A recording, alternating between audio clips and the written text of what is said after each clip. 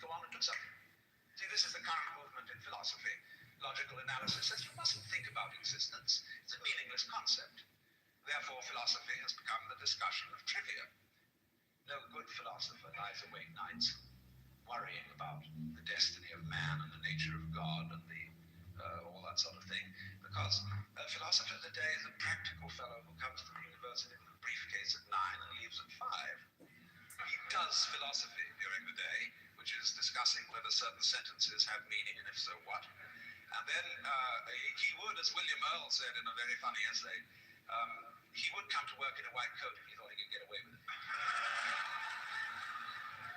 Problem is, he's lost his sense of wonder.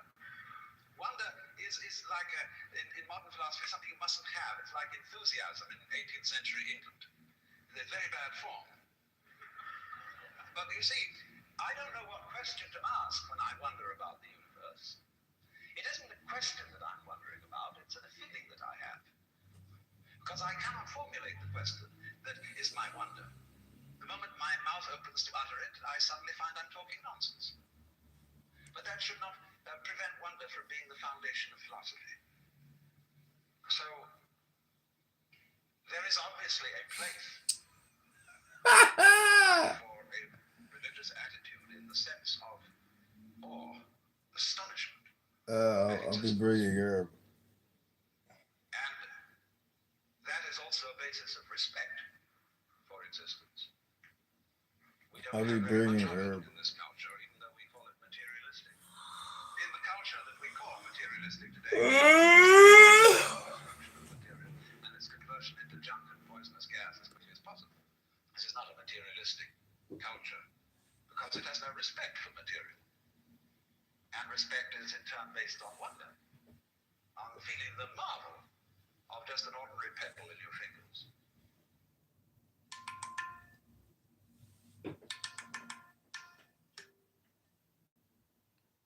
Look,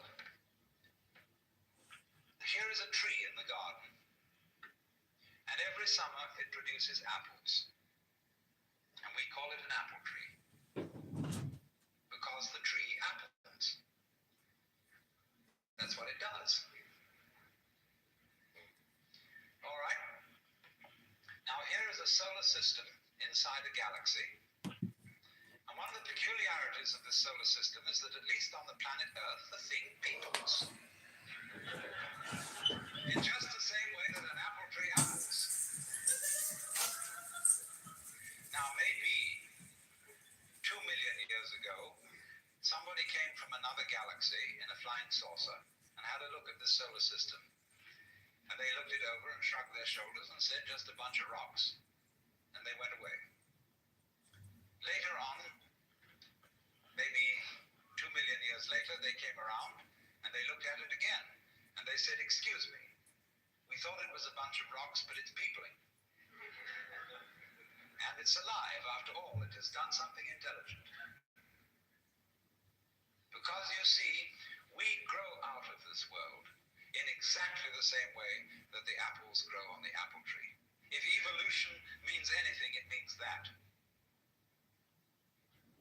But you see, we curiously twist it. We say, well, first of all, in the beginning, there was nothing but gas and rock. And then intelligence happened to arise in it, like a sort of fungus or slime on the top of the whole thing. But we're thinking in a way, you see, that disconnects the intelligence from the rocks. Where there are rocks, watch out. Watch out, because the rocks are going eventually to come alive.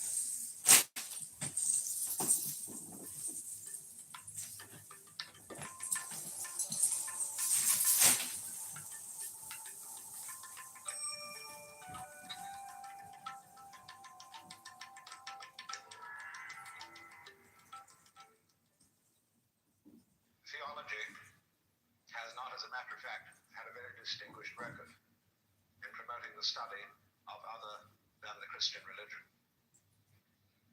Because you see, if you know in the first place that you have the true religion, there really is no point in studying any other one. And you can very quickly find reasons for showing them to be inferior. because that was a foregone conclusion. They had to be. Because if, for example, you get into discussions as to whether Buddha was a more profound and spiritual character than Jesus Christ, you arrive at your decision on the basis of a scale of values, which is, of course, Christian. And in this sense, the judge and the advocate are the same. Now, as you know, I'm not being very fair and very kind to modern theology, but there is this strange persistence of insisting that our group is the best group. And I feel that there is in this something peculiarly irreligious, and furthermore, it exhibits a very strange lack of faith. Because I believe that there is a strong distinction between faith on the one hand and belief on the other. That belief is, as a matter of fact, quite contrary to faith. Because belief is really wishing. It's from the Anglo-Saxon root leaf, to wish. And belief, stated, say, in the creed, is a fervent hope that the universe will turn out to be thus and so. And in this sense, therefore, belief precludes the possibility of faith, because faith is openness to truth, to reality, whatever it may turn out to be. I want to know the truth. That is the attitude of faith. And therefore, to use ideas about the universe and about God as something to hang on to, in the spirit of Rock of Ages cleft for me, and there's something very rigid about a rock. And we are finding our rock getting rather worn out in an age where it becomes more and more obvious that our world is a floating world. It's a world floating in space, where all positions are relative and any point may be regarded as the center. A world which doesn't float on anything. And therefore, the religious attitude appropriate to our time is not one of clinging to rocks, but of learning to swim. And you know that if you get in the water and you've nothing to hold on to, and you try to behave as you would on dry land, you will drown. But if, on the other hand, you trust yourself to the water and let go, you will float. And this is exactly the situation of faith.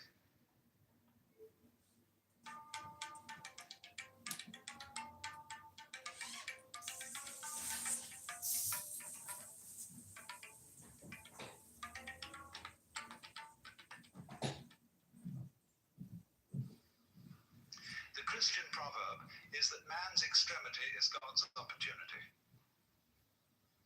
And so people, in other words, have to get desperate. Imagine the idea that the moment you were born, you were kicked off the edge of a precipice, and you're falling. As you fell, a great lump of rock came with you, and is traveling alongside you. And you're clinging to it for dear life. And thinking, gee, I've got to hold on to this, see? Well, it doesn't do a thing for you. And it's only making you anxious.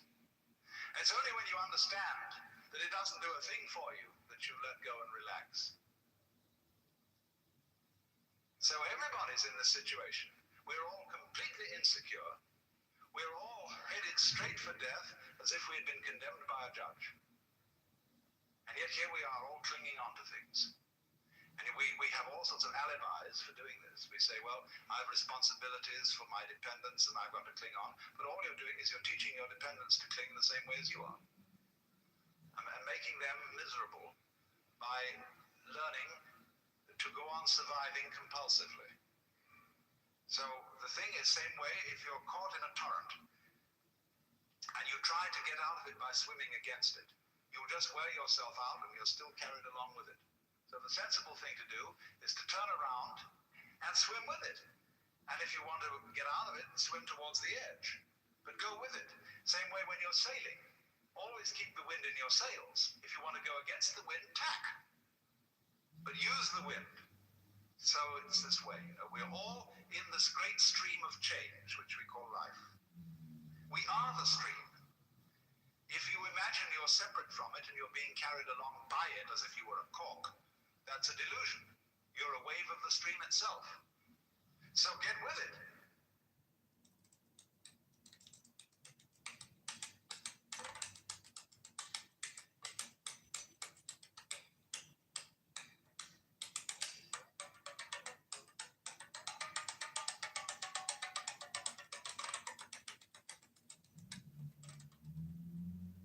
I had a friend who was studying Zen in Japan, and he got pretty desperate to produce the answer of who he really is. And on his way to an interview with the master to give an answer to the problem, he noticed a very common sight in Japan, a big bullfrog sitting around in the garden. And he swooped this bullfrog up in his hand and dropped it in the sleeve of his kimono. And then he went into the master, and to give the answer of who he was, he suddenly produced the bullfrog. And the master said, too intellectual.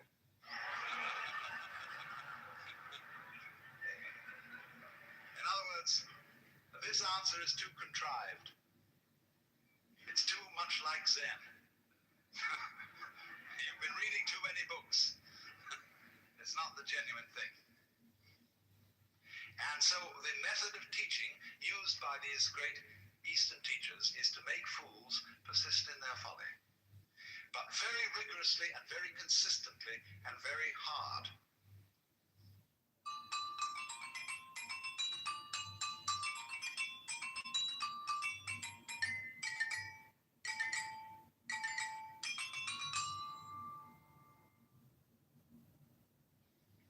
Now, if you go to a Zen teacher, he'll say, well, I have nothing to teach. There is no problem. Everything's perfectly clear. You think that one over. You say he's probably being cagey.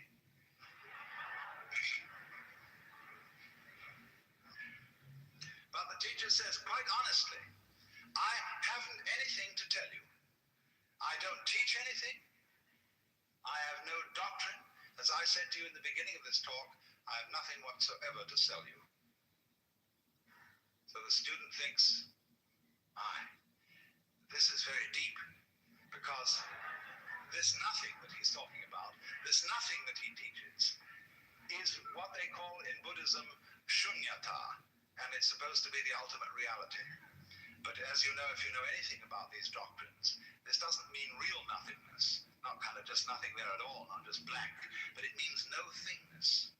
It's the transcendental reality behind all separate and individual things, and that's something very deep and profound. So he knows that when the teacher said, I have nothing to teach, he meant this very esoteric no thing. Well, he might also say then, if you have nothing to teach, what are all these students doing around here? And the teacher says, they are not doing anything. They're just they're just a lot of stupid people who live here.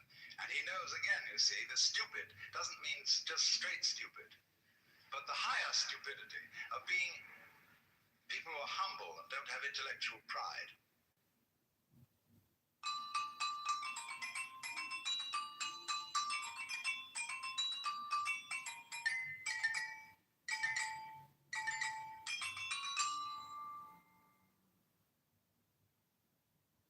So you perform a discipline by experiment, by reductio ad absurdum of his premises.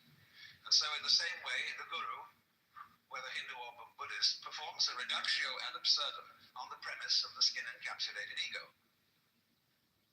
Well, what happens then? You might imagine from garbled accounts of Eastern mysticism that one thereupon disappears forever into an infinite sea of faintly mauve jello.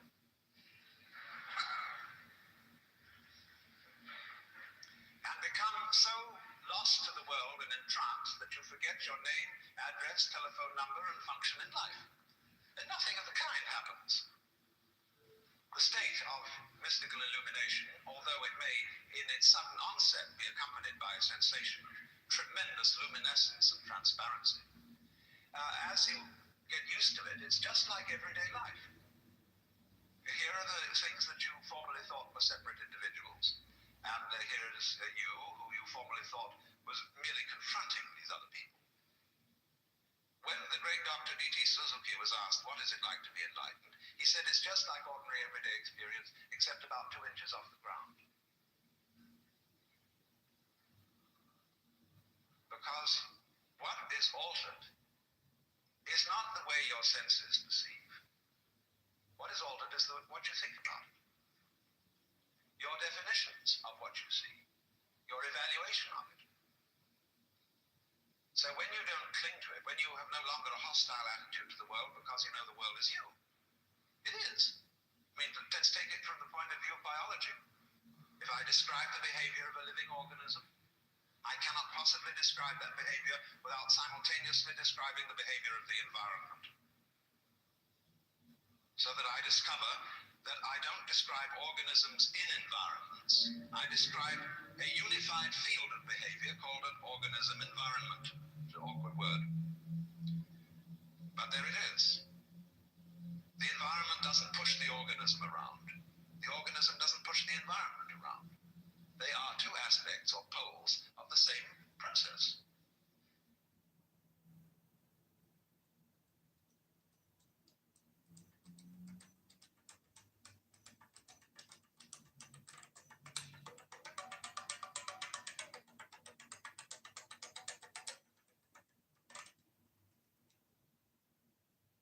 You see, in the history of philosophy and poetry and art, we always find the interchange of two personality types, which I call prickles and goo.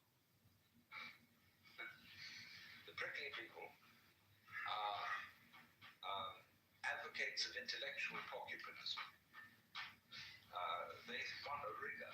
They want precise statistics. And they have a certain clipped attitude in their voices. And you know this very well in academic circles, where there are people who are always edgy like that. And they accuse other people of being disgustingly vague and miasmic and mystical. But the vague, miasmic, and mystical people accuse the prickly people of being mere skeletons with no flesh on their bones. And they say to you, you just rattle. You're not really a human being. You know the words, but you don't know the music.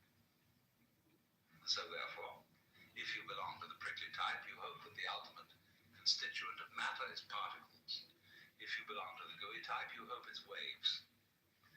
If you are prickly, you're a classicist. And if you're gooey, you're a romanticist. And going back into medieval philosophy, if you're prickly, you're a nominalist. If you're gooey, you're a realist. And so it goes. But we know very well that this natural universe is neither prickles nor goo exclusively. It's gooey prickles and prickly goo. And you see, it all depends on your level of magnification. If you've got your magnification on something so that the focus is clear, you've got a prickly point of view. You've got structure, shape, clearly outlined, sharply defined. You look out of focus, it's going to go bleh, and you've got goo. But we're always playing with the two. Because it's like the question is the world basically stuff, like matter, or is it basically structure? Well, we find out, of course, today that in science we don't consider the idea of matter, of there being some sort of stuff. Because supposing you wanted to describe stuff, in what terms would you describe it? You always have to describe it in terms of structure, something countable, something that can be designated as a pattern. So we never get to any basic stuff.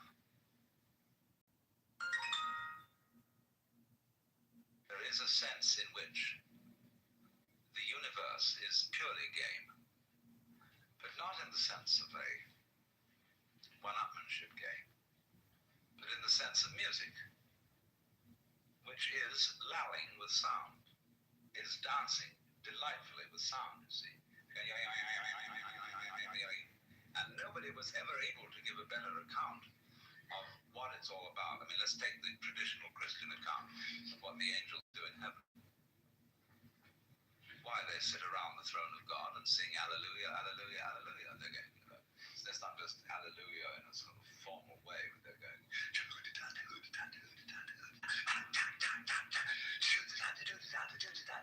they're really swinging. And by the time you know where they are, the swinging has reached such fantastic proportions. And they've thought out the most amazing little goody-doody-doody-doody-doos that you've got the whole physical universe happening. Yeah, that's the way it starts. And so, I mean, this game is great.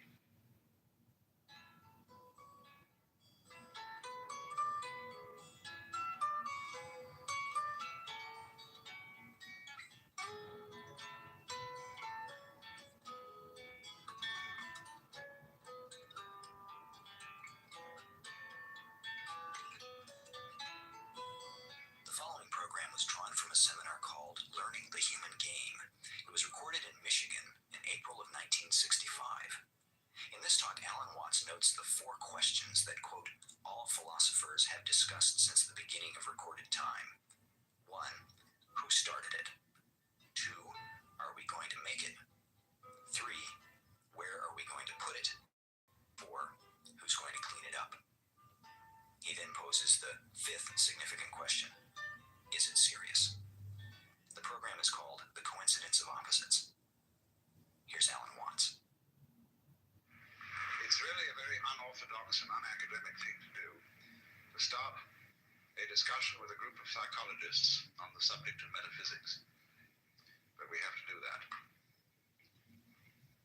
Because a lot of people say that their approach to life is scientific as distinct from metaphysical, and that metaphysics is bosh anyway. But everybody, by virtue of being a human being, is willy-nilly a metaphysician.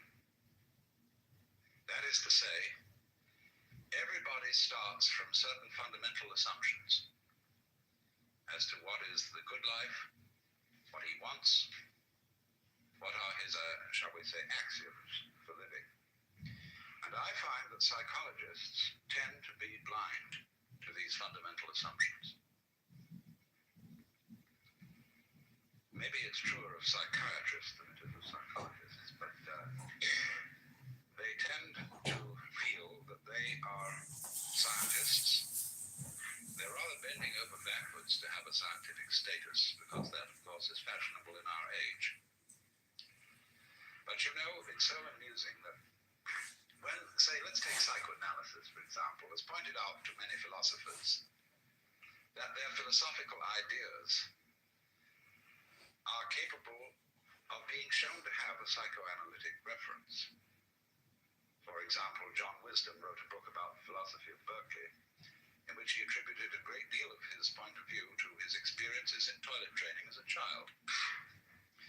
The philosopher is very grateful to the psychoanalyst for revealing to him his unconscious and its emotional contents. But the psychoanalyst must in turn await a revelation from the philosopher as to his philosophical unconscious and the unexamined assumptions which lie in it. So, if I may start by insulting your intelligence with what is called the most elementary lesson, the thing that we should have learned before we learned 1, 2, 3 and ABC, but somehow was overlooked. Now, this lesson is quite simply this, that any experience that we have through our senses, whether of sound or of light or of touch, is a vibration. And a vibration has 2 aspects, one called on and the other called off. Vibration seems to be propagated in waves, and every wave system has crests and it has troughs. And so life is a system of now you see it, now you don't. And these 2 aspects always go together. For example, sound is not pure sound. It is a rapid alternation of sound and silence. And that's simply the way things are. Only you must remember that the crest and the trough of a wave are inseparable. tops or troughs without crests, just as you don't encounter in life people with fronts but no backs. Just as you don't encounter a coin that has heads but no tails.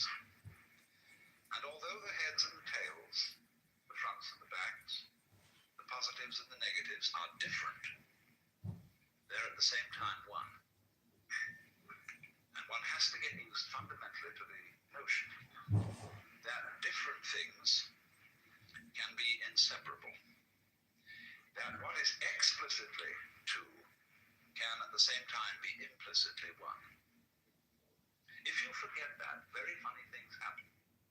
If therefore we forget, you see, that black and white are inseparable, and that existence is constituted equivalently by being and non-being, then we get scared.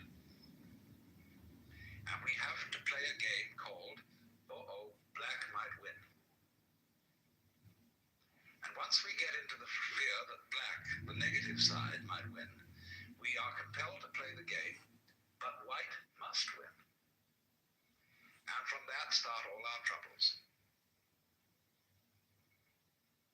Because you see, the human awareness is a very odd mechanism. I don't think mechanism is quite the right word, but it'll do for the moment.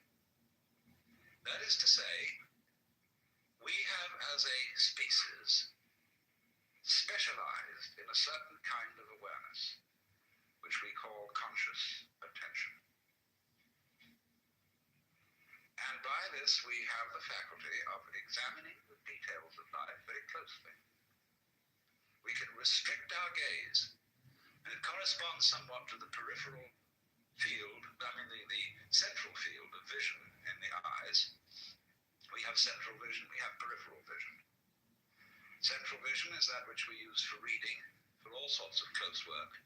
It's like using a spotlight, whereas peripheral vision is more like using a floodlight. Now, civilization and civilized human beings for maybe 5,000 years, maybe much longer, have learned to specialize in concentrated attention. Even if a person's attention span is short, he is, as it were, wavering his spotlight over many fields. The price which we pay for specialization in conscious attention is ignorance of everything outside its field. I would rather say ignorance than ignorance. Because if you concentrate on a figure, you tend to ignore the background. You tend, therefore, to see the world in a disintegrated aspect. You take separate things and events seriously, imagining that these really do exist, when actually they have the same kind of existence as an individual's interpretation of a Rorschach plot. They're what you make out of it. In fact, our physical world is a system of inseparable differences. Everything exists with everything else. But we contrive not to notice that, because what we notice is what is noteworthy. And we notice it in terms of notations. Numbers, words, images. What is notable, noteworthy, notated, noticed, is what appears to us to be significant, and the rest is ignored as insignificant. And as a result of that, we select from the total input that goes to our senses only a very small fraction. And this causes us to believe that we are separate beings, isolated by the boundary of the epidermis from the rest of the world. You see, this is also the mechanism involved in not noticing that black and white go together. Not noticing that every inside has an outside. That the inside, what's inside goes on inside your skin is inseparable from what goes on outside your skin. You see that, for example, in the science of ecology, one learns that a human being is not an organism in an environment, but is an organism-environment. That is to say, a unified field of behavior. If you describe carefully the behavior of any organism, you cannot do so without at the same time describing the behavior of the environment. And by that you know that you've got a new entity of study. You are describing the behavior of a unified field. But you must be very careful indeed not to fall into old Newtonian assumptions about the billiard ball nature of the universe. The organism is not the puppet of the environment, being pushed around by it. Nor, on the other hand, is the environment the puppet of the organism, being pushed around by the organism. The relationship between them is, to use John Dewey's word, transactional. A transaction being a situation like buying and selling, in which there is no buying unless somebody sells and no selling unless somebody buys. So that fundamental relationship between ourselves and the world, which is in an old-fashioned way by people such as Skinner, who have not updated his philosophy, interpreted in terms of Newtonian mechanics. He interprets the organism as something determined by the total environment. He doesn't see that in a more modern way of talking about it, we're simply describing a unified field of behavior, which is nothing more than what any mystic ever said. That's a dirty word in the modern academic scientific environment. But if a mystic is one who is sensibly or even sensuously aware of his inseparability as an individual from the total existing universe, he is simply a person who has become sensible, aware through his senses of the way ecologists see the world. So when I'm in academic circles, I don't talk about mystical experience. I talk about ecological awareness. Frankly.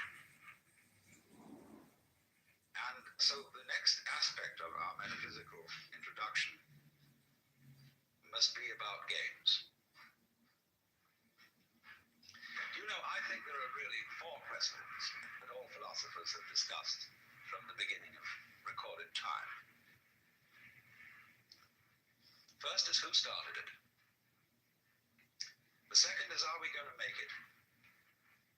The third is where are we going to put it? And the fourth is who's going to clean up? When you think these over, it poses a fifth question. Is it serious? And that's the one I want to discuss.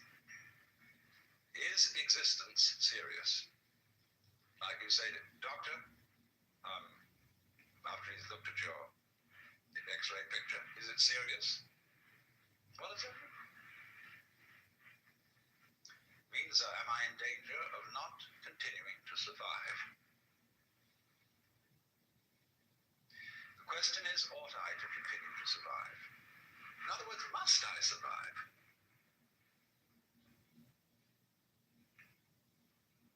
If life is serious, then of course I must survive. If it is not serious, it really doesn't matter whether I do or I don't.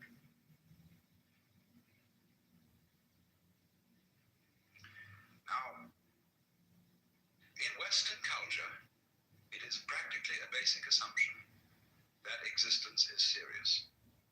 This is particularly true among people who call themselves existentialists. When they talk about a person who exists authentically, they mean that he takes his life seriously and other people's lives seriously. But the poet and essayist G.K. Chesterton once observed that the angels fly because they take themselves lightly. And if I may venture into mythology, if the angels take themselves lightly, how much more so the Lord of the angels?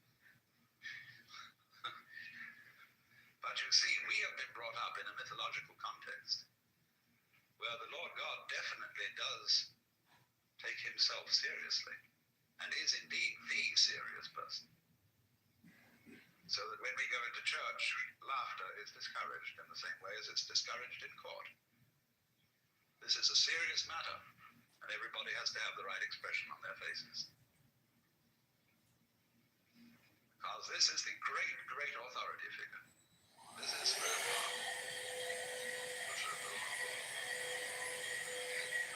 We don't realize any other time.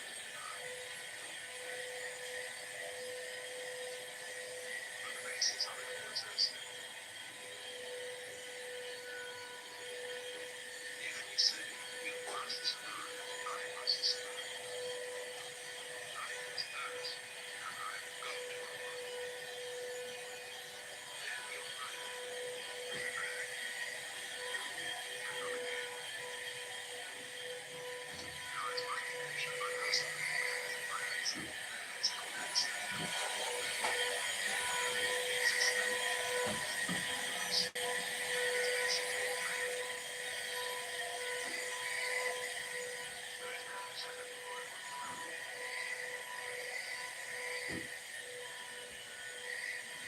Knowing it well, and saying God, that is our destination, I hope to arrive at. And it is best understood by analogy. Because music, as an art form, is essentially played. So you play the piano, you don't learn the piano. Right? Music differs from a ficale. You travel, are trying to get somewhere. And of course, we, because being a very compulsive and purposive culture, are busy feeling faster and faster and faster till we eliminate the distance between places. I mean, with the modern jet travel, you can arrive almost instantaneously. What happens as a result of that is that the two ends of your journey become the same place. So you eliminate the distance, and you eliminate the journey. Because the fun of the journey is to travel, not to obliterate travel. So then, in music, though, one doesn't make the end of a composition the point of the composition. If that was so, the best conductors would be those who played fastest. And there would be composers who wrote only finales. People go to a concert just to hear one crashing chord, because that's the end. Same way dancing. You don't aim at a particular spot in the room. That's where you should arrive. The whole point of the dancing is the dance.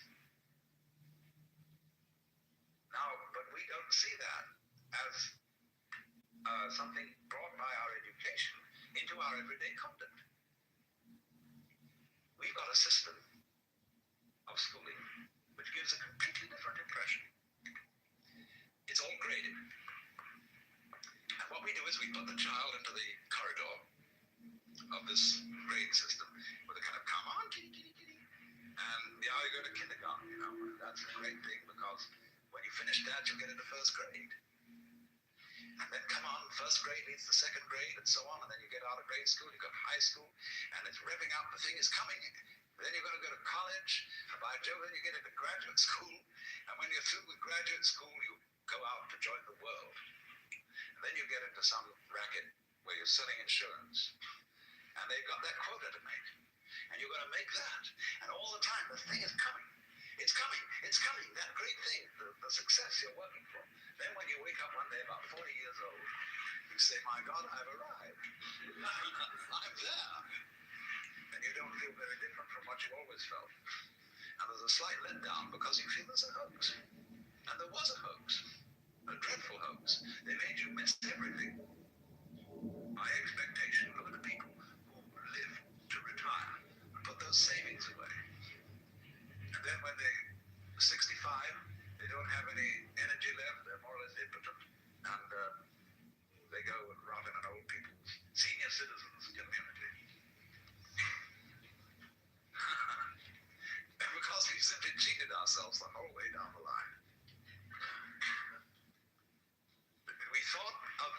analogy with a journey, with a pilgrimage, which had a serious purpose at the end. And the thing was to get to that end, success or whatever it is, or maybe heaven after you're dead.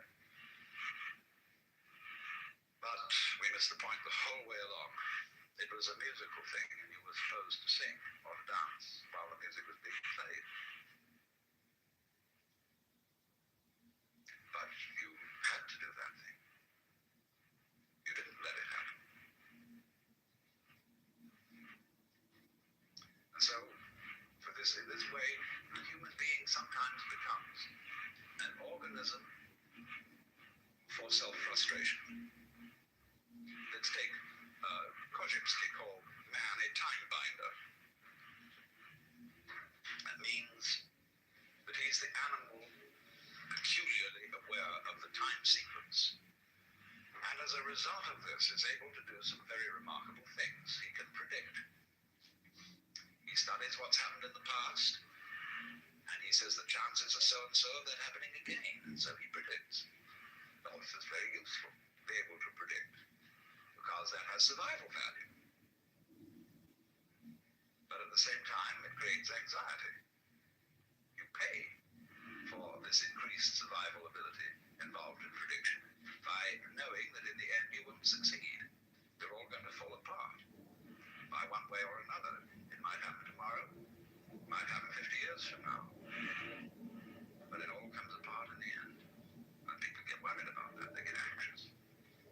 So what they gained on the roundabout, they lost on the swings.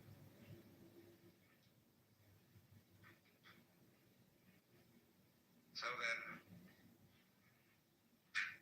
if you see, on the other hand, that existence, this is, as I said, my basic metaphysical assumption, which I won't conceal from you, that existence is musical in nature.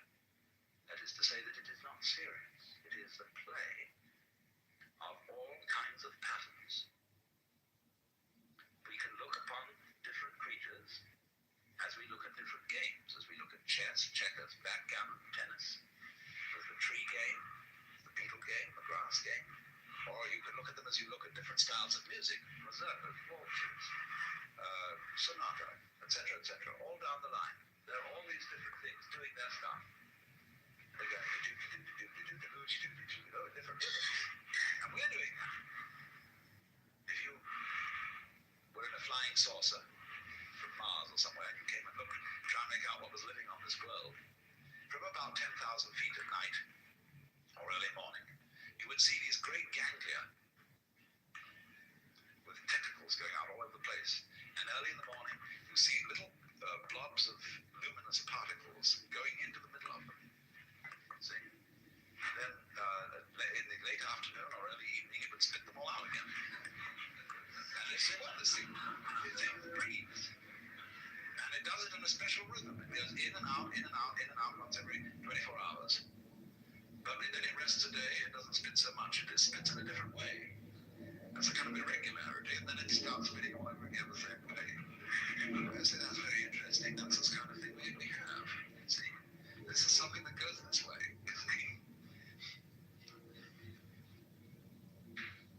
Now, existence, you see, is something that is spontaneous. The Chinese word for nature, zidang,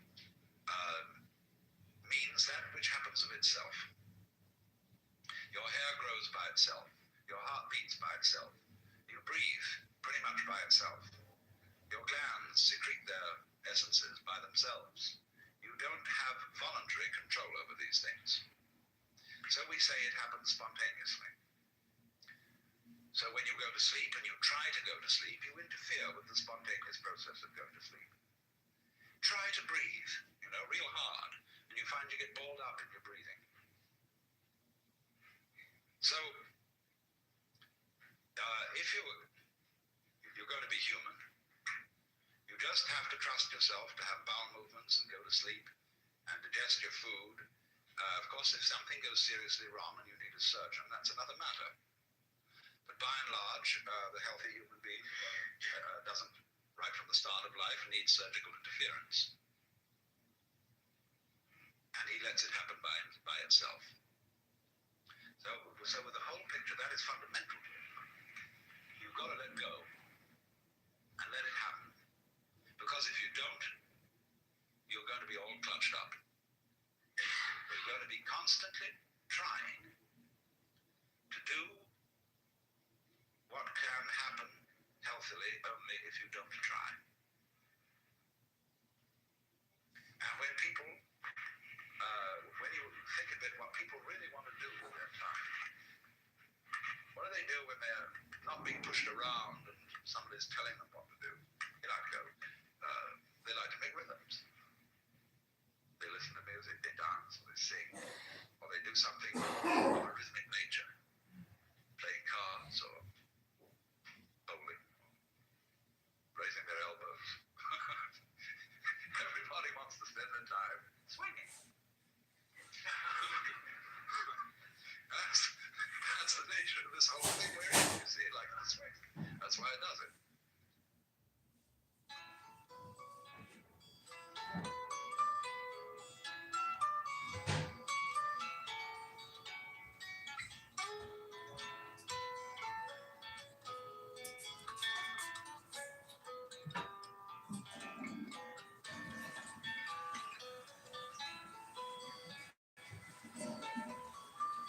Audio wisdom titles have been selected from hundreds of hours of original live recordings to bring you the ideas and insights of some of the most important thinkers of our time. Please join us again as we present notable authors and speakers in historic lectures and intimate conversations as they share their thoughts with you in their own words. For a complete catalog of offerings, please call 1-800-969-2887. Audio Wisdom, Post Office Box 2309, San Anselmo, California 94979.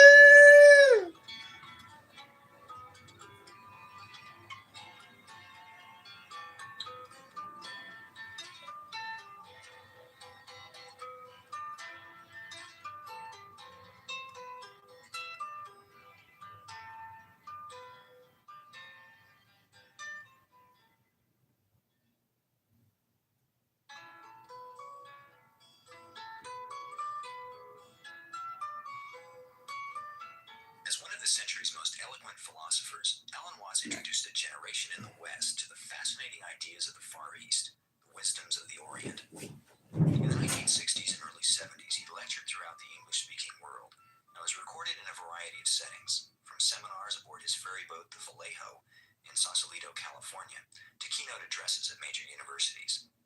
The author of books on Christian theology, psychology, ecology, and Eastern religion, including his classic The Way of Zen, Watts' scholarship is deep and timeless. However, it is also his wit and playful approach to life that endears him to us today. It has become extremely plausible that this trip between the maternity ward and the crematorium is what there is to life.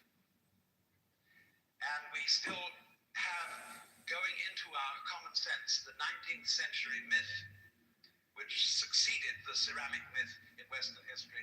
I call it the myth of the fully automatic model. Man is a little germ that lives on an unimportant rock ball that revolves about an insignificant star on the outer edges of one of the smaller galaxies. But on the other hand, if you think about that for a few minutes, I am absolutely amazed to discover myself on this rock ball, rotating around a spherical fire. It's a very odd situation. And the more I look at things, I cannot get rid of the feeling that existence is quite weird. I know that, see, a philosopher is a sort of intellectual yokel who gawks at things that sensible people take for granted. And sensible people, existence is nothing at all. I mean, it's just basic. Just go on and do something. See, this is the current movement in philosophy. Logical analysis says you mustn't think about existence. It's a meaningless concept. Therefore, philosophy has become the discussion of trivia. No good philosopher lies awake nights worrying about the destiny of man and the nature of God and all that sort of thing, because philosopher today is a practical fellow who comes to the university with a briefcase at 9 and leaves at 5. He does philosophy during the day, which is discussing whether certain sentences have meaning and if so what. And then he would, as William Earl said in a very funny essay, he would come to work in a white coat if he thought he could get away with it. Problem is, he's lost his sense of wonder. Wonder is like, in modern philosophy, something you mustn't have. It's like enthusiasm in 18th century England. It's a very bad form. But you see, I don't know what question to ask when I wonder about the universe. It isn't a question that I'm wondering about, it's a feeling that I have. Because I cannot formulate the question that is my wonder. The moment my mouth opens to utter it, I suddenly find I'm talking nonsense. But that should not prevent wonder from being the foundation of philosophy. So, there is obviously a place in life for a religious attitude in the sense of awe, astonishment at existence.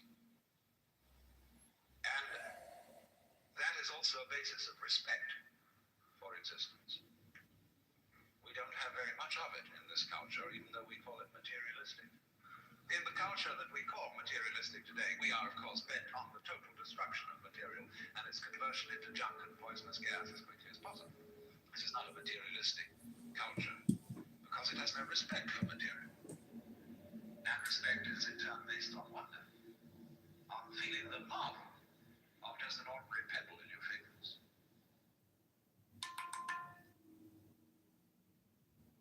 The sea darkens. The voices of the wild ducks are faintly white. In the dark forest, a berry drops. The sound of the water.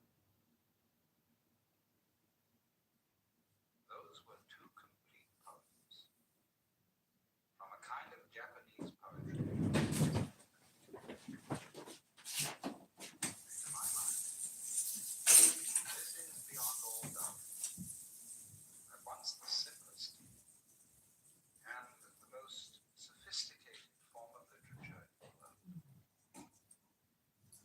For the invariable mark of very great artistry is its artlessness. It looks easy. It looks almost as if it were a work not of art, but of nature. When you're used to Western poetry, the haiku comes as something of a shock. It seems to be no more than a fragment of poetry, awakening anticipations which it does not fulfill. The stars on the pond.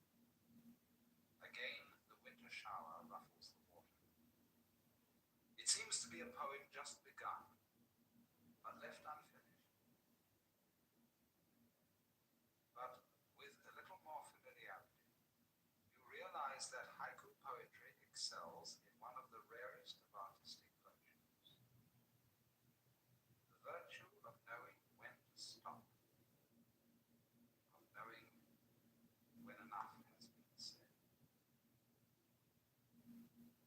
And there are respects in which this is the secret not only of art, but of life itself. Haiku represents the ultimate refinement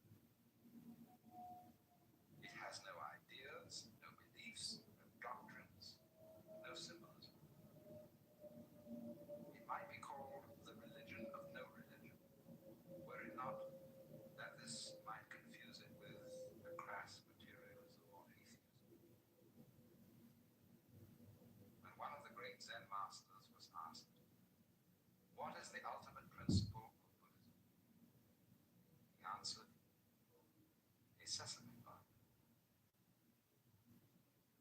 To the same sort of question, another replied, "It's windy again this morning." Another handed the questioner a piece of cake. To look for some sort of deep symbolism in these replies is to miss the point completely, for they are the plainest and most complete answers to the great problems of philosophy and religion. For it's the chief intuition of Zen that the answer to the problem of life, or we might say to the problem of God, is so utterly obvious that one hardly needs even to look for it. According to Zen, the reason why our quest for some ultimate reality is so difficult is that we are looking in obscure places for what is out in the broad daylight. Our trouble is not that we haven't thought about it enough, but that we have thought about it entirely too much. Once again, the art is one of knowing when to stop. As another Zen master said, if you want to see into it directly. But when you begin to think about it, it is altogether missed. Zen answers profound questions with simple everyday facts. It is windy again this morning. But watch out. This is not a kind of sentimental pantheism or nature mysticism. Still less is it a kind of philistinism, as if to say, stop asking silly questions and get on with your work. The difficulty of talking about Zen is that every attempt to explain it makes it more obscure. Somebody asked the master of Bokuju, "We have to dress and eat every day. How do we get out of all that?" In other words, how does one put up with insufferable routine? Bokuju answered, "We dress, we eat." The questioner said, "I don't understand." "If you don't understand," replied Bokuju, "put on your clothes and eat your food." These answers may seem very prosaic, very matter-of-fact and dry, but haiku is the same insight, the same view of the ultimate reality in terms of poetry. Yet I must warn you again, do not look for symbols or for a sort of practical materialism. The point is far more obvious than that. In Japanese, every haiku poem consists of 17 syllables, and their extreme brevity makes them peculiarly difficult to translate. To my knowledge, the best translations used in this record are those of our age of life. I think one of the easiest approaches to an appreciation of haiku is through the realization that poetry of this kind lies buried in our own poetic literature. For there are quite a number of poems that are remembered only for a single line. A rose-red city, half as old as time. A line in which the poem attained for a single moment to pure poetry, which is something as utterly indefinable as the meaning of Zen. Blythe has made a considerable selection of haiku from English literature, conveniently saving me the trouble of searching around for examples. Tinkle of the thirsty rill, unheard all day, ascends again. The weak-eyed bat, with short, shrill shrieks, flits by on leather.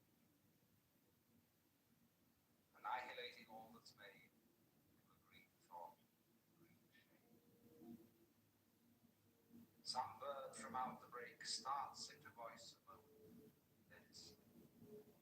In shades, the orange bright, like golden lamps. The wonder of these few lines is that in each instant they represent a moment of intense perception. I'm sure that every one of us can recall a number of such moments in our lives. Moments when we were aware of being alive in an unusually vivid way. I can recollect a glimpse of sunlit pigeons against the dark thundercloud. Sound of cowbells in the mountain silence on a hot afternoon. The noise of a distant waterfall in dusk. The smell of burning leaves and the haze of an autumn day. The filigree of black branches against the cold blue of a winter sky. The moon hanging like a luminous fruit from a pine bough. And as I describe such moments, I begin almost to speak in haiku. But I feel no desire to elaborate upon it. For the feeling is intense, to the degree that I am not greedy with it, that I do not try to grasp it with my memory for more than a second or two. This is part of the secret of Zen, that life reveals itself most plainly when you do not clutch at it, either with your feelings or with your questing intellect. Touch and go. This is the whole art. That's why our eyes see best. When they brush across things and do not stare in a fixed gaze. Everything kept goes stale. And the reason is that whatever is momentous, is momentary. Minute by minute, our experience moves along without return. And we are in accord with it to the degree that we move with it, as the mind follows music, or as a leaf goes with the stream. Yet this is to say too much. For the moment we stop to philosophize about it, to make a system of it, we have missed a beat. The greatest of all haiku poets, Basho, put it thus: when the lightning flashes, how admirable he who thinks not like his feet. This is perhaps a poor haiku, for the very reason that it begins to philosophize, even though it philosophizes against philosophizing.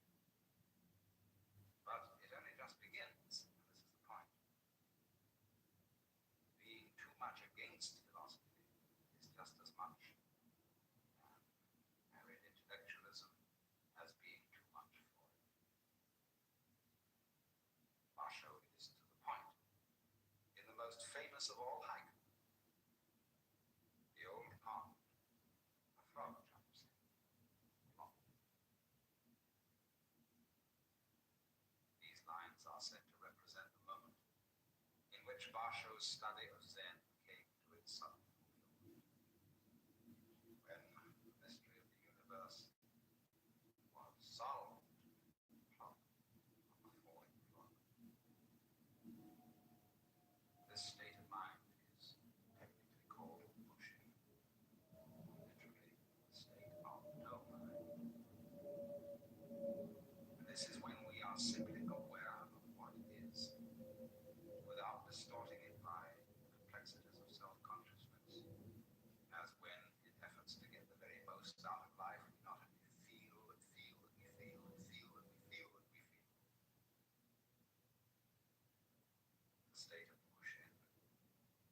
thus an extremely clear kind of unself-consciousness,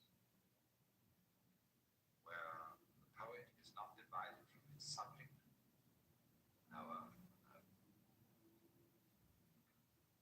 If and when he speaks about his own feelings, they aren't seen as reactions, but as an integral part of the experience which he records. The scarecrow in the distance, it walked in the light. Sleep falling, fathomless infinite loneliness. Winter desolation. In a world of one color, sun. The evening haze, thinking of past things, how far off they are. The literary form of the haiku is even more rigid than that of the sonnet, which is perhaps the most formal style of English poetry. Not only must it be expressed in 17 syllables or so, but there are a number of traditional restrictions on the subject matter. Haiku must always be written in harmony with the current season of the year, and there is a tendency to adhere to certain customary themes, certain flowers, trees, insects, animals, festivals, and landscapes, being usual occasions of the poets. This makes a classified anthology of haiku rather monotonous reading, unless you jump around haphazardly from one poem to another. But strict limitations of form seem to be a condition of great artistry, an essential part of the very art being to see how much can be done with so little. Sometimes a haiku seems to present a rather stilted and conventional Japanesey sort of scene, as this one from Shiki. A willow, and 2 or 3 cows waiting for the boat. Or this, if I remember rightly, by Kitover. A cluster of summer trees, a glimpse of the sea, a pale evening moon. Contrariwise, there are times when the poet seems to outdo himself with ingenuity. A fallen leaf returning to the branch, butterfly. Or this one by Isa. A brushwood gate, and for a lock, this snail. But the best of them are those which arise from the tension between the rigidity of the form and the intensity of the poetic feeling. Both Chinese and Japanese artists admire beyond everything a certain kind of restraint, an expression which hints rather than states, indicates rather than explains, suggests rather than describes. An art which leaves an enormous amount to the beholder's or the listener's imagination, instead of excluding its participation by a perfection of finished detail. Yet the listener is not expected to fill in the details literally, but to share in the mood which the poem implies. Not a single stone to throw at the dog. The wintry morning. Leaves falling lie one on another. The rain beats on the rain. What is restraint? It is the temptation of every artist to show off and leave his listener nothing to do but admire. But the haiku poet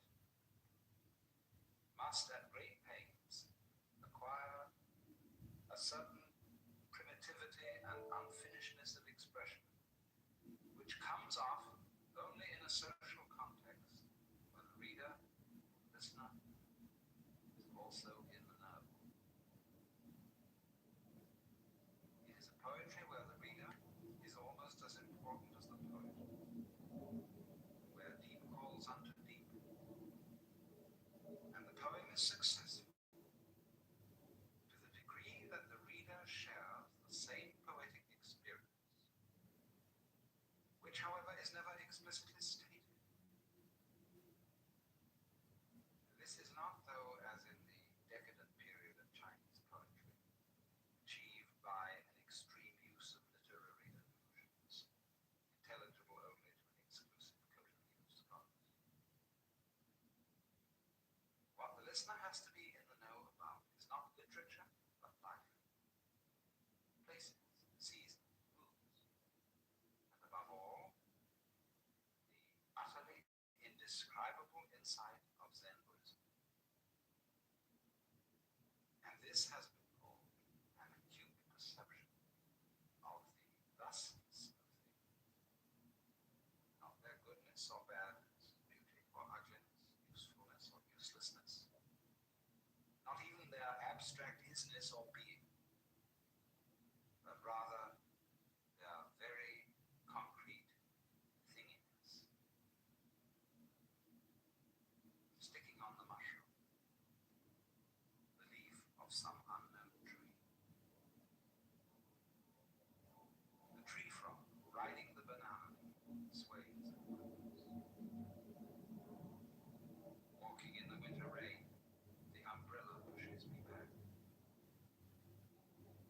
Evening rain, the banana leaf speaks of it first.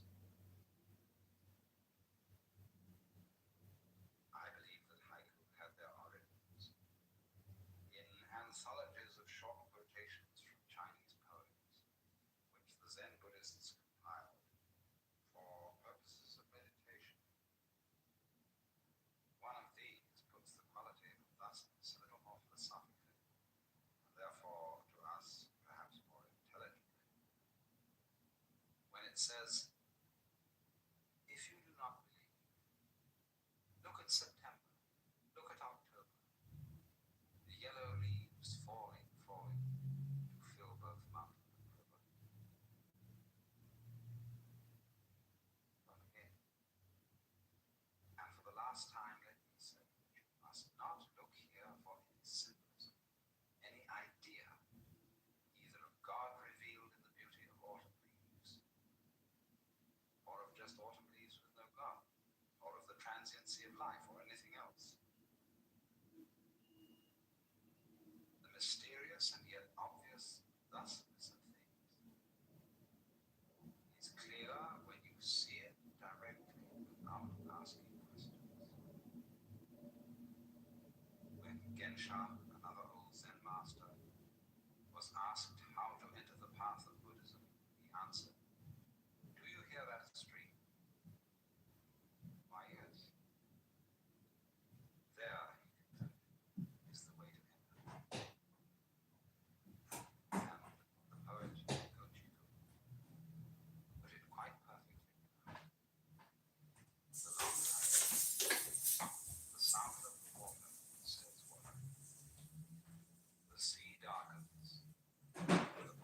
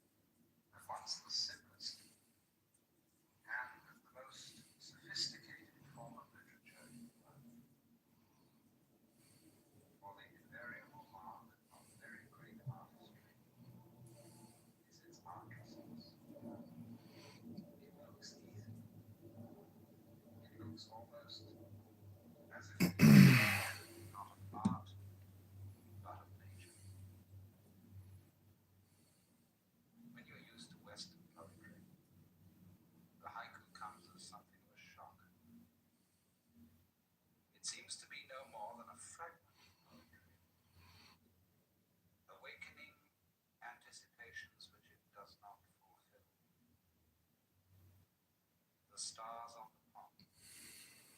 Again, the winter shower ruffles the water. It seems to be a poem just begun, but left unfinished. But with a little more familiarity, you realize that haiku poetry excels in one of the rarest of artistic virtues. The virtue of knowing when to stop, of knowing when enough has been said. And there are respects in your wisdom of the art of life itself. Haiku represents the ultimate refinement, long tradition of Far Eastern literature, which derived its inspiration from a type of Buddhism known as Zen. Many other arts found their impetus from the same source.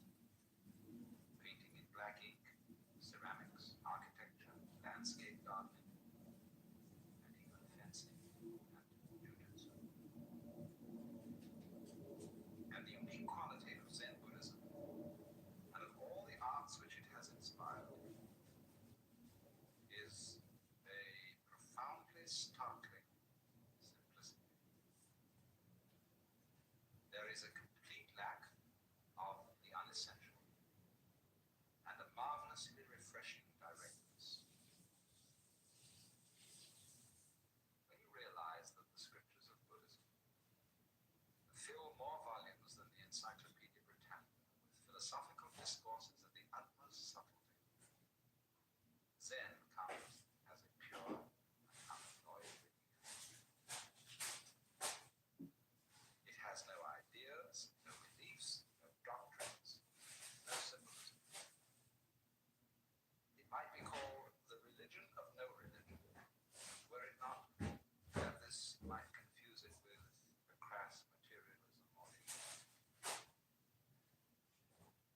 When one of the great Zen masters was asked, "What is the ultimate principle of Buddhism?" he answered, "A sesame bun." To the same sort of question, another replied, "It's windy again this morning." Another handed the questioner a piece of cake. To look for some sort of deep symbolism in such replies is to miss the point completely, for they are the plainest and most complete answers to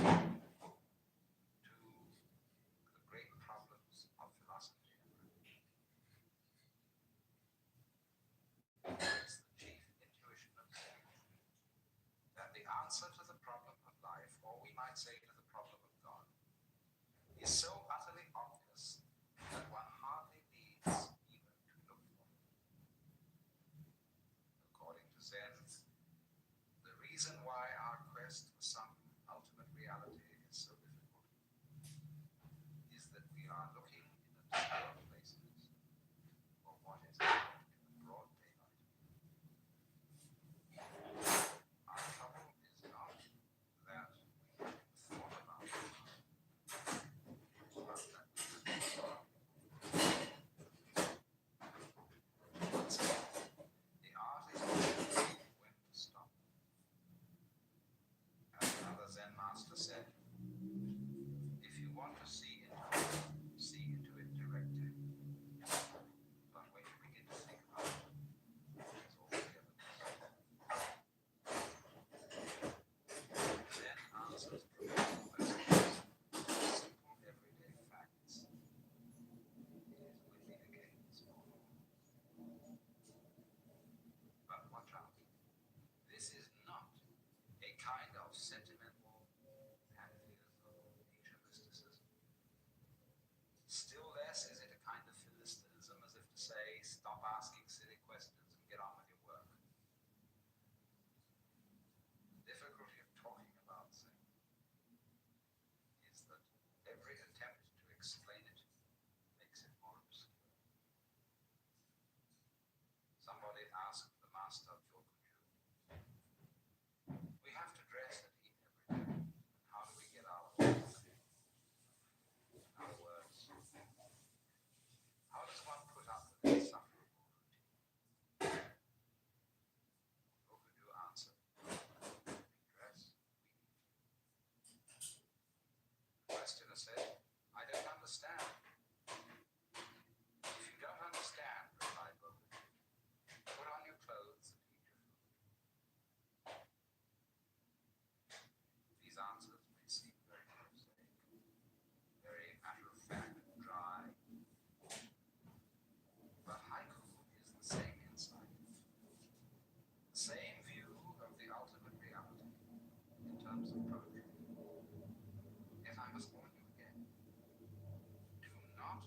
symbolism, or for a sort of practical materialism.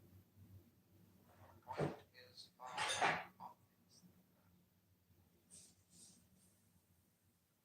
In Japanese, every haiku poem consists of 17 syllables, and their extreme brevity makes them peculiarly difficult to translate. To my knowledge, the best translations used in this record are those of our H. Blood. I think one of the easiest approaches to an appreciation of haiku is through the realization that poetry of this kind lies buried in our own poetic literature. For there are quite a number of poems that are remembered only for a single line. A rose-red city, half as old as time. A line in which the poem attained for a single moment to pure poetry, which is something as utterly indefinable as the meaning of Zen. Blythe has made a considerable selection of haiku from English literature, conveniently saving me the trouble of searching around for examples. Tinkle of the thirsty river, unheard already, the symphony. The weak-eyed man, with short, shrill shrieks flits by on the annihilating all that's made to a green thought, green shade. Some bird from out the break starts into voice a moment, Venice. It shades, the orange bright, like golden lamps.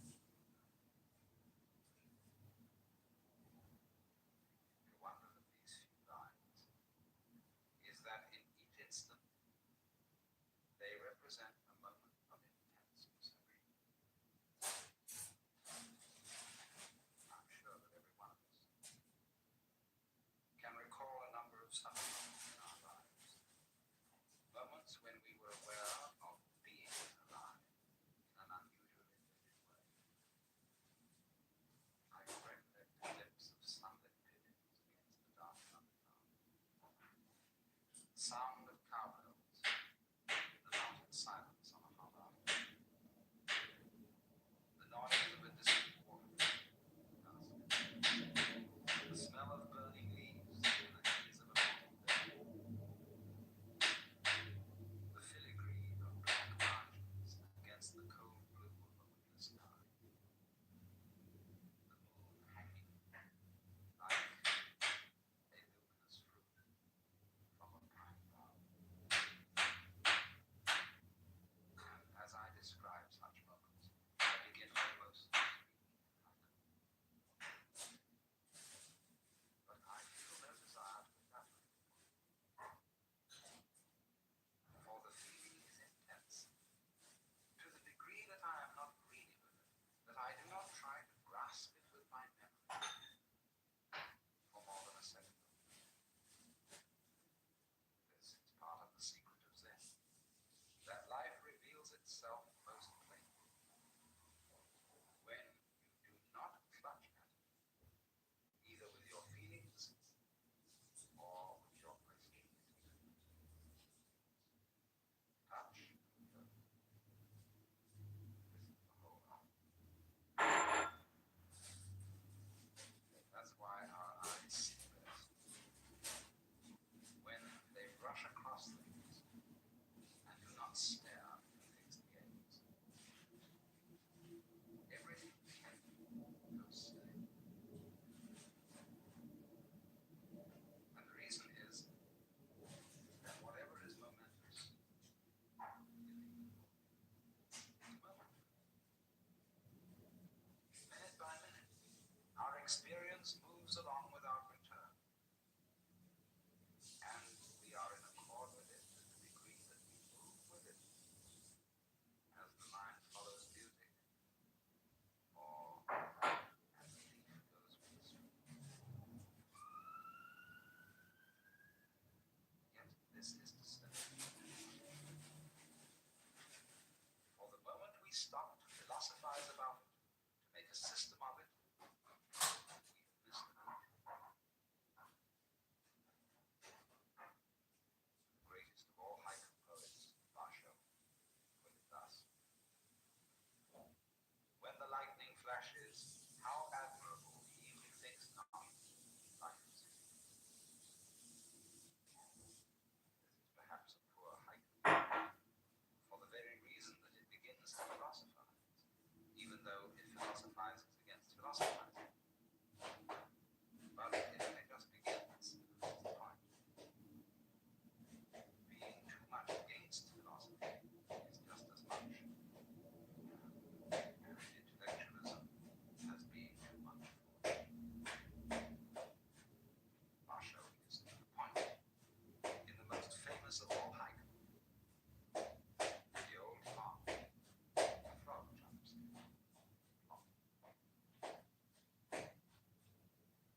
These lines are said to represent the moment in which Basho's study of Zen came to its sudden when the mystery of the universe was solved from falling frog. This state of mind is technically called motion, literally the state of no mind. This is when we are simply aware of what is, without distorting it by complexities of self-consciousness, as when, in efforts to get the very most out of life, we not only feel that we feel that we feel, feel that we feel that we feel. The state of Mushin is thus an extremely clear kind of unself-consciousness, where the poet is not divided into subject and verb. If and when he speaks about his own feelings, they aren't seen as reactions, but as an integral part of the experience which he records. The scarecrow, for instance, it walked with me as I walked. Sleet falling, fathomless infinite loneliness.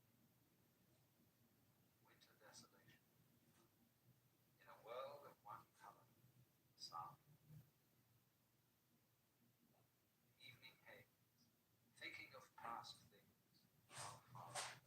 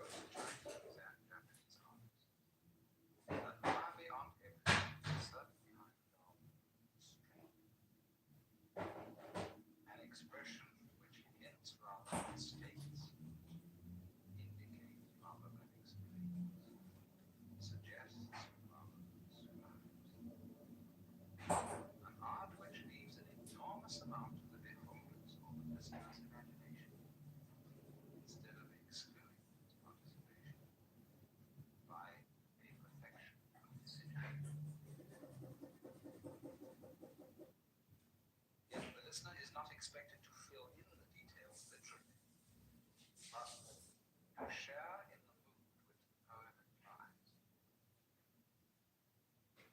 Not a single stone to throw at the dog. The wintry moon. Leaves falling dry one on another. The rain beats on the rain. What is restraint is the temptation of every artist to show off, leave his listener nothing to do but admire. But the haiku poet must at great pains acquire a certain primitivity and unfinishedness of expression, which comes off only in a social context, where the reader, listener, is also in the know. It is a poetry where the reader is almost as important as the poet, where deep calls unto deep,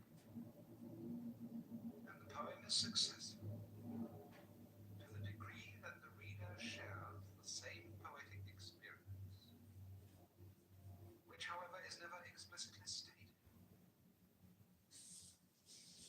This is not, though, as in the decadent period of Chinese poetry, achieved by extreme use of literary allusions, intelligible only to an exclusive community of scholars.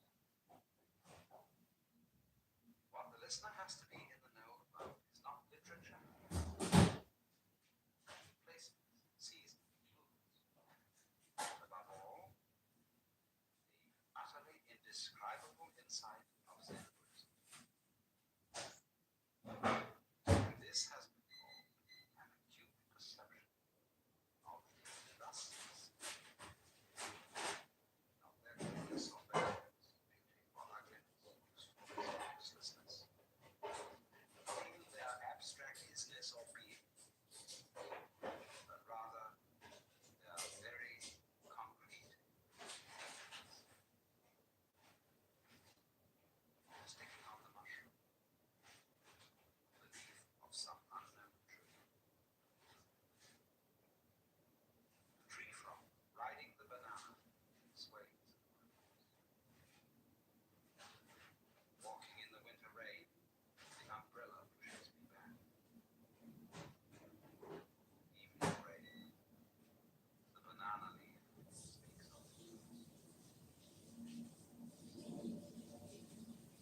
I believe that haiku had their origins in anthologies of short quotations from Chinese poets, which the Zen Buddhists compiled for purposes of meditation.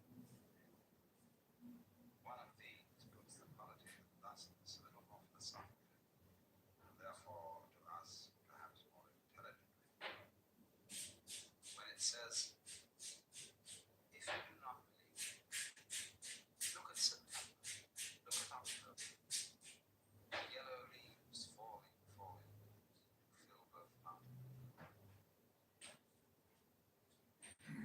But again, and for the last time, let me say, you must not look here for any symbolism, any idea, either of God revealed in the beauty of autumn leaves, or of just autumn leaves with no God, or of the transiency of life, or anything else. The mysterious and yet obvious thusness of things is clear when you see it directly without asking questions.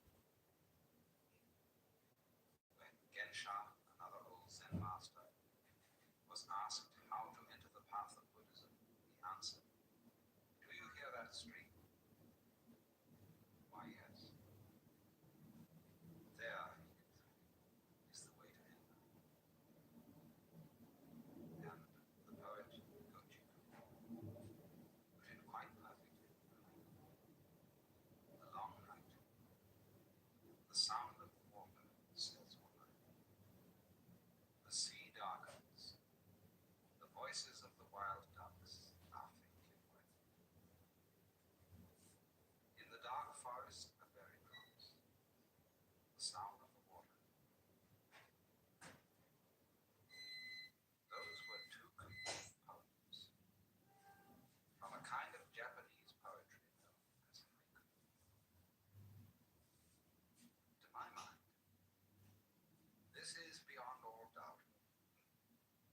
once the simplest and the most sophisticated form of literature in the world. For the invariable mark of very great artistry is its artlessness. It looks easy. It looks almost as if it were a work not of art, but of nature. When you're used to Western poetry, the haiku comes as something of a shock. It seems to be no more than a fragment of poetry, awakening anticipations which it does not fulfill. The stars on the pond. Again, the winter shower ruffles the water. It seems to be a poem just begun, but left unfinished. But with a little more familiarity, you realize that haiku poetry excels in one of the rarest of artistic virtues. The virtue of knowing when to stop, of knowing when enough has been said. And there are respects in which this is the secret not only of art, but of life itself. Haiku represents the ultimate refinement of a long tradition of Far Eastern literature, which derived its inspiration from a type of Buddhism known as Zen. Many other arts found their impetus from the same source. Painting in black ink, ceramics, architecture, landscape gardening, and even fencing and jujutsu. And the unique quality of Zen Buddhism, and of all the arts which it has inspired, is a profoundly startling simplicity. There is a complete lack of the unessential, and a marvelously refreshing directness. When you realize that the scriptures of Buddhism fill more volumes than the Encyclopedia Britannica with philosophical discourses of the utmost subtlety, Zen comes as a pure and unannoyed relief. It has no ideas, no beliefs, no doctrines, no symbolism. It might be called the religion of no religion, were it not that this might compete with a crass materialism or atheism. When one of the great Zen masters was asked, "What is the ultimate principle of Buddhism?" Answer: necessity. To the same sort of question, another replied, "It's windy again this morning." Another handed the question to Mr. King. To look for some sort of deep symbolism in these replies is to miss the point completely, for they are the plainest and most complete answers to the great problems of philosophy and religion. For it's the chief intuition of Zen that the answer to the problem of life, or we might say to the problem of God, is so utterly obvious that one hardly needs even to look. According to Zen, the reason why our quest for some ultimate reality is so difficult is that we are looking in obscure places for what is out in the broad daylight. Our trouble is not that we haven't thought about it enough, but that we have thought about it entirely too much. Once again, the art is one of knowing when to stop. As another Zen master said, "If you want to see into it directly. But when you begin to think about it, it is altogether missed."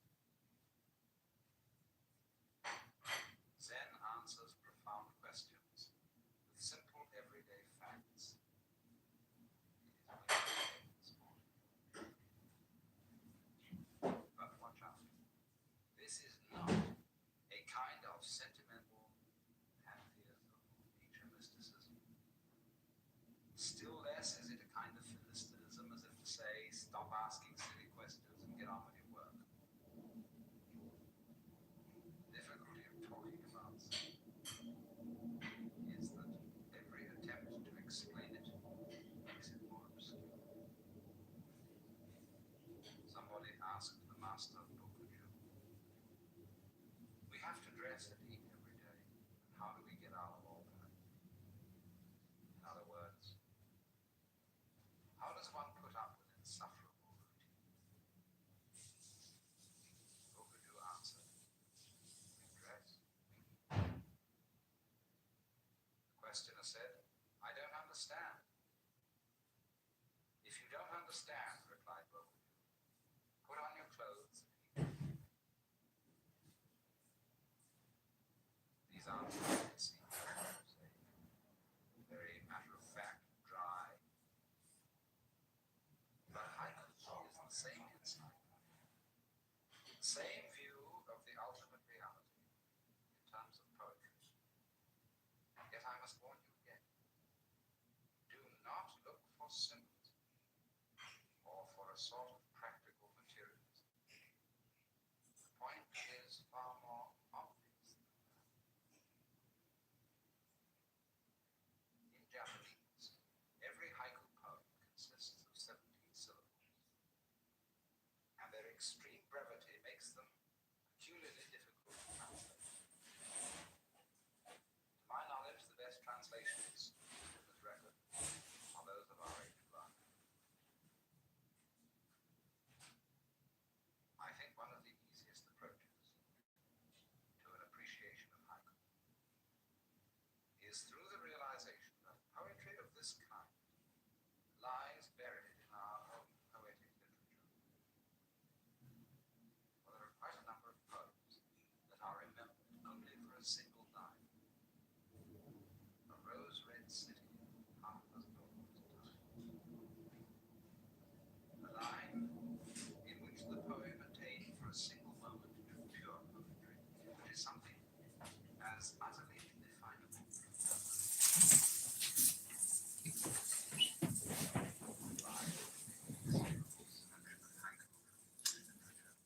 Conveniently saving me the trouble of searching around for examples.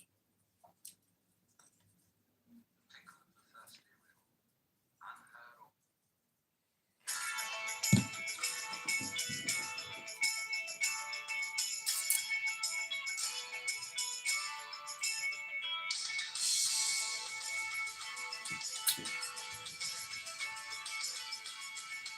Hi, this is Tony Robbins. Welcome to Get the Edge, a 7-day program to transform your life, your body, your emotions, your relationships, your finances, the whole enchilada.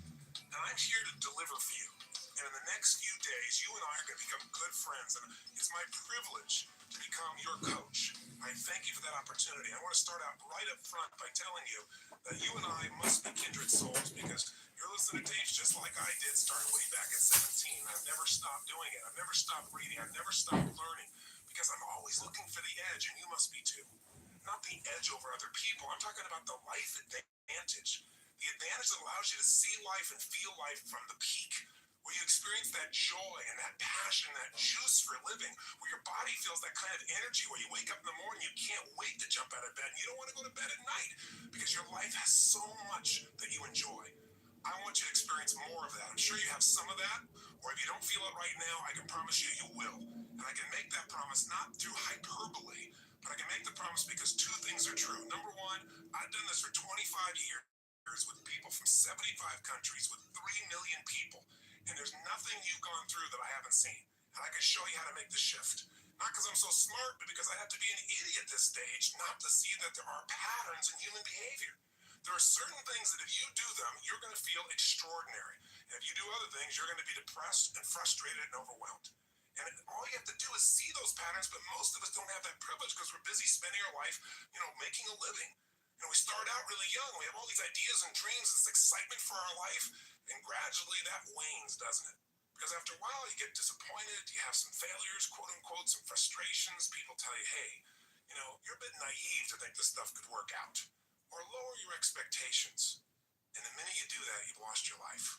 What you have now is life as a job. Life is something that we go out and we do every day so we can start over and do it again instead of finding that juice that God gave us, that unique expression of ourselves that'll touch other people and make us feel like this life has a greater meaning than just the day-to-day stuff. And so we want to deliver on that in the next 7 days. That's a big promise. But it can happen, and the reason I believe it can happen is not only because I know my stuff, but you know yours. If you're listening to me right now, you're one of the few who do. You're not one of those people who settle. Everybody talks a great game, don't they? Oh, yeah, I'd like to transform my life. Sure, I'd like to be physically fit and energetic. I'd like to have more time with my kids, of course. Yes, I want to find that ideal person, or I want to put the juice back in my relationship. Of course I like to do well financially. I like to be financially free. Maybe I'll hit the lottery.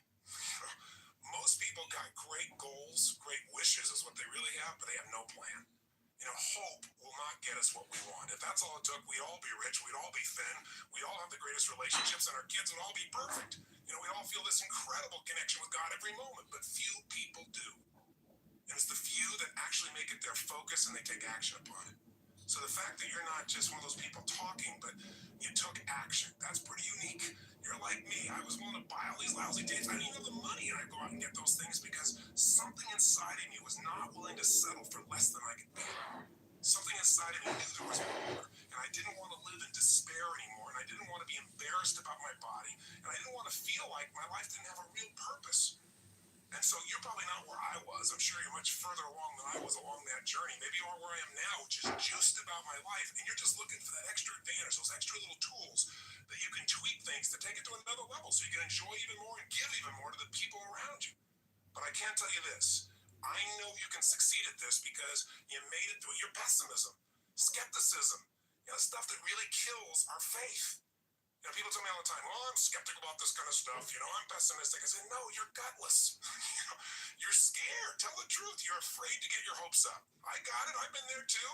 You're afraid to get excited about something and then have it not work. So often that happens. But certain things work. There are laws of life. If you live them, you'll get results. If you sow, you'll reap. And the reason they work is because they've been modeled from people that have already made it happen. I spent a quarter of a century with some of the most challenged people in the world, helping turn things around, and also some of the greatest leaders of the heart. People like Mother Teresa, God rest her soul, or a lady I got to know very well, Princess Diana. And I'm not telling you this to drop names. I'm telling you because I want you to realize I've had the privilege of connecting with people that uniquely inspired millions. I've also been around leaders of the head, brilliant brains in science and finance. I've coached now for more than 7 years on the top financial traders in the world. And I've literally had communication with him every day, 5 days a week for 7 years. And I've watched him make $500 million in a day and helped him to coach him through changes along the way. Not just a pump up and motivation and positive thinking. If that's what you want from this, that's not what these 7 days are about. But strategy. Step-by-step things you do to be able to deal with real life challenges and turn them around now.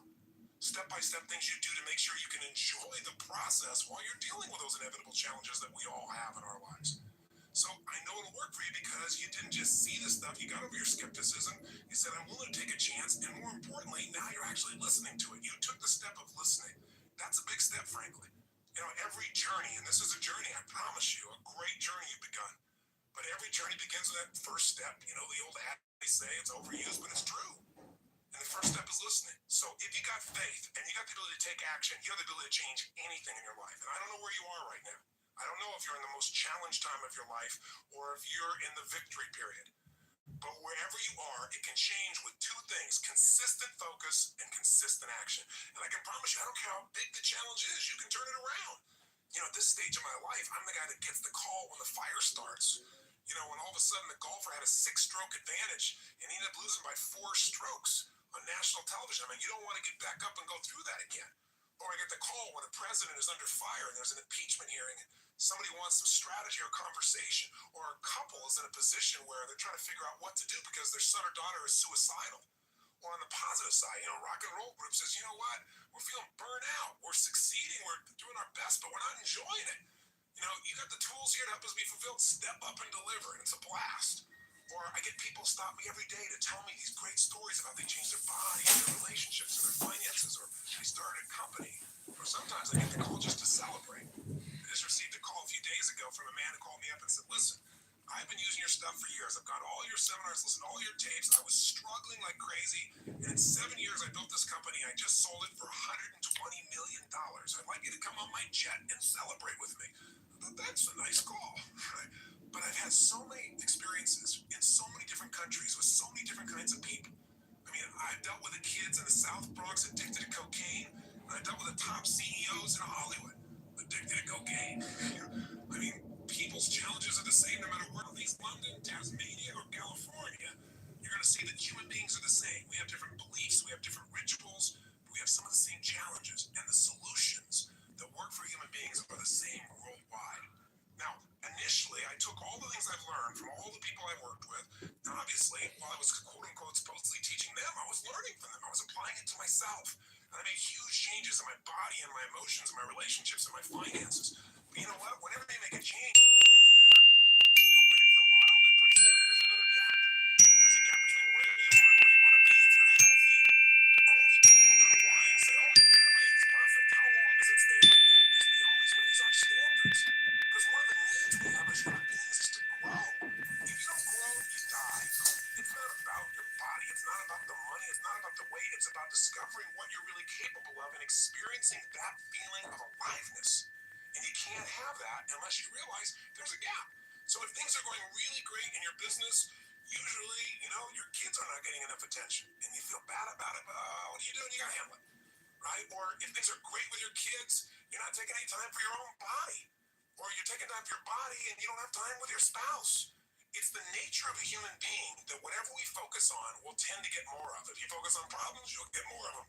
If you focus on how to make something better, it'll get better if you really act on that focus.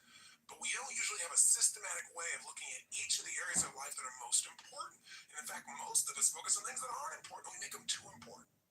I really believe that people in life are usually stressed simply because they're focusing on things and giving enormous energy to things that don't really matter that much.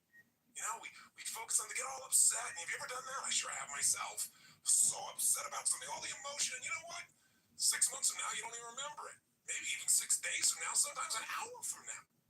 But you don't take the time to focus on the things that matter, like your body or your relationship, or, what's happening with your kids, or your connection with God, or, hey, what do I really want for my life instead of keep doing the same stuff over and over and over again and trying to do it more and harder, even though you're not fulfilled. See, most people are afraid to look at what's missing. But you know what? The moment you can figure out what's missing, it won't be missing anymore because you can get a system, you can start to focus on it, you can start to move towards it, and you can achieve anything you put the focus and action into. Anything anybody else has ever made happen, you have the same resources, you have the same nervous system. Some of us are bigger or stronger, some of us have more background in one thing, greater education. But you know what? Those limits are not the real limits. The limits are the limits of our psychology, our mindset, our beliefs, and the feelings we have about them. If you believe that this is it, this is the best life's going to get, you're right. And if you believe, you know what, I don't care how bad it's been, I don't care how many times I've tried this doesn't work, this is going to do it, and I'm going to take action every day until I find the way, you will. And all you have to do is look around life and see the examples of that everywhere. It's not people's background that makes them successful. It's their psychology. It's their mindset. It's do they have a way of consistently focusing on something, obsessing about something that's so important to them, and are they willing to do whatever it takes to make it happen versus talk about it? See, everybody's got a story about why they can't have what they want. And I'm here to tell you the only thing that stops us, and I'm not telling I've done this so many times, so I'm not pointing the finger, trust me.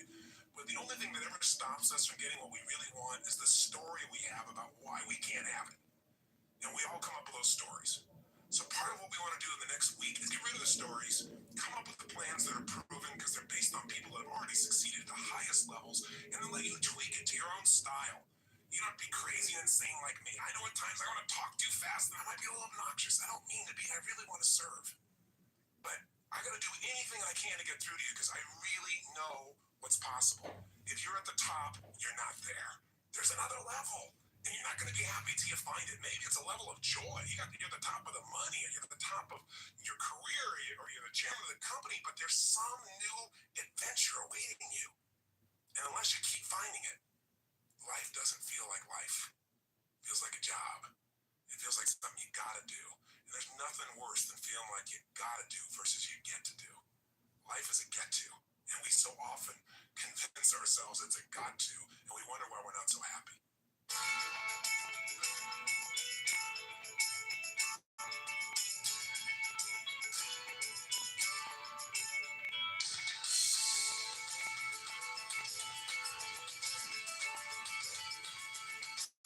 Hi, this is Tony Robbins. Welcome to Get the Edge, a 7-day program to transform your life, your body, your emotions, your relationships, your finances, the whole enchilada. And I'm here to deliver for you. And in the next few days, you and I are going to become good friends. And it's my privilege to become your coach. I thank you for that opportunity. I want to start out right up front by telling you that you and I must be kindred souls, because you're listening to tapes just like I did, starting way back at 17. I've never stopped doing it. I've never stopped reading. I've never stopped learning, because I'm always looking for the edge, and you must be too. Not the edge over other people. I'm talking about the life advantage.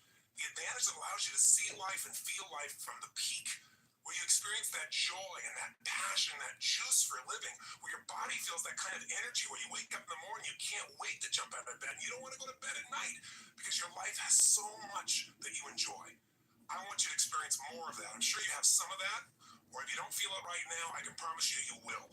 And I can make that promise not through hyperbole, but I can make the promise because two things are true. Number one, I've done this for 25 years with people from 75 countries, with 3 million people. And there's nothing you've gone through that I haven't seen. And I can show you how to make the shift. Not because I'm so smart, but because I have to be an idiot at this stage not to see that there are patterns in human behavior. There are certain things that if you do them, you're going to feel extraordinary. And if you do other things, you're going to be depressed and frustrated and overwhelmed. And all you have to do is see those patterns, but most of us don't have that privilege because we're busy spending our life, making a living. We start out really young. We have all these ideas and dreams, this excitement for our life, and gradually that wanes, doesn't it? Because after a while, you get disappointed, you have some failures, quote unquote, some frustrations. People tell you, hey, you're a bit naive to think this stuff could work out. Or lower your expectations. And the minute you do that, you've lost your life. What you have now is life as a job. Life is something that we go out and we do every day so we can start over and do it again, instead of finding that juice that God gave us, that unique expression of ourselves that will touch other people and make us feel like this life has a greater meaning than just the day-to-day stuff. And so we want to deliver on that in the next 7 days. That's a big promise.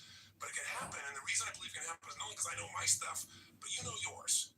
If you're listening to me right now, you're one of the few who do. You're not one of those people who settle. Everybody talks a great game, don't they? Oh, yeah, I'd like to transform my life. Sure, I'd like to be physically fit and energetic. I'd like to have more time with my kids, of course. Yes, I want to find that ideal person, or I want to put the juice back in my relationship. Of course I'd like to do well financially. I'd like to be financially free. Maybe I'll hit the lottery. Most people got great goals, great wishes is what they really have, but they have no plan. Hope will not get us what we want. If that's all it took, we'd all be rich, we'd all be thin, we'd all have the greatest relationships, and our kids would all be perfect. We'd all feel this incredible connection with God every moment, but few people do. And it's the few that actually make it their focus and they take action upon it.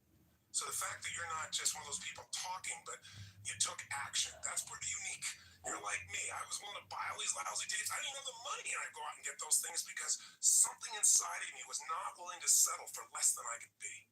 Something inside of me knew there was more, and I didn't want to live in despair anymore, and I didn't want to be embarrassed about my body, and I didn't want to feel like my life didn't have a real purpose. And so you're probably not where I was. I'm sure you're much further along than I was along that journey. Maybe you are where I am now, which is juiced about my life, and you're just looking for that extra advantage, those extra little tools that you can tweak things to take it to another level so you can enjoy even more and give even more to the people around you. But I can tell you this, I know you can succeed at this because you made it through your pessimism, skepticism, the stuff that really kills our faith. And know, people tell me all the time, "Oh, I'm skeptical about this kind of stuff. You know, I'm pessimistic." I say, "No, you're gutless. You know, you're scared. Tell the truth. You're afraid to get your hopes up. I got it. I've been there too. You're afraid to get excited about something and then have it not work. So often that happens. But certain things work. There are laws of life. If you live them, you'll get results. If you sow, you'll reap. And the reason they work is because they've been modeled from people that have already made it happen. I spent a quarter of a century with some of the most challenged people in the world, helping turn things around, and also some of the greatest leaders, leaders of the heart, people like Mother Teresa, God rest her soul, or a lady I got to know very well, Princess Diana. And I'm not telling you this to drop names. I'm telling you because I want you to realize I've had the privilege of connecting with people that uniquely inspired millions. I've also been around leaders of the head, brilliant brains in science and finance. I've coached now for more than 7 years on the top financial traders in the world. And I've literally had communication with him every day, 5 days a week for 7 years.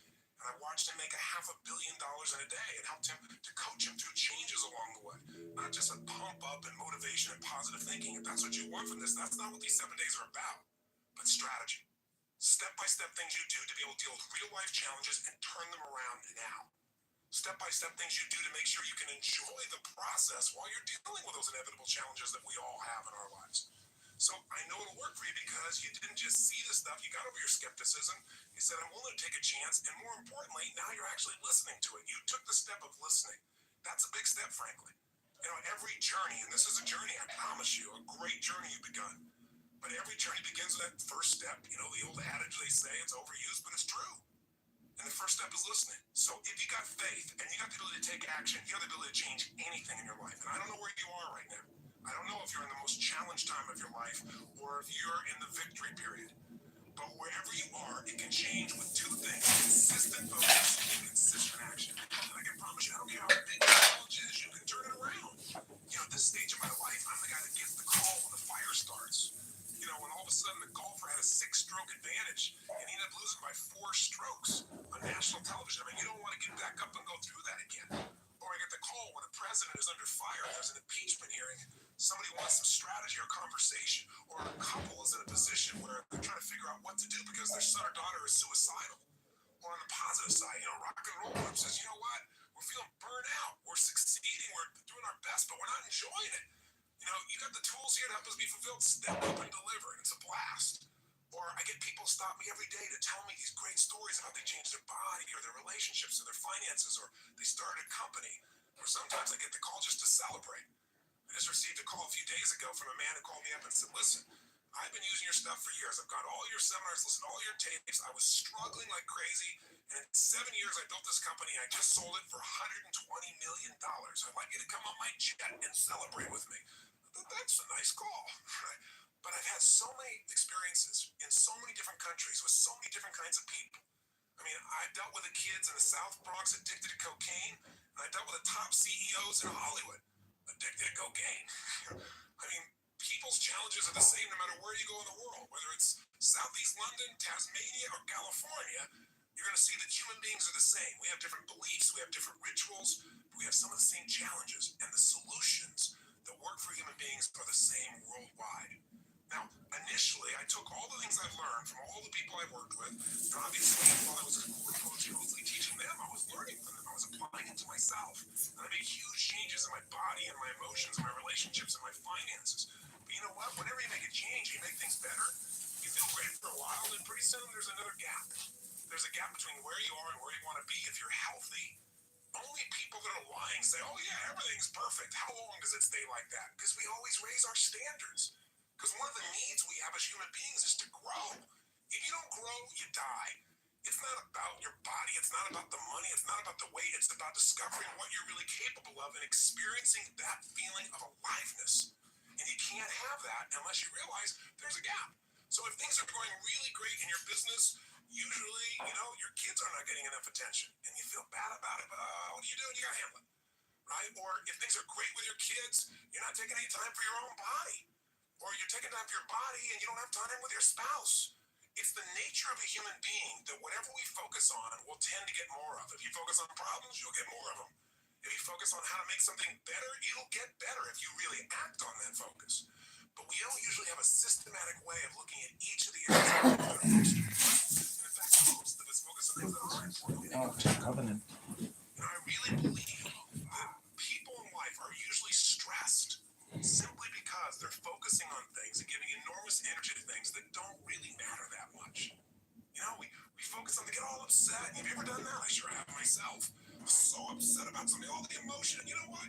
6 months from now, you don't even remember it. Maybe even 6 days from now, sometimes an hour from now. But you don't take the time to focus on the things that matter, like your body or your relationship, or, what's happening with your kids, or your connection with God, or, hey, what do I really want from my life instead of keep doing the same stuff over and over and over again and trying to do it more and harder, even though you're not fulfilled. See, most people are afraid to look at what's missing. But you know what?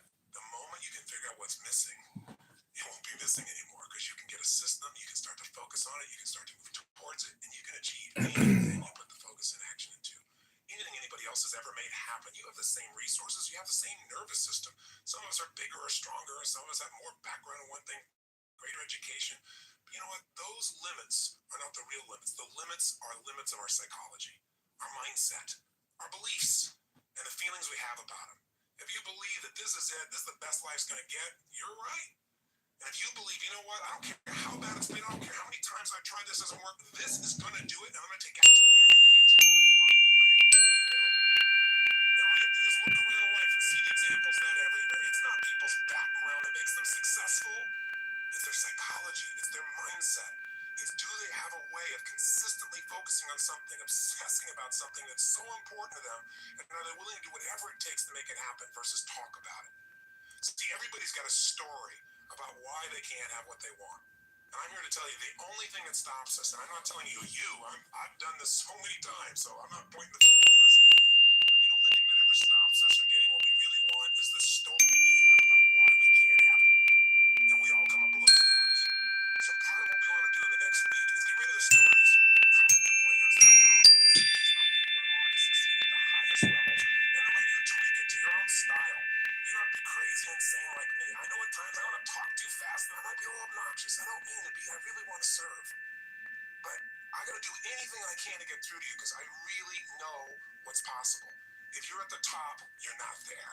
There's another level. And you're not going to be happy until you find it. Maybe it's a level of joy. You're at the top of the money, or you're at the top of your career, or you're at the top of the company, but there's some new adventure awaiting you.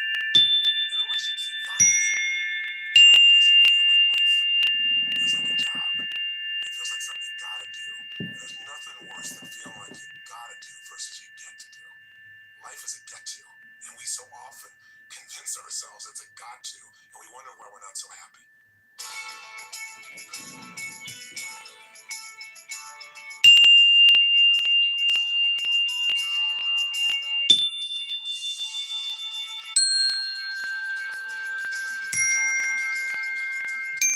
Hi, this is Tony Robbins. Welcome to Get the Edge, a 7-day program to transform your life, your body, your emotions, your relationships, your finances, the whole enchilada.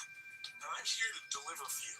And in the next few days, you and I are going to become good friends, and it's my privilege to become your coach. I thank you for that opportunity. I want to start out right up front by telling you that you and I must be kindred souls because you're listening to tapes just like I did starting way back at 17. I've never stopped doing it. I've never stopped reading. I've never stopped learning because I'm always looking for the edge, and you must be too.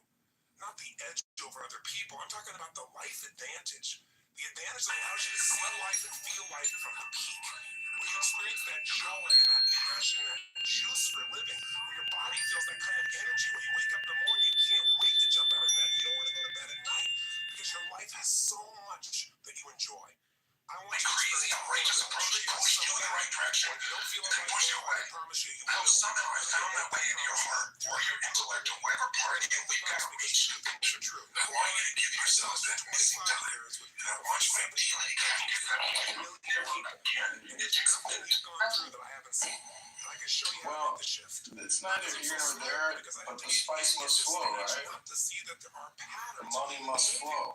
There are certain things that if you do, everybody, it's amazing. Life is a hierarchy, and I find myself in a position where, as an African American homeless Marine veteran who I helped one time, He said, I gotta stay in power, brother.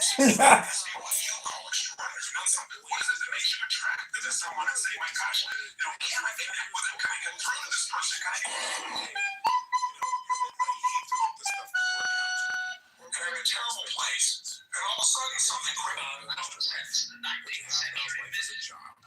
Life is something that we go not necessarily start over and do it again. Instead of finding that juice that God gave us, that unique expression of ourselves that'll touch other people and make us feel. America, you want to know why? Because people don't believe in you. And so I'm going to deliver on that in the next 7 days. But it can happen, and the reason it can happen is not only because I know my stuff, but you know yours. If you're listening to me right now, you're one of the few who do. You're not one of those people who settle. Everybody talks a great game, don't they? Oh, yeah, I'd like to transform my life. Sure, I'd like to be physically fit and energetic. I'd like to have more time with my kids, of course.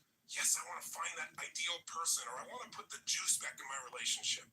You know, of course I'd like to do well financially. I'd like to be financially free. Maybe I'll hit the lottery. Most people got great goals, great wishes is what they really have, but they have no plan.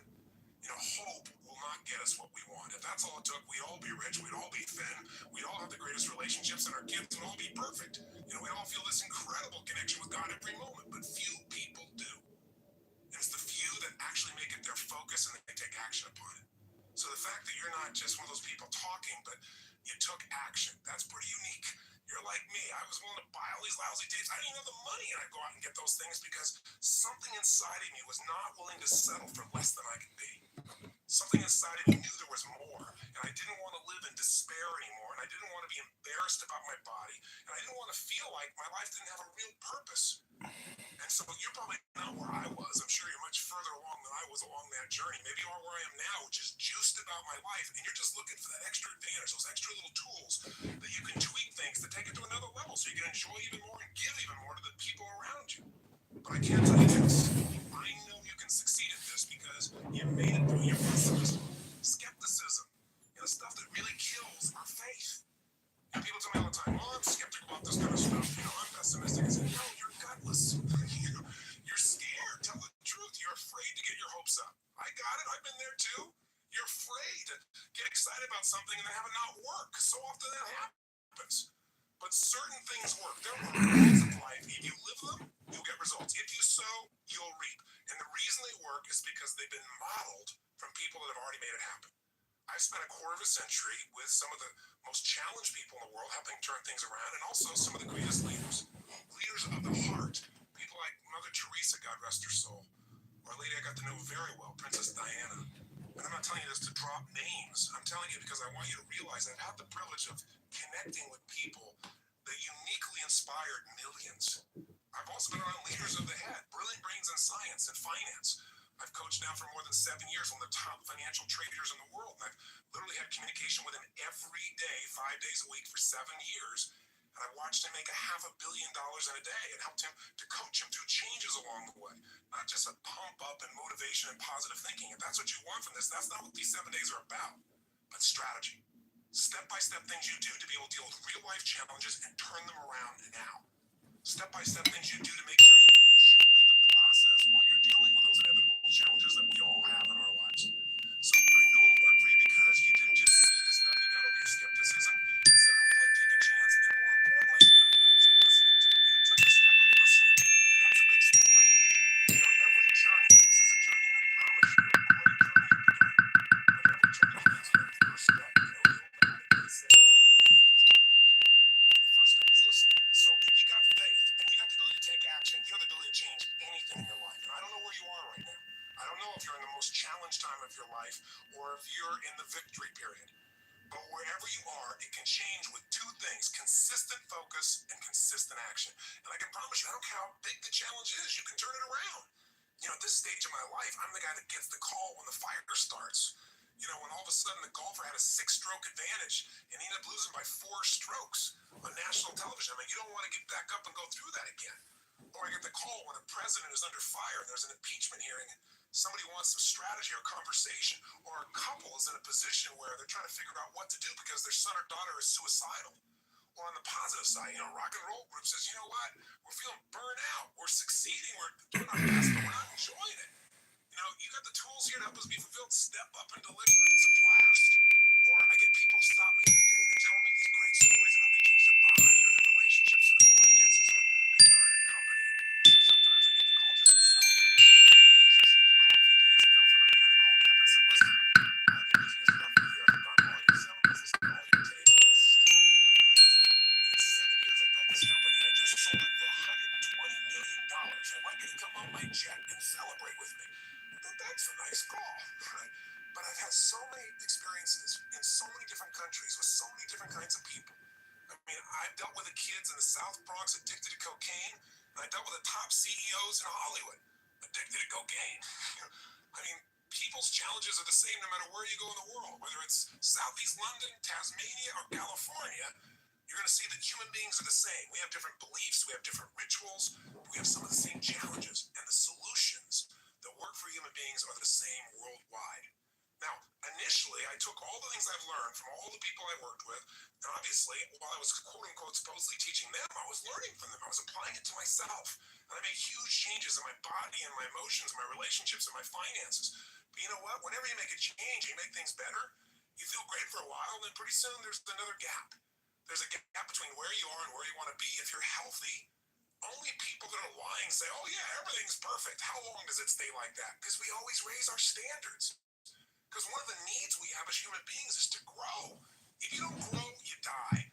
It's not about your body. It's not about the money. It's not about the weight. It's about discovering what you're really capable of and experiencing that feeling of aliveness. And you can't have that unless you realize there's a gap. So if things are going really great in your business, usually, your kids are not getting enough attention. And you feel bad about it, but what are you doing? You got to handle it. Right? Or if things are great with your kids, you're not taking any time for your own body. Or you're taking time for your body and you don't have time with your spouse. It's the nature of the human being that whatever we focus on, we'll tend to get more of. If you focus on problems, you'll get more of them. If you focus on how to make something better, you'll get better if you really act on that focus. But we don't usually have a systematic way of looking at each of the areas of life that are most important. And in fact, most of us focus on things that aren't important. We make them too important. I really believe that people in life are usually stressed simply because they're focusing on things, giving enormous energy to things that don't really matter that much. You focus on, they get all upset. Have you ever done that? I sure have myself. So upset about something, all the emotion, and you know what? 6 months from now, you don't even remember it. Maybe even 6 days from now, sometimes an hour from now. But you don't take the time to focus on the things that matter, like your body or your relationship, or what's happening with your kids, or your connection with God, or hey, what do I really want from my life instead of keep doing the same stuff over and over and over again and trying to get harder, even though you're not fulfilled. See, most people are afraid to look at what's missing. But you know what? The moment you can figure out what's missing, it won't be missing anymore because you can get a system, you can start to focus on it, you can start to move towards it, and you can achieve anything you put the focus and action into. Anything anybody else has ever made happen. You have the same resources, you have the same nervous system. Some of us are bigger or stronger, some of us have more background in one thing, greater education.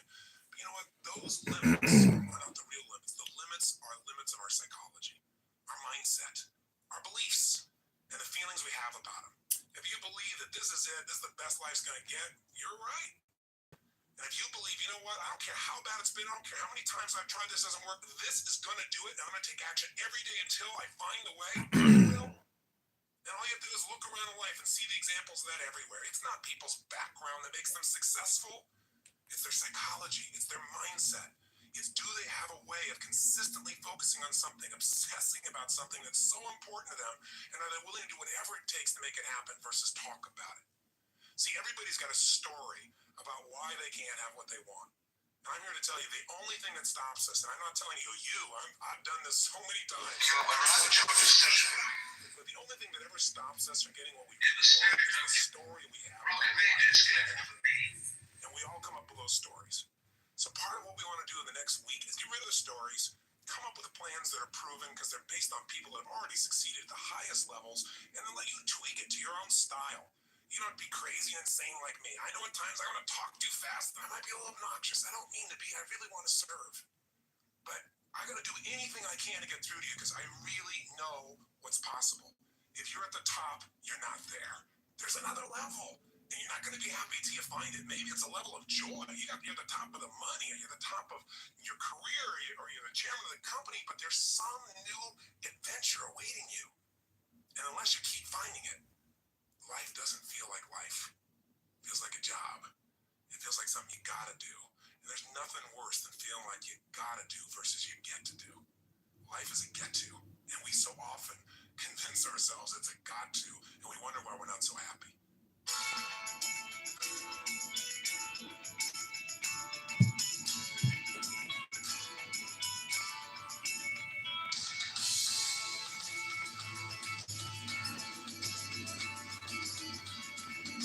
Hi, this is Tony Robbins. Welcome to Get the Edge, a 7-day program to transform your life, your body, your emotions, your relationships, your finances, the whole enchilada.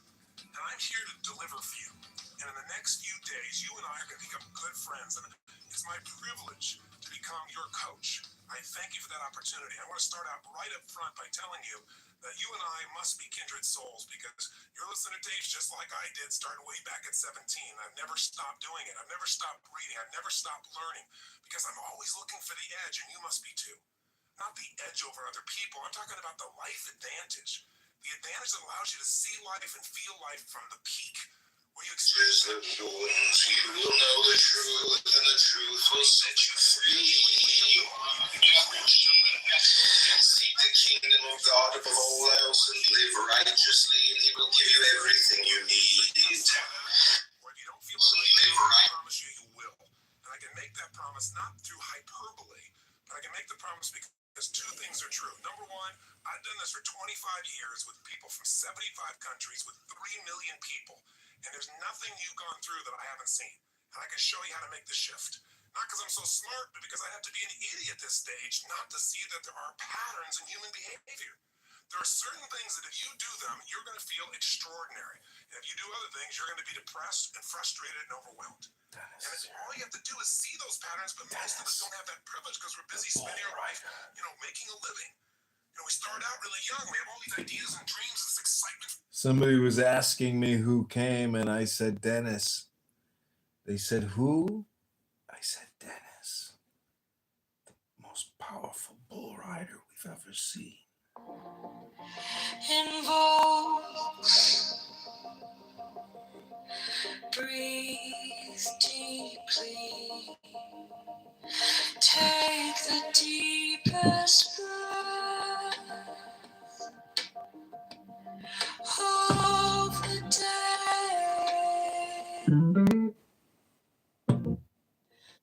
Hold for 4, not 5, 4, not 3, but 4. Hold, let it go.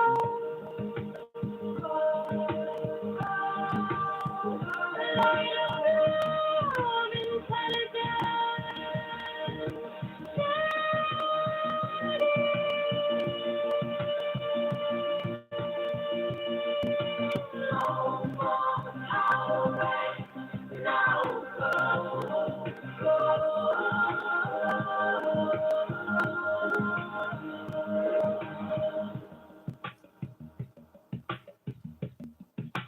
body soft as soil,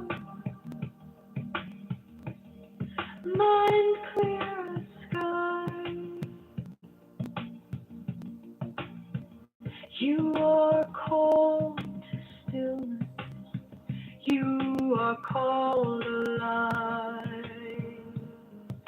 Hold for 4, not 5, 4, not 3, but 4 seconds. Hold, let it go.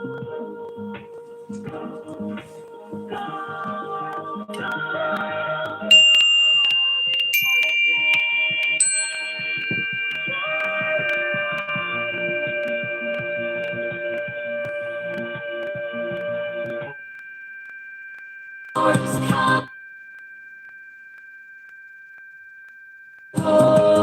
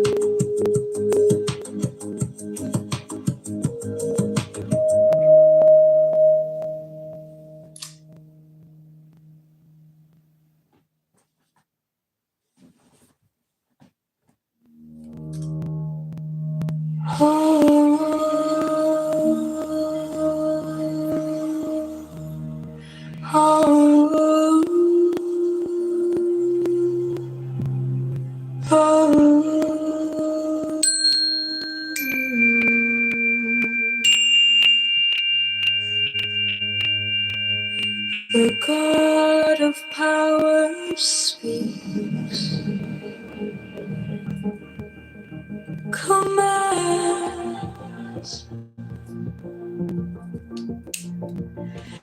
invokes, breathe deeply. Take the deepest breath of the day. Hold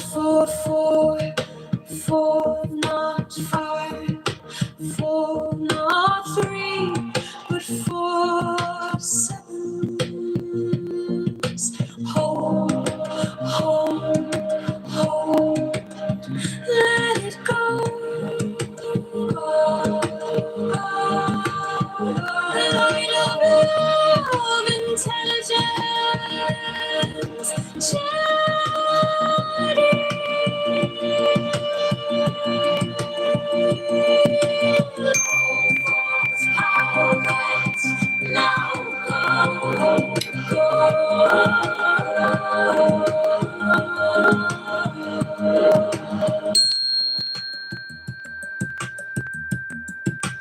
body soft as soil,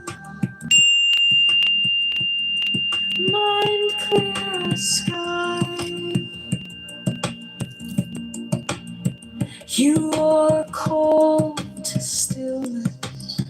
You are called alive. Hold for not 5, 4 not 3, but 4 seconds. Hold, let it go.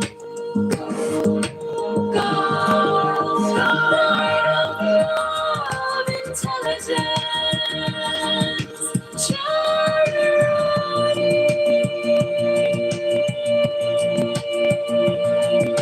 long forms, colors,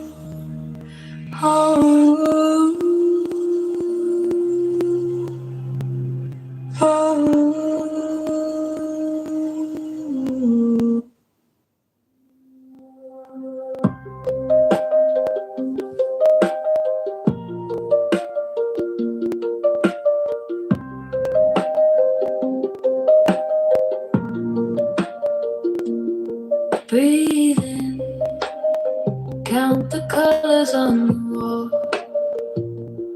Soft wave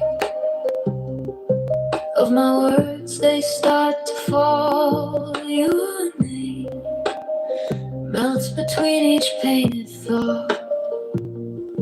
You drift to the place you almost forgot. Let your heavy eyes fall under hypnosis, sinking under, every heartbeat growing slower, slower. Deeper in this quiet ocean, love hypnosis, soft devotion. You are safe, just let the water pull you lower.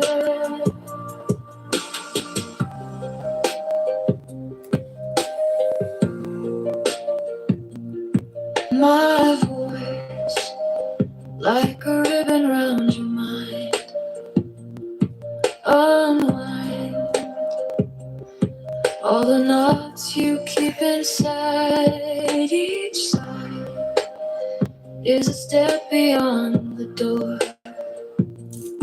Each touch is a truth you can't ignore.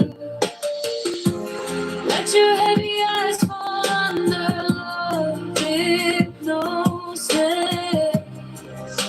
sinking under every heartbeat growing slower, slower. Deeper in this quiet ocean, love hypnosis, soft devotion, you are safe. Just let the water pull you lower. Follow every word I say. So slow. Nothing in the world to prove. Let go. Thoughts like feathers flowing through.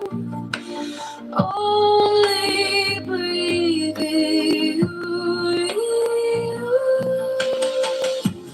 Let your heavy eyes wander, no sense, sinking under every heartbeat growing slower, slower. Deeper in this quiet ocean, love hypnosis, soft emotion, you are safe. Just let the water pull you lower.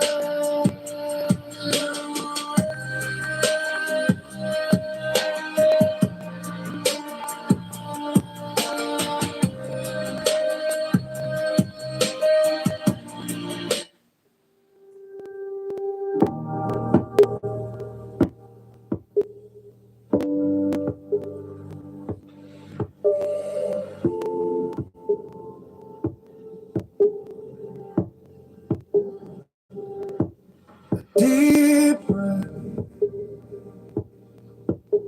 the deepest breath of the day.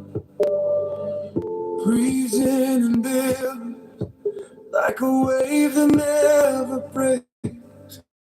Count slow. You whisper numbers in my ear. 10 beats of thunder, holding every hidden fear. 10, not 11. 10, not 9.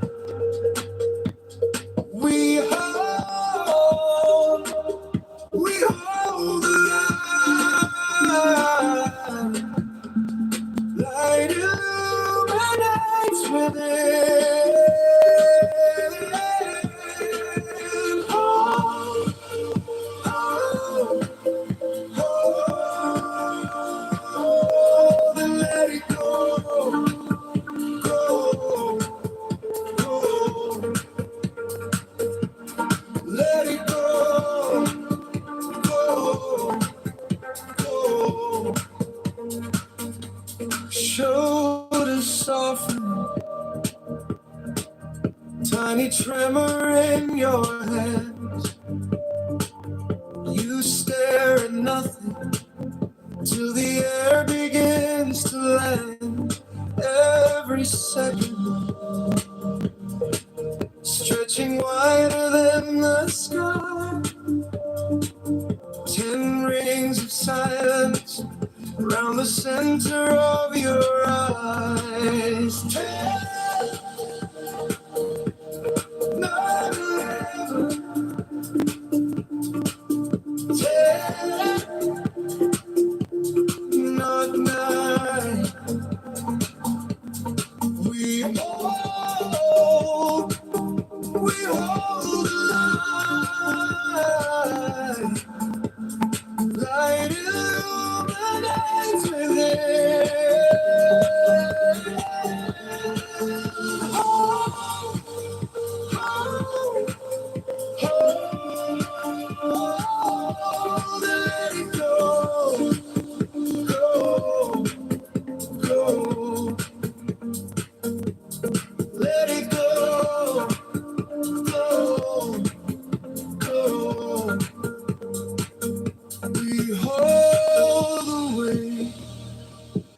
exhale the names of all the things you couldn't change.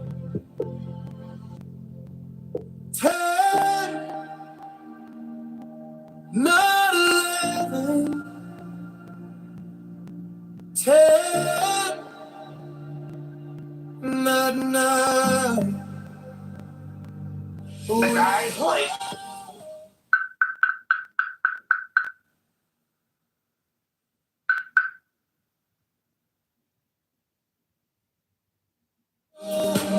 We hold light illuminates within. Go,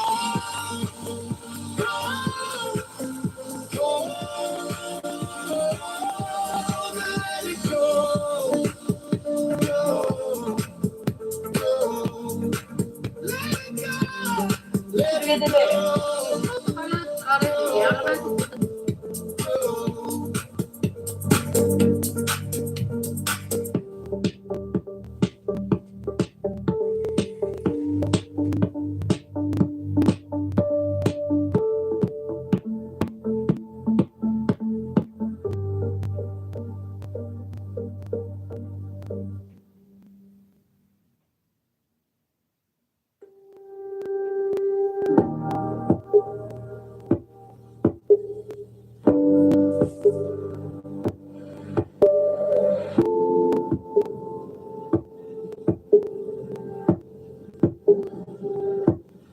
Deep breath, the deepest breath of the day. Breathes in and builds like a wave that never breaks. Count slow. You whisper numbers in my ear. 10 beats of thunder, holding every hidden fear. 10, not 11. 10, not 9. We hold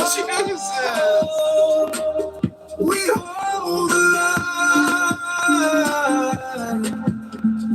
Light illuminates within.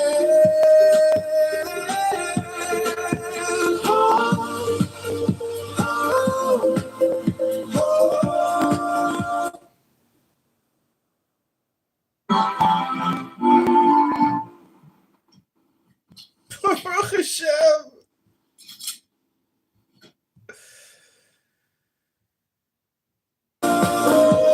Then let it go, go, go. Let it go, go, go. Shoulders soften, tiny tremor in your hands.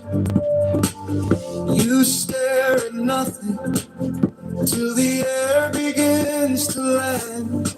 Every second stretching wider than the sky. 10 rings of silence around the center of your eyes. 10, not 11. 10, not 9. We hold the line. Light illuminates within.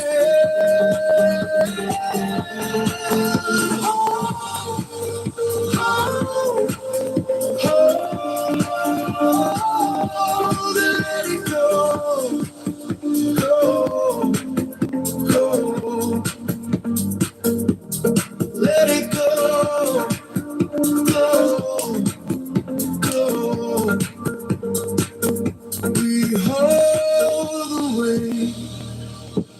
exhale the names of all the things you couldn't change.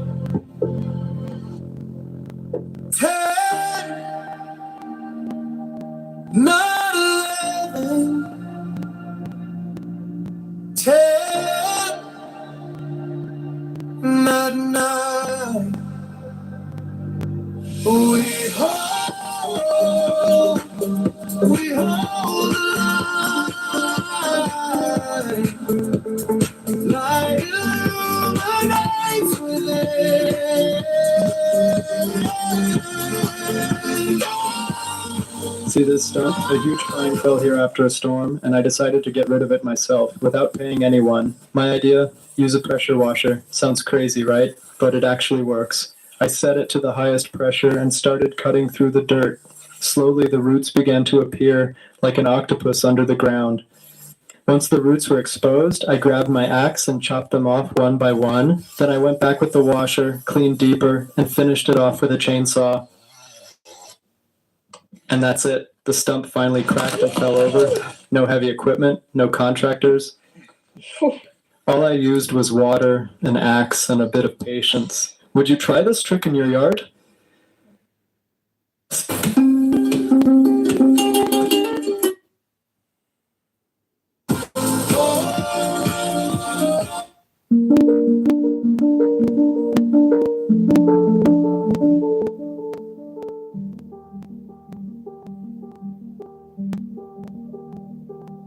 A deep breath, the deepest breath of the day.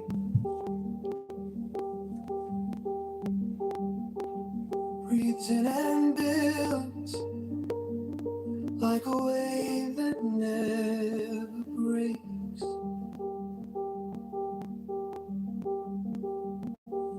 Count slow, you whisper numbers in my ear. 10 beats of thunder, holding every hidden fear.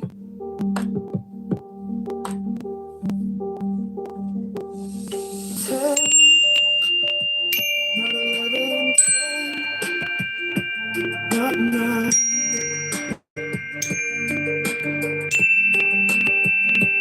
We hold the line, light illuminates within. Oh, oh,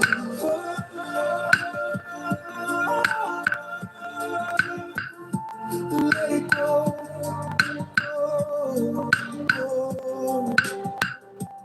Let it go.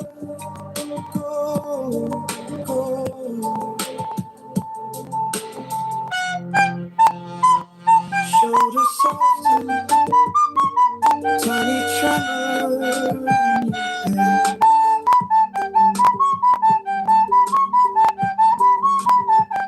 You stare at nothing till the air begins to land.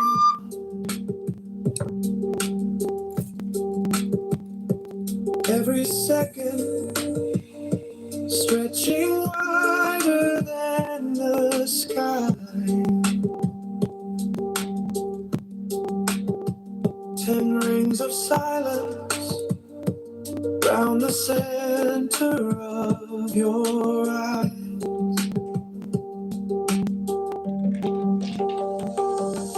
10, not 11, 10, not 9.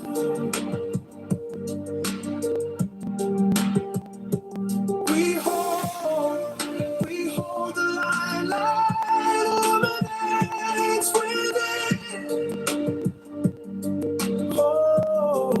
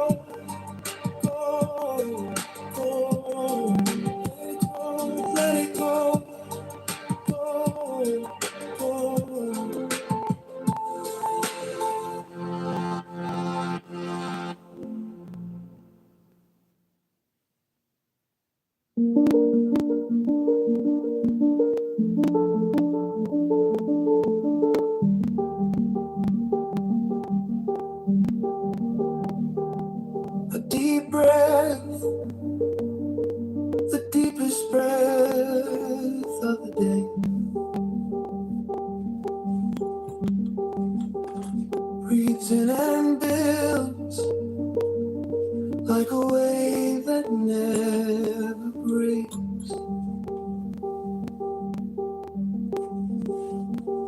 Count slow, you whisper numbers in my ear.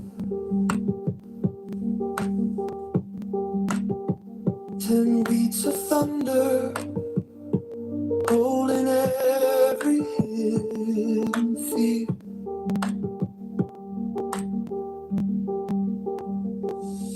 10, not 11, 10, not 9. We hold the light illuminates within. Oh, oh, oh.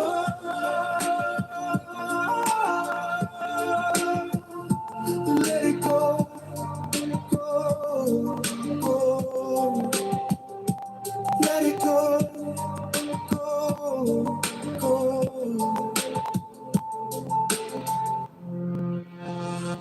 Shoulders soften, tiny tremor in your hand.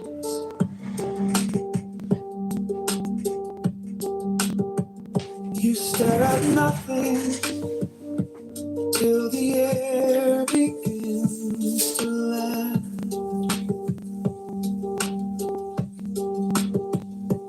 Every second stretching wider than the sky.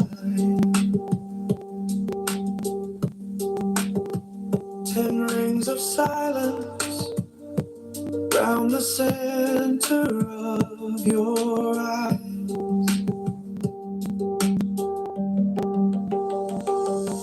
10, not 11, 10, not 9.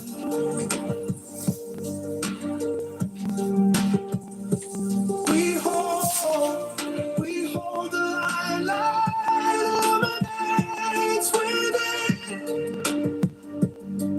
Oh, oh, oh. Let it go, go, go. Let it go, go, go. Inhale the wave, exhale the names of all the things you couldn't change. 10, not 11, 10, not 9. We hold the light illuminates within. Oh, oh, oh. Let it go, go, go. Let it go, go, go.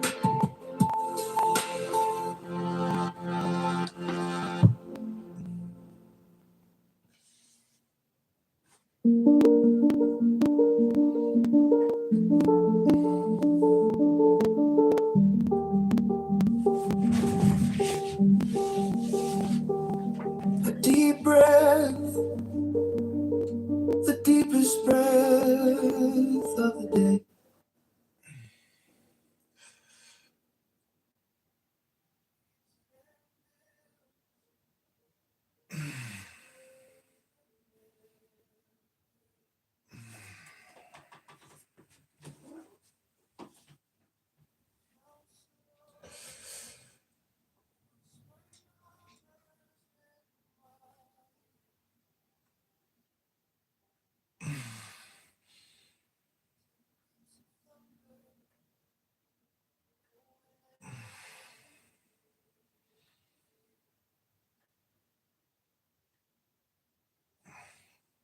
Super cringe.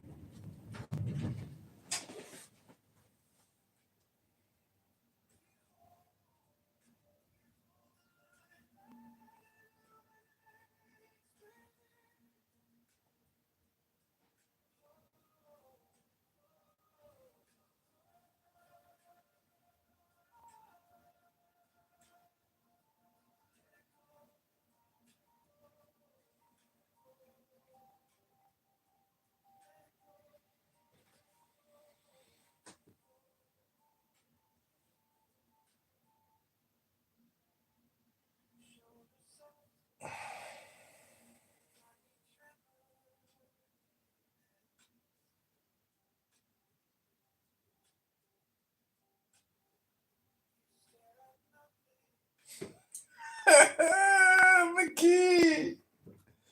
key book.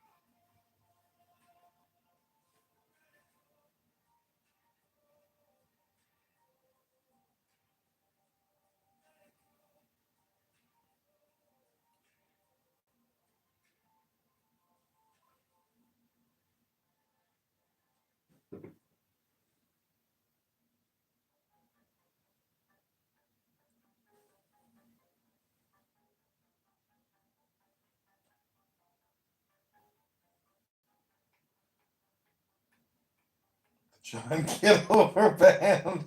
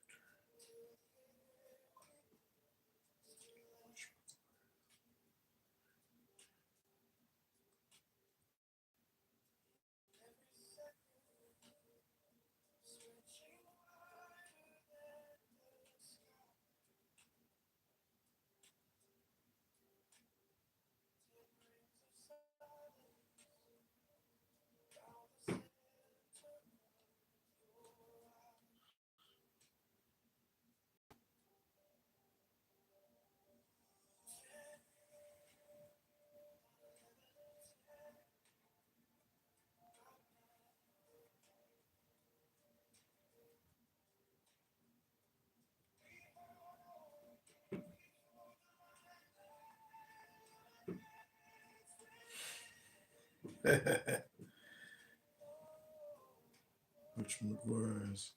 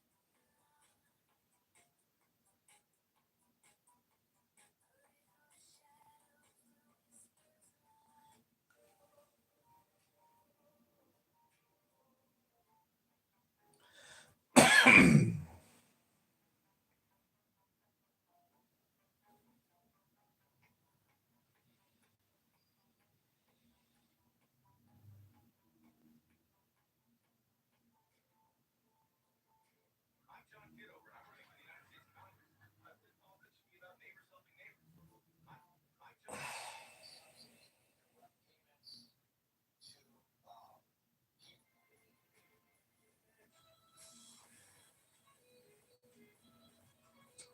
Vote out of Congress. Darren LaHood, Tuesday. By writing in John Kitover, request Republican ballot. Darren has created $25 trillion federal debt. Lied to you about COVID-19 vaccines. Lied to you about Epstein. Lied to you about Afghan resettlement. Lied to you about the border. Lied to you about high-speed internet bills. LaHood the liar has indebted you with $1.2 million each in personal debt. Remove LaHood from Congress and save Illinois and the USA.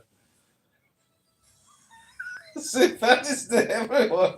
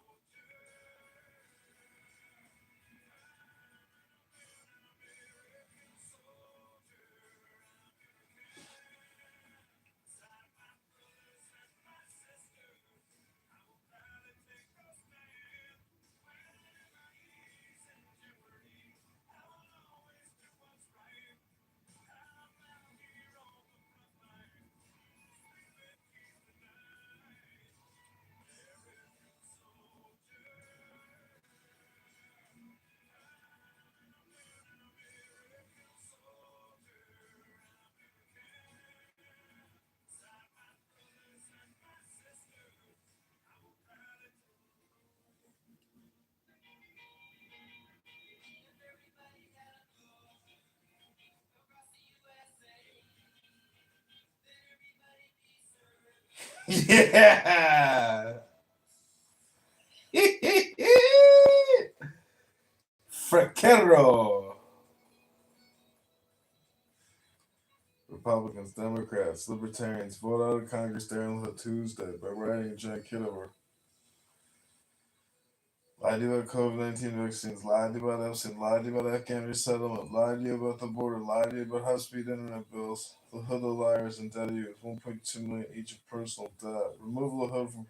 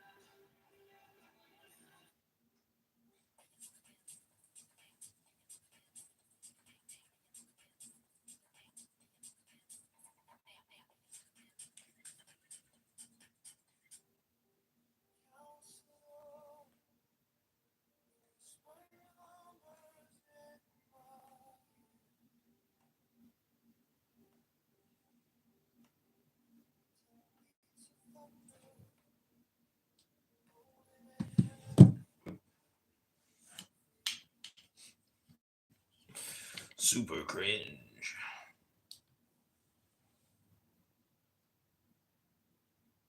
All the time.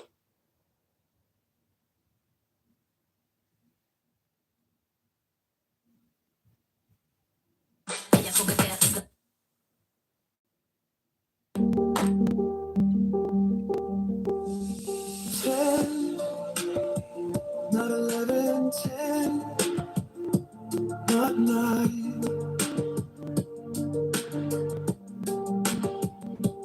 We hold the line that illuminates within. Oh, oh, oh.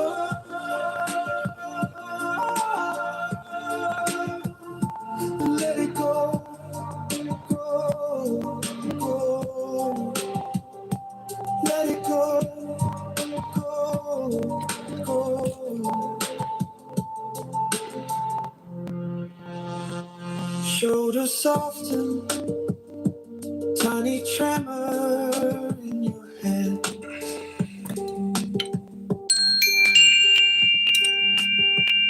You stare at nothing till the air begins to land. Every second stretching wider than the sky. 10 rings of silence round the center of your eyes.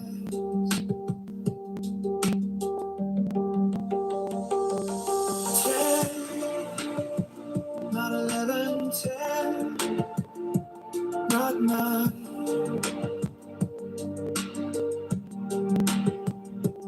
We hold the light illuminates within. Oh, oh, oh.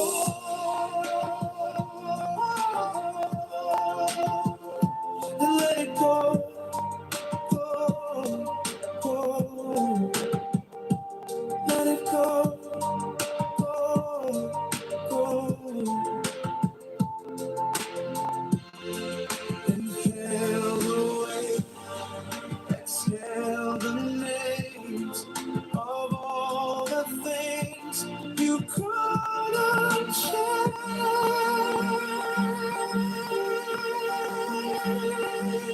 10, not 11, 10, not 9.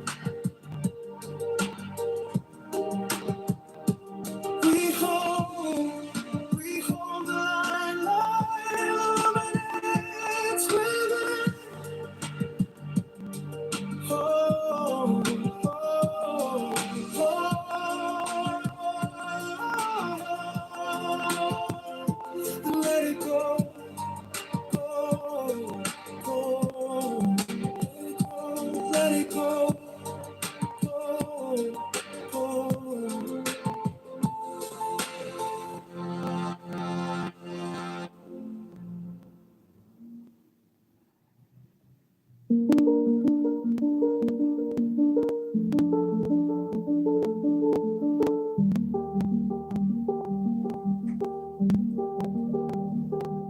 A deep breath, the deepest breath of the day.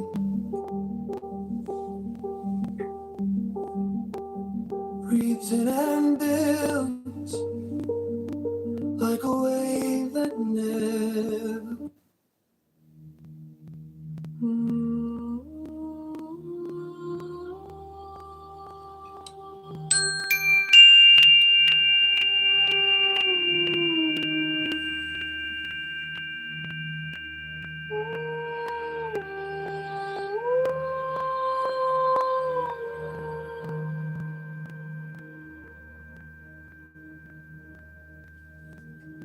The God of power speaks,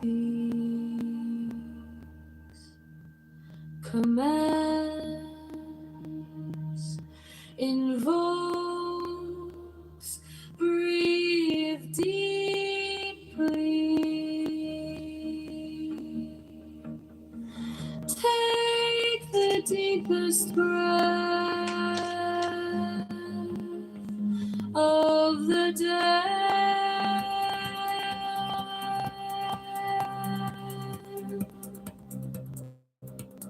Hold for 4, not 5, 4, not 3, but 4 seconds. Hold, let it go.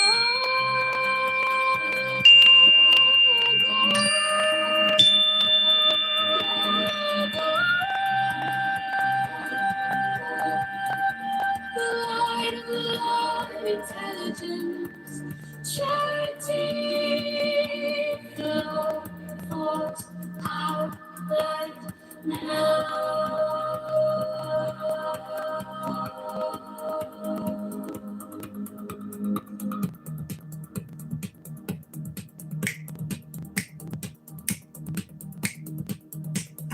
Body soft as soil, mind clear as sky. You are called to stillness. You are called alive.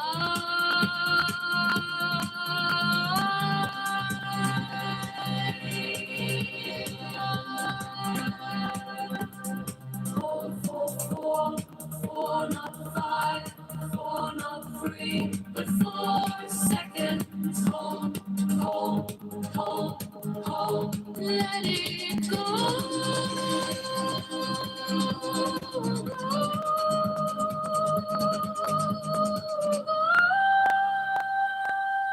Let it go.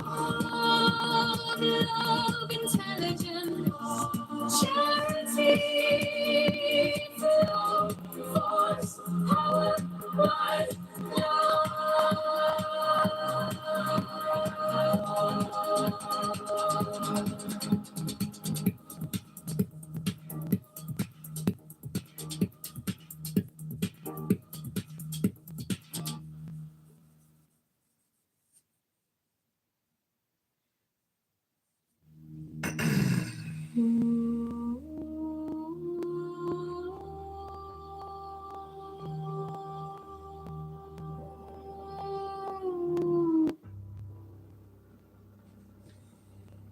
Take the deepest breath of the day. Right now. Right here. This one is different. Drag the air in, like you're pulling in the sea. Slow, slower, stop.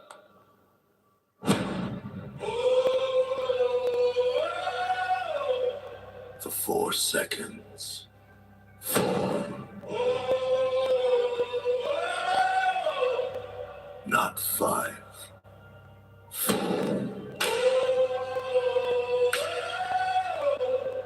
Not 3. Freeze the world in your chest like a film frame burned into the light. Not 5! 4! Not 3! Time kneels down inside your teeth. Not 5! Say it with me!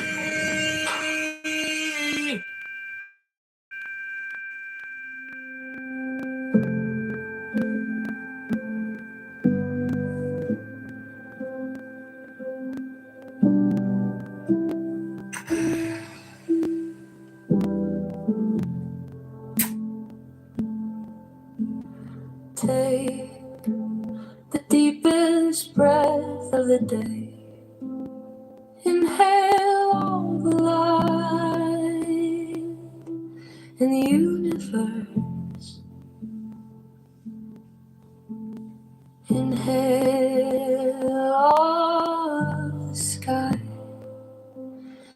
Inhale all of the oceans. Hold all of the all of the power, all of the light within you.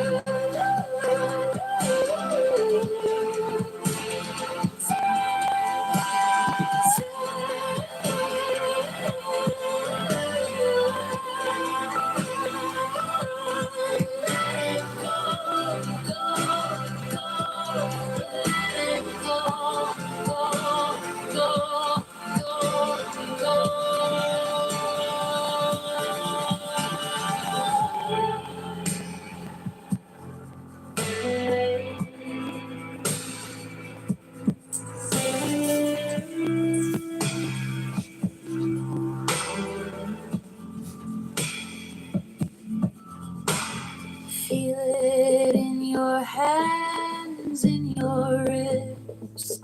Tiny galaxies turning in your chest. You are taller than the clouds now. You are wider than the waves. Hold all of the all of the power, all of the light within you.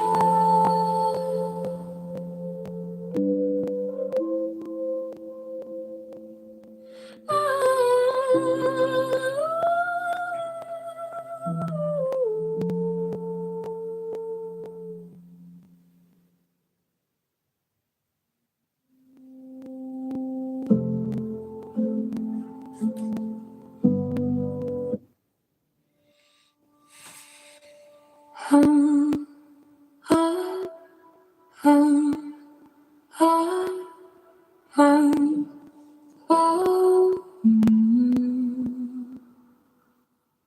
hum, oh.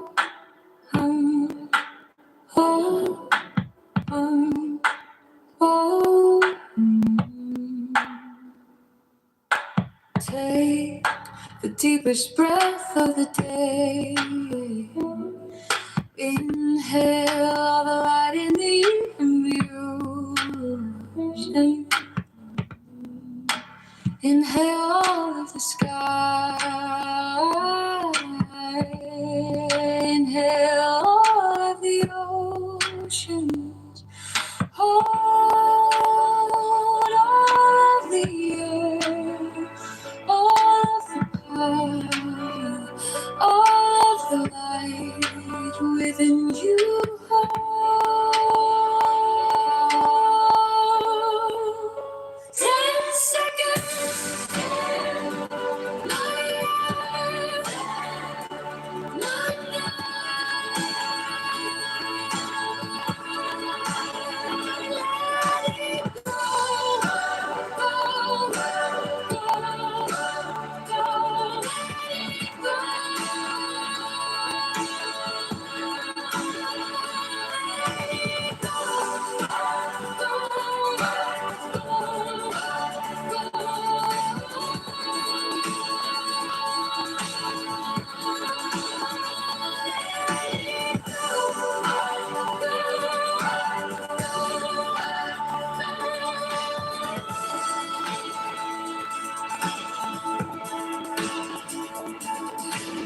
Feel it in your hands, in your ribs. Tiny galaxies turning in your chest. You are taller than the clouds now.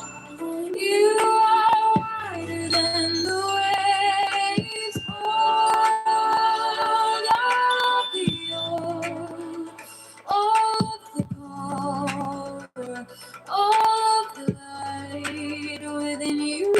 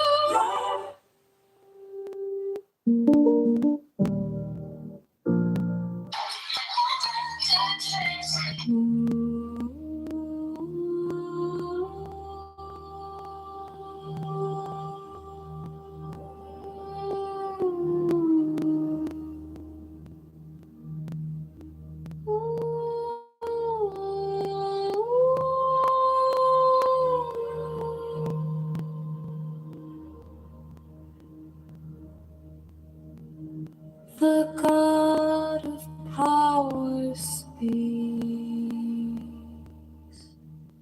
commands, invokes, breathe deeply. Take the deepest breath of the day.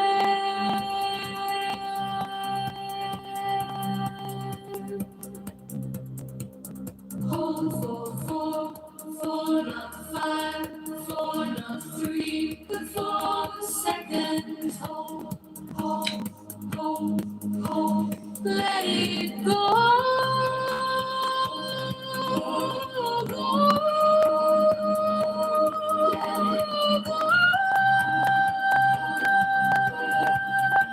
The light of love, intelligence, charity, flow, force, power, light, love.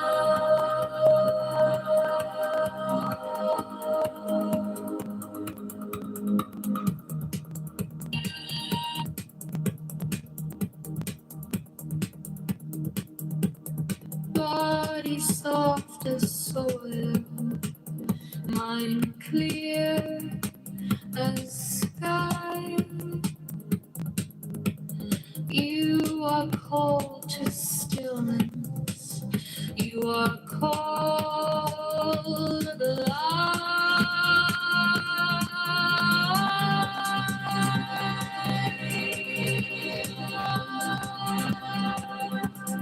4, 4, 4, 4, not 5, 4, not 3, but 4 seconds. Hold, hold, hold, hold, let it go.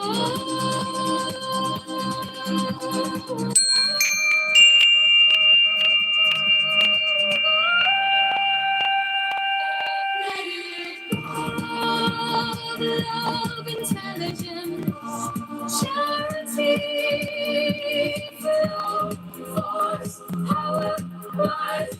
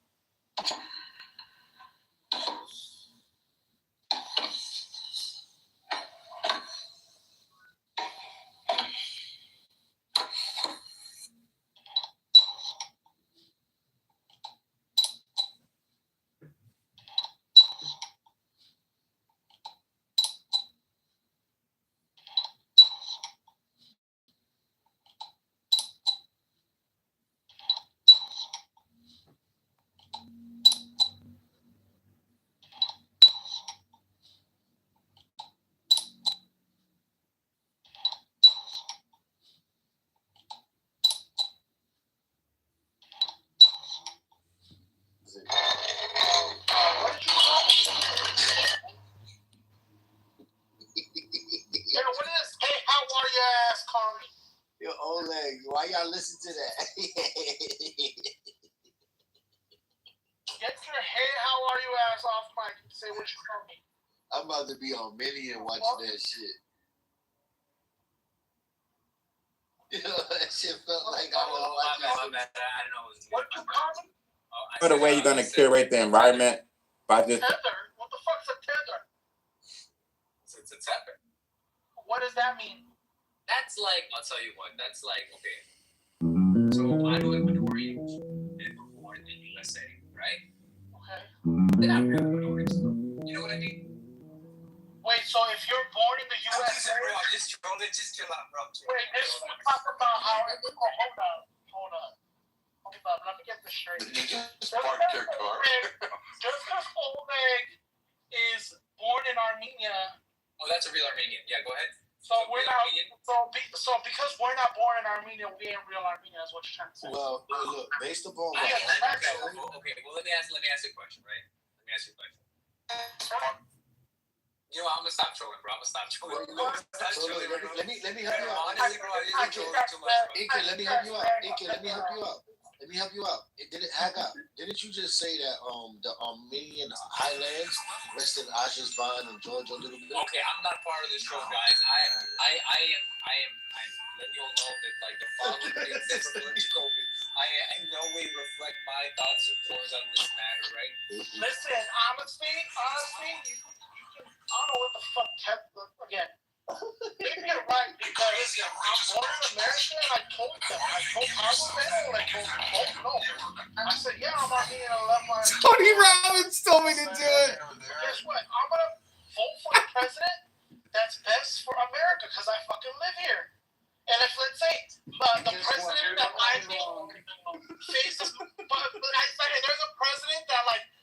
with whatever I believe in, my values, and for what's best for me here in America, but is pro-Turkey, best believe I'm going to vote for him. Because I'm not going to vote for somebody who's against my ideals here in America, but is pro-Armenia. What the fuck? Well, what does that do for me? Them niggas that live right now in those highlands and Azerbaijan, they're more Armenian than you, since you live over here. There's no Armenians there. We're talking about those women. No. The people that live in the Armenian highlands are more Armenian than you. There's no Armenians that live there, though. No, the people that live there. Those are Turks that were supplanted there. No, but they're more Armenian than you if they live in Armenia. Oh, I guess, bro, probably. Those Turks how many different ethnicities are in Armenia? Have like ran through there, like in terms of like ran through there. Armenia has a unique situation because of its geography and topography, where our admixture is very, very, very, very minimal, right? You can see spikes in different groups, like post-Bronze Age is generally, or Bronze Age is generally when like the Armenian identity culture was created. Like the Proto-Armenians stuck to that region, they intermixed with each other, and then they stayed in the region. So we're like Bronze Age brothers now? That's cool, bro. We're Bronze Age brothers. Yes and no. We're kind of older than that too, right? Our haplogroup is its own little branch, and then it's either Proto-Iranian, Proto-Armenian, and then you have a different group that comes in about like 18,000 years ago called the Yamnaya. Those are the Caucasian steppe people. The Yamnaya peoples then intermix with the Armenians. That's the first admixture, and then you don't have any for the next like 10,000 years. Very, very, very minimal. And that's because of like the Armenians being controlled by the Assyrians, and then the Armenians controlling the Sumerians or Assyrians, and the Hittite Empire, and then like the wars with the Israelites and the Hittites and all this other shit that happened. It's like minimal admixture. But then you look at a country like Georgia, right? Georgia has Abkhazian, Ossetian, Yamnaya too. They have Yamnaya DNA too, Caucasian steppe DNA. They have Armenian DNA. They have Proto-Persian DNA. Their Persian DNA is closer to the Azeri branch. They have Kurdish DNA intermixed. So their cultural identity comes later. Like the Georgian cultural identity and the group, their idea of what a Georgian is developed much, much, much later. You know what would have solved that Palestine problem? They should have just gave Armenia to the Jews. Hey man, we got Jews in Armenia. But Armenia should have been Israel, New Israel. Maybe. We're better fighters than the Palestinians, though. See, I fucked up. That's true, though. It's true, man. We have magic carpets. We have magic. We don't blow up our kids. That's the difference. That's the only way to beat Jacobus out of trouble. Jacobus, Armenians weren't this. What was it about Armenia? You know that? You're going in and out, Vlad. Yeah, you went in and out. Does it bother me? This nigga what? I'm not bothered by anything. It's still what? Who are you talking to? What's going on right now? Let it out. Let it out. It's okay. We here for you, brother. Yeah. Right, bro. You were saying something. You went in and out. Like magic carpets, man. Like I don't want the edges of those carpets to get frayed when they're fighting with those fucking F-16s. That's a fact. With the GD, we manufacture about 100.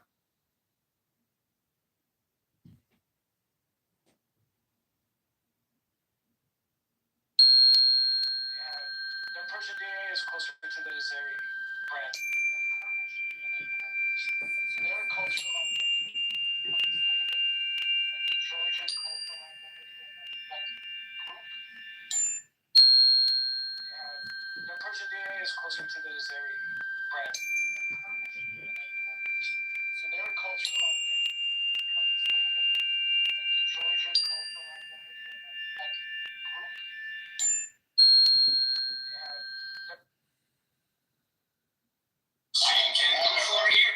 I don't know, man. It's like a Thessalonians.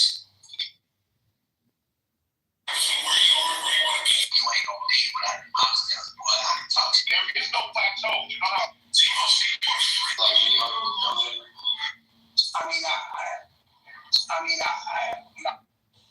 didn't eat any garlic for dinner. Hello?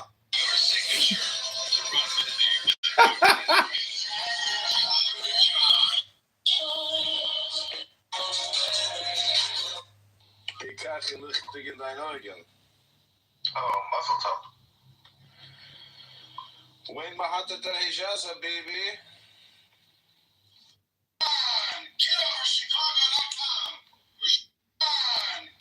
Will do, I guess.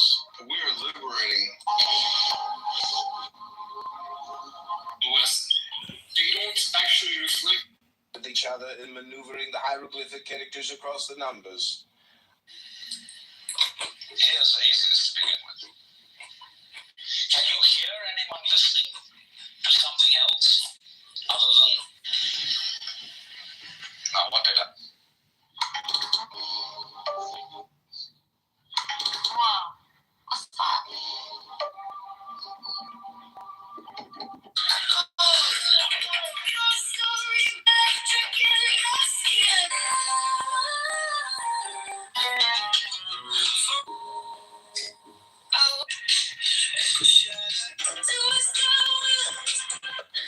In the Lawnmower Man Nightmare, which is 2026, but that's okay, ladies and gentlemen. We're going to turn that frown upside down. This isn't the complaint station or the complaint department. So, breath of the day and hold it for 10 seconds, 10 out of 11. This is the ASMR experience of your destiny. Help right now. We're going to overturn Chicago Mayor John Kitover, creating another meditation for peace and love. Hova! And I need you to go to ChicagoMayorVote.com to help John Kitover become the next mayor of Chicago. I'm doing a little meditation prayer. I hope you vote.com right now. This is a prayer and a meditation. And something to generate a couple. You give me at least my enemy.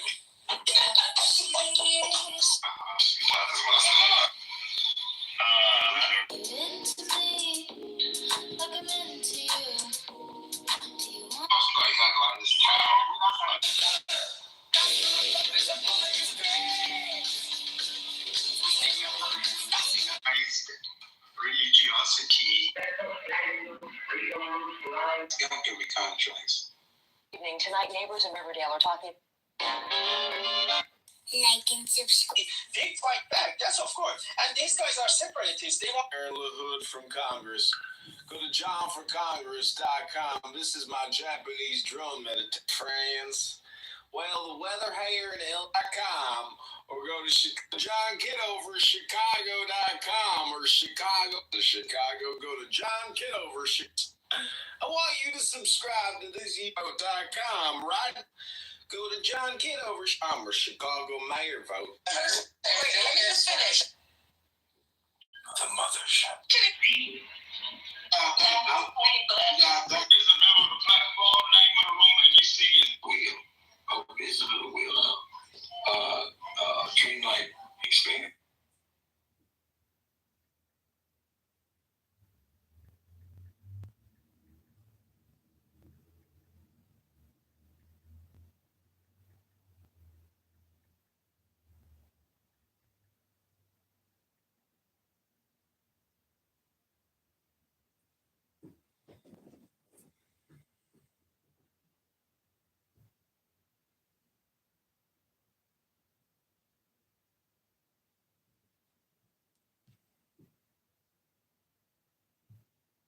From today to things that happened a long time ago.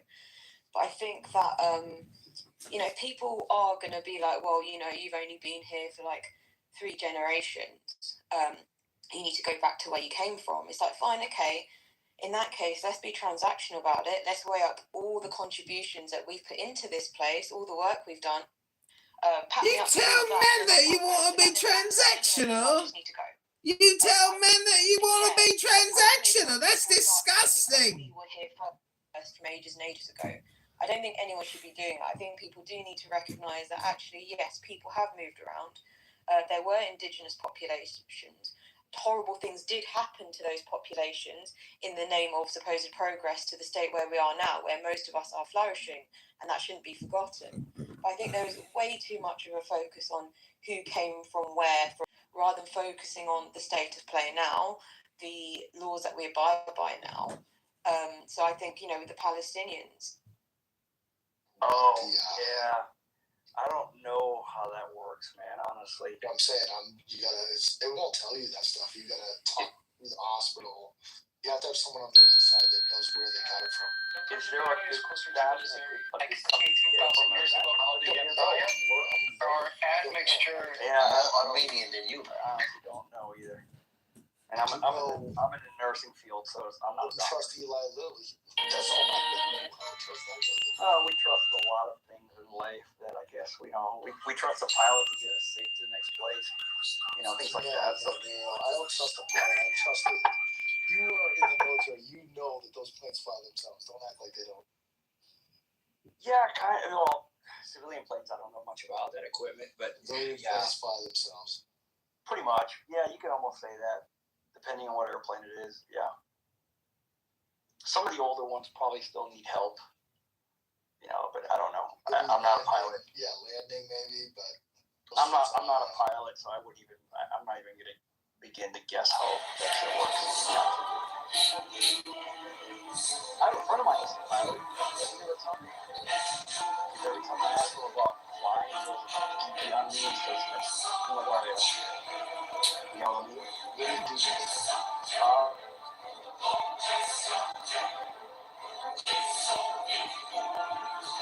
You asked me why I was talking about this. It's because a bunch of fucking Christians are trying to stick their religion into my schools, government, and laws.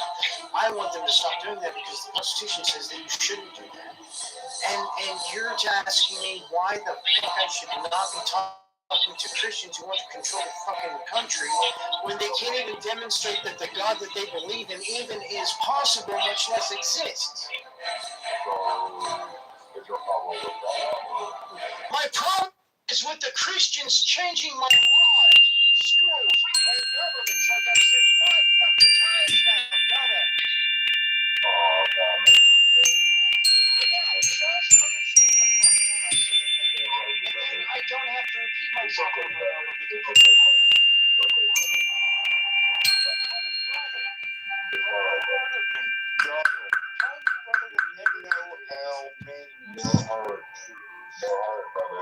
yes, my brother murdered me.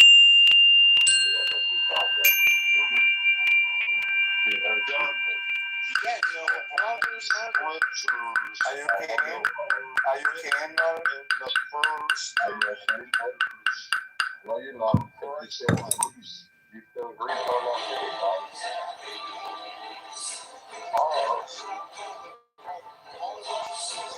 You are, brother. You see how you Not just the belief, but the Jews and the Christians that's lost from the nonsense or the biblical fact. The second in the context of Jesus is the accusation of the prophets of Jesus say, well, there is a narcissistic component.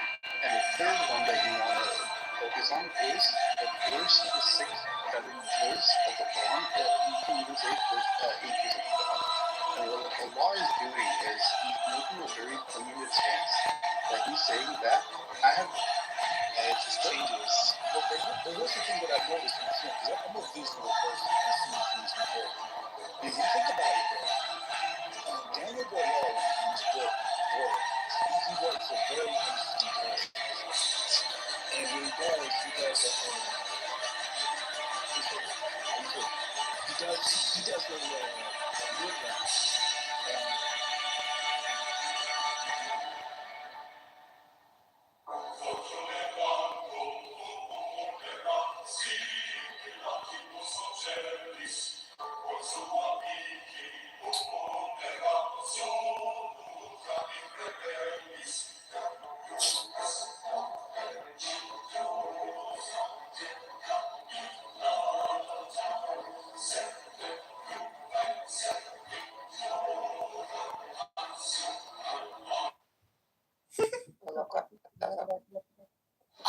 guys, just smile and say, switch to T-Mobile in just 15 minutes and get an iPhone 17 Honda. Switch to T-Mobile in 15 minutes. What they're trying to say is you can switch to T-Mobile and get iPhone 17 on us. And right now, we'll pay off your old phone up to $800. Why can't we just say cheese? Okay. Cheese. Plus, save up to 20% versus the other big guys by getting built-in benefits they leave out. And switching. And saving. And switching. And saving.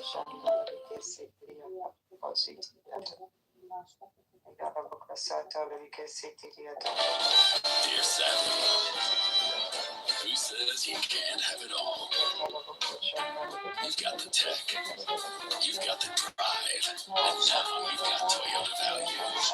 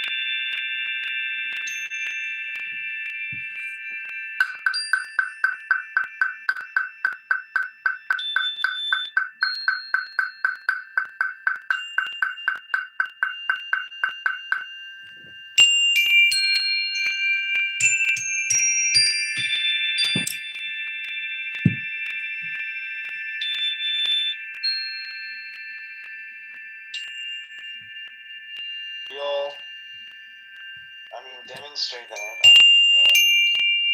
believe in all. That noise must stop. It's cold. Hello, go. Oh, I mean, that's why we're Nice to look into. Oh, do you guys know what misinformation is yet? Or like, are you still? No, I've never. Every country that has access to nuclear weapons has signed nuclear treaties. Why is Israel immune to signing a treaty? Well, if you want to speak, but don't. I can't be afraid to what you do that is terrible, though. But not help me out. Like, oh, this guy, nobody can be like. It's terrible. Thank you. All I'm saying is they've been saying death to Israel for a long time. They're surrounded for. You have 7 million Jews in the state of Israel defeated 400 million Arabs. You want to know why? Because the Arab army is number 1, they're inbred. Number 2, terrorism. Number 3, they don't have 100% inbred.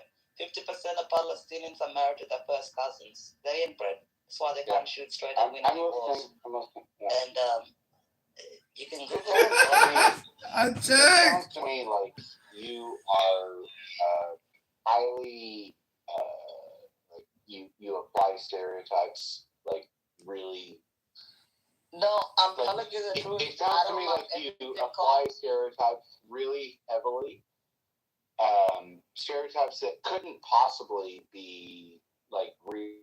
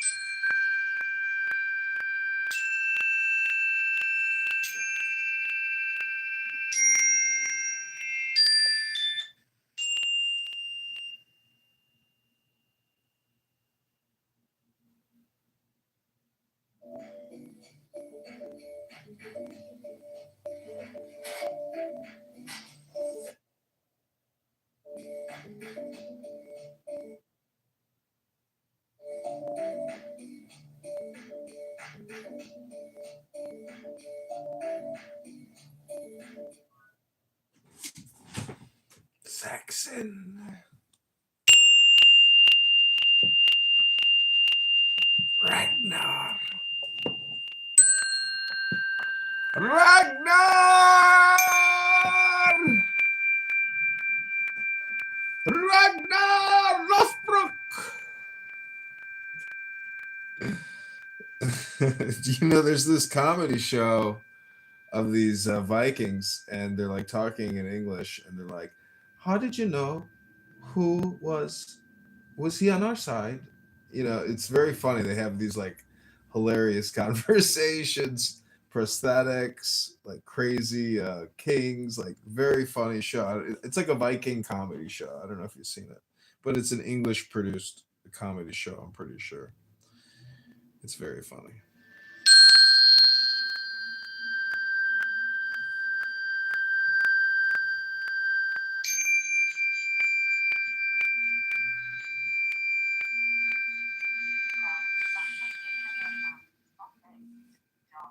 Sorry, I'm creating ASMR videos for YouTube.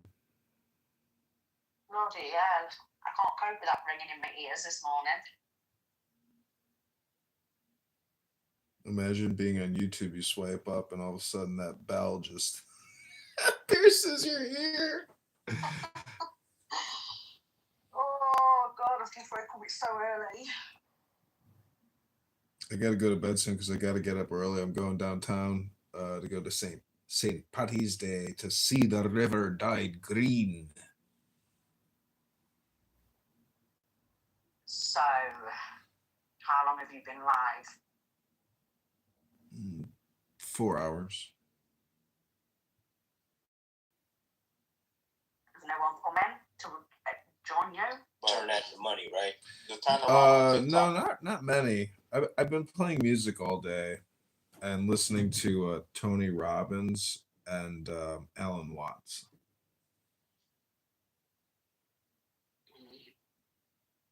I really don't even want to talk to people on this app. I mean, I don't mind talking to you right now, but honestly, like, it's such a waste of time to talk to people on here. You know, I did deactivate my account for a couple of days, and then I thought some people was messaging me telling me to come back. But do you know what? I just don't find it entertaining. There's no constructive conversations.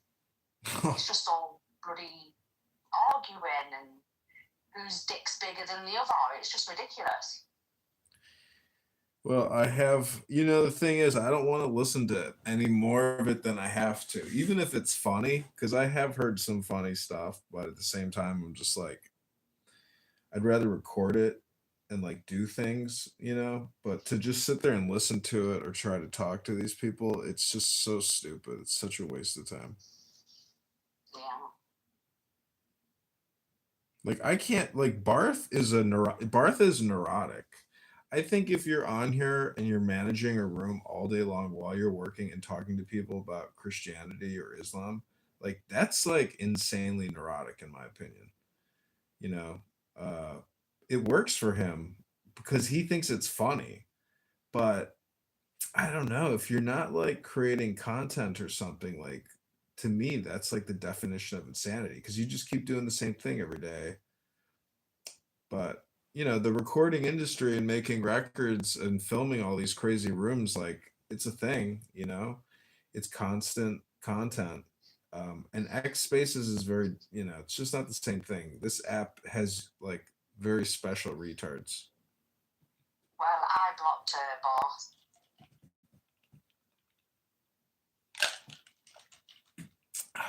Well, I've been blocked from just about every room across multiple accounts, and I just keep creating new accounts, and I do the 30-day trial for the plus, and then I just record all these rooms that they want to kick me out of. I just keep getting new accounts, and they're here more than I can even find the time to try to record them. So, I mean, it's unbelievable.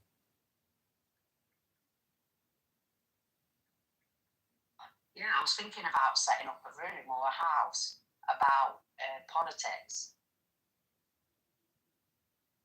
Do it. Politics is every topic under the sun. I don't know one thing that's not political. Yeah, I mean, I want people to know what's going on in the UK. There's a lot of Americans on here, so. Yeah, there's UK spaces. There's people, Americans even living in the UK, that are reporting on, what's happening over there. But, maybe things will change when the king passes on. Because Yeah, well, I just watched a really disturbing video on Facebook of the Muslims and how they slaughter their animals. Oh my God, it was so distressing to watch the way they kill the animals, man. Like, yeah, it was. I felt heartbroken. It's made me not want to eat meat again. yeah, that's the hard part about watching livestock get slaughtered, industrial style. It's intense. Yeah, we've got a new MP that's running for office. We don't have a general election till 2029, but this Rupert Lowe is a party for reform, Restore Britain, and he's saying that he's going to ban the burqa, he's going to ban the halal meat and how they slaughter their animals. He's going to basically stop social housing, stop benefits for Somalians and other people that come into the country. Just loads of stuff. He said mass deportation, anyone that's illegally to be deported.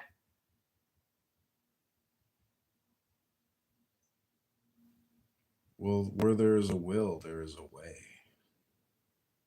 Well, I mean, he's got the backing of most Britons agree. I think most Britons are just had enough. Even those people that come in legal, he's saying you have to speak English fully, integrate and work. If you don't do none of these criteria, then you're going back home.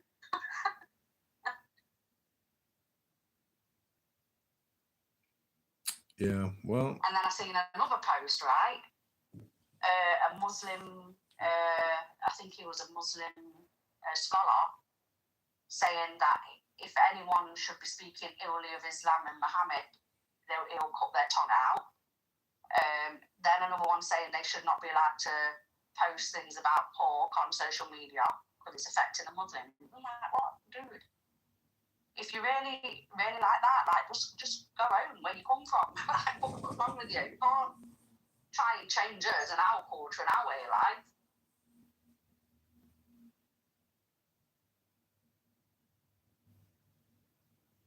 Man, I think that's what Muslims are missing, John. They need a good fucking bacon sandwich. I don't know. It's all political and psychological, but it's also economics, and like, it's so political though. They're just like constantly resisting. But Well, anyway, I wanted to ask you, like, what do you think the aim is for Donald Trump and this Iran shit? Like, I don't know. Do you think this is going to push us to World War III, or? No, I think he just wants to bloody them and bash them, and beat them up as badly as possible, and see what happens. I mean, that's what he he's did doing. a speech on Facebook to the Prime Minister of the UK saying the UK's got a big problem with immigration and Muslims. Like, we need to basically fix up and sort it out. He said Sadiq Khan, which is the mayor of London, is a complete and utter fucking failure to London. Yeah, well, most of us agree. Sadiq Khan's a bit of an idiot and is a member of Muslim Brotherhood. I don't know how they let someone like that even be a mayor, to be fair.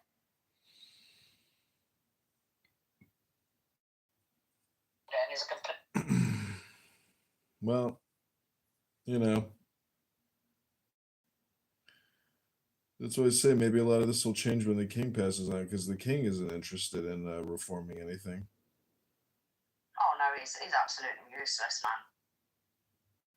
I mean, I know he's been battling with cancer, but people are just sat there at this point, just like, just hurry up and go, just hurry up and die. And I know that sounds really bad, but Oh yeah, I mean, he'll be around for a while. His hands do not look good. They're always so swollen. But I told this English girl, I was like, you know, the royal family are just LARPers. She's like, what does that mean? I was like, live action role players, you know? They're just like you and me, but they just dress up and pretend like they're the king and queen because of, you know, hierarchy and precedent. And she got so angry at me. She's like, I love the queen. How could you say that? I love the queen. God bless the queens. God save the queen. well, you know, the Queen, you know, she was very patriotic. Head of Church of England, same as the King, he's head of Church of England, and she was very patriotic. And what's going on right now, I don't think she'll stand for it. But the King he's letting too much stuff happen and too much being done, and he's not really intervening much. But you know, I look at it like this. I don't think he's got long left, and with any luck, it won't be too much longer. But at this point, I think people are sitting there saying, well, you know, the monarchy are a financial drain on taxpayers. You know, they don't really do anything. They don't really intervene in Parliament and stuff like that. Like, they should be they should be bothered about the people. And I don't get the impression that they are bothered about the people. Well, it's possible when King Charles dies that they dissolve the monarchy. Well, I don't know. I mean, I would sit there and say I was listening to, when I was on TikTok, I was listening to an ex-imam of Islam, and he was an imam in the mosque, and he did a lot of studies, and he was a Muslim for 20 years, but he left Islam. And he was saying there was a 5-stage plan that the Muslim Brotherhood have in preparation for the UK, and one of those plans was to overthrow the monarchy and create an Islamic Britain. And he said, if you start seeing these signs leading up to that, he said, I'm telling you, you need to leave the UK. Well, it's all still, see, the problem that the UK has is that they created the royal families, you know, of the Middle East, and so there's so many royal families out there that and because we live in this multicultural world, you know, this is what has happened, because it's really basically monarchical wokeism. You know, it's really. Have you ever been to Thailand? No, I haven't. No. Well, they have a monarchy there as well. His name was King Boomabal, and he helped the West, you know, fight the Viet Cong in Vietnam and Laos, and so he's like a friend to the West, you know. And all I'm trying to say is that because of the monarchical system, and because of the monarchical system already exists in Islamic countries, that's what you have to look at it as, is, you know, it's already out there, it's fully integrated. You're just being overwhelmed because there's so many of them and they want to get the fuck out of their country. Yeah, but I mean, tell me if I'm wrong, but if you're coming from another country, I mean, respectfully, if you're coming from another country, whether it's, you know, a third world war country, or you're coming to a Western country and you want to make a better life, and just live in peace and, you know, just have a better quality of life in general, surely you wouldn't come here and then try and, you know, implement your culture and your religion and your way of life into a Western country. Yeah, but surely that they shouldn't be will allowed, do you it. know? Yeah, but you can't stop it. People will do the practices that they want to do and just do parallel society. So there's nothing you can do to stop it. This is why protecting your borders and your religion, your culture, is so important. You know, because then you have outside communication coming in and dissolving the legacy communication. It's just, you know, Well, it's part of I it. think we've It's had part an of issue transformation. since. I think there's been a prominent, more noticeable issue since 9/11. What we've noticed, I just think, like you say, we shouldn't have open borders. People should not be allowed to just come here. You know, we've been saying this. They should have the army on the borders where they come in and just turn them back. That's what the military is supposed to do, but this is what happens when you have dumbasses in charge of your government. You know, you have inaction. Yeah.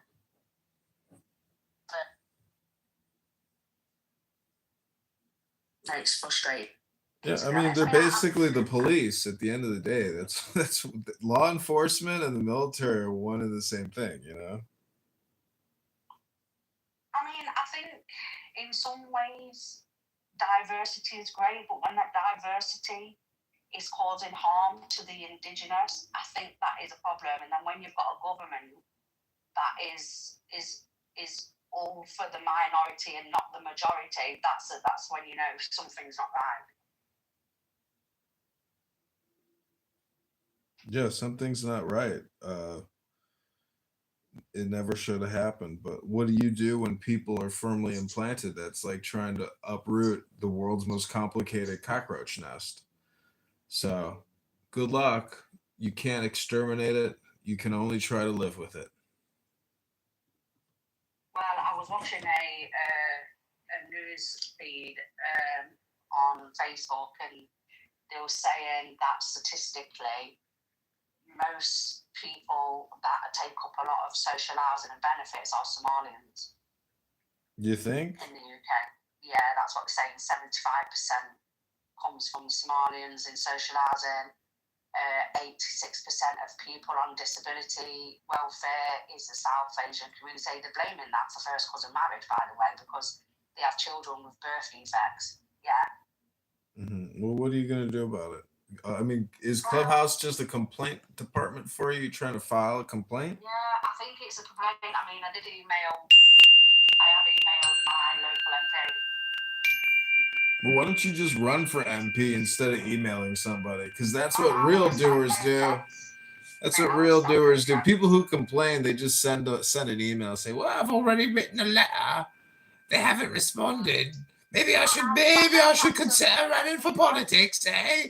Because I don't think there's any other way to fix it other than to come to Clubhouse to complain." I've got no chance of running for MP. You got no chance, but you got no chance if you come here and fucking complain. It's the same fucking thing. It's taking a box full of nothing complaints and putting another nothing complaint in the box of nothing complaints. What do you do? I run for politics. What the fuck do you think I do? I'm running all the time. Never stopped running. Okay. We're always running for office over here. Do you have votes, John? Hello? Do you have votes? Hello? Can you hear me? What did you say? I said, do you get votes? Do I get votes? Yes. You have to get on a ballot, or you have to have write-in Let me tell you votes. something. Do people email you complaining about the state you live in? Yeah, I get letters, I get emails, I get messages. I'm a public political person trying to communicate with voters and constituents. So yes. Okay. What do they complain about? All the abortions, the 65 million dead children since 1978. And what's your take on the abortions? Oh, it should be outlawed. Anybody who practices it should be arrested immediately. Yeah, I agree. Whether I know I'm a Christian, but I mean, even if I was an atheist, I think women should take more responsibility in contraception. We have a population crisis. We want to grow our population. We want babies, and our country would be 450 million people if it wasn't for the medical industrial complex and the government paying for these abortions. In fact, the government should never have paid for them. They should have just given liberty checks and baby checks to all the people that had babies. That's the way you grow. You don't cull your people. You don't murder your own people. That's called genocide. No, I agree. I mean, to be honest, I mean, not due to no fault of my own, but I've been pregnant 13 times and lost all 13 miscarriages. Oh my God. And they're not just normal natural miscarriages. There was, you go for your viability scan, and I go there and they say the baby's got no heartbeat. I'll go there. Even some cases where they've got an heartbeat at 7 weeks, gone back at the 12-week scan, no heartbeat. So I've had a lot of miscarriages and I've had to have a lot of surgery, to remove. So sorry to hear that. Fetus. But I think I always wanted a big family, but unfortunately, some it's just not happened for. And I'm 42 now, so. But I had birth to one son. He's 18. I would have liked to have had more. I would love to have had at least 6 kids. But it just hasn't happened, man. It hasn't happened. I believe in that. I believe in growing, reproduction, growing.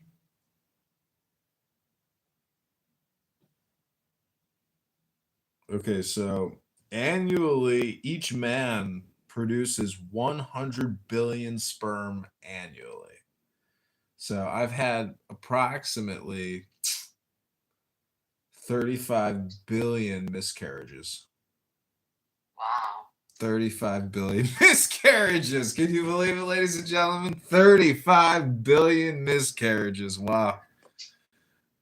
Also, just to note that in the UK, I mean, I don't know if you know much about the UK, but the cost of living and just the cost of living makes it harder for people to want to have kids because they physically and financially cannot support them.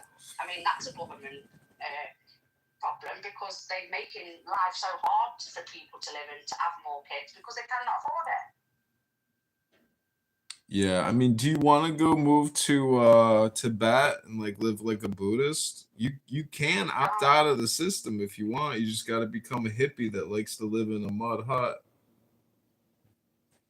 You could do it. I like my life. I have a good home. You I could have a do good it. life here.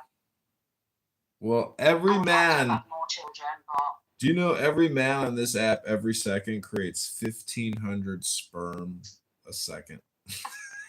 I wouldn't say it's all useful, though, would you? 1,500 sperm a second. So every word is about 1,500 sperm created in that guy's thighs, in between his legs. 1,500, 1,500, 1,500, 1,500, 50. That means that person could literally, create 1,500 of himself every second if it was possible. How many kids do you have, John? If you don't mind me asking. Well, every single second I have 1,500 more. 1,500, 1,500, 1,500, 1,500. Like I said, I've had 35 billion miscarriages. I just told you I've had 35 billion miscarriages, and every second I have 1,500 more. I'm not talking about that. I'm talking about pretty. You personally. I don't have any kids. I'm 43. I have no kids. You have a wife, though, right? No, I don't have a wife. No. Oh. Would I be on here talking to you at 3 a.m. if I had a wife in the other room sleeping? Hell no. I'd be curled up in the fetal position next to that big fat ass. Well, I don't come on here when my husband's around.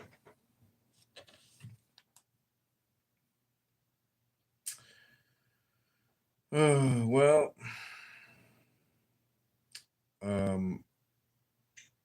think I'm gonna take a shower before I go to bed. Maybe not. Maybe I'll shower in the morning.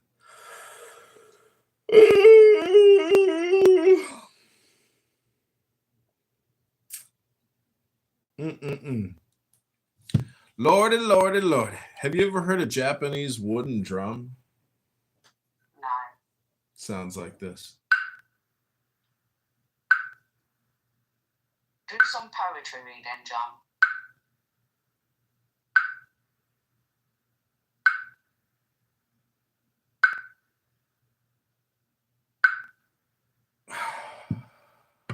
It's a Did you hear breathing. what I said? Oh, did you hear what I said?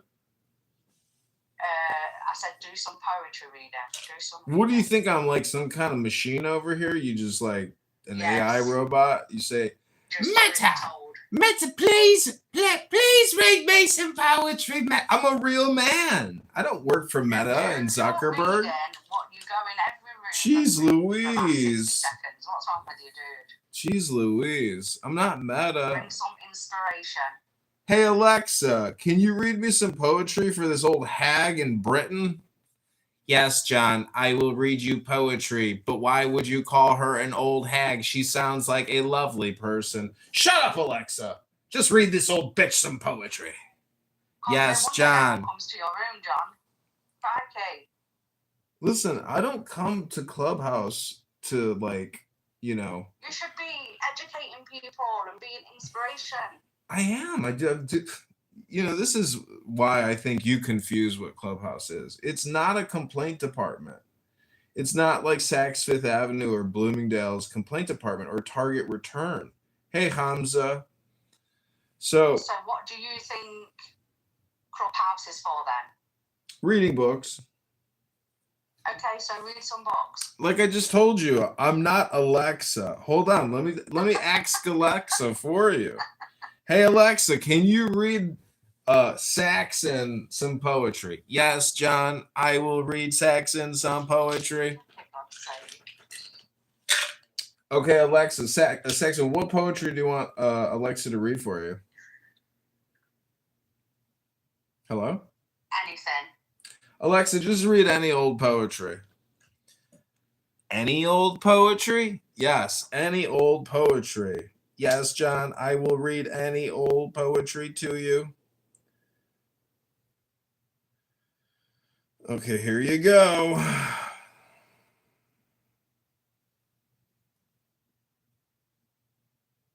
life, and gradually that wanes, doesn't it? Because after a while, the sea darkens. The voices of the wild ducks are faintly. She laughed. In the dark forest, a berry drops. The sound of the water. Those were two complete poems from a kind of Japanese poetry known as haiku. To my mind, this is beyond all doubt at once the simplest and the most sophisticated form of literature in the world. For the invariable mark of very great artistry is its artlessness. It looks easy. It looks almost as if it were a work not of art, but of nature. When you're used to Western poetry, the haiku comes as something of a shock.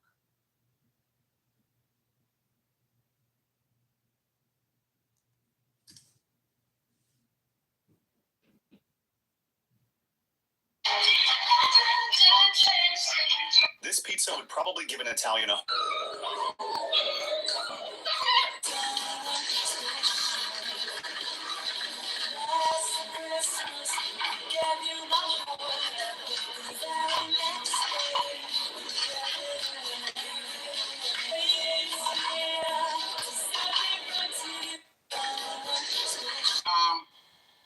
Or ChicagoMayorElection.com. After this mom realized that her son's soda can in his... After this mom...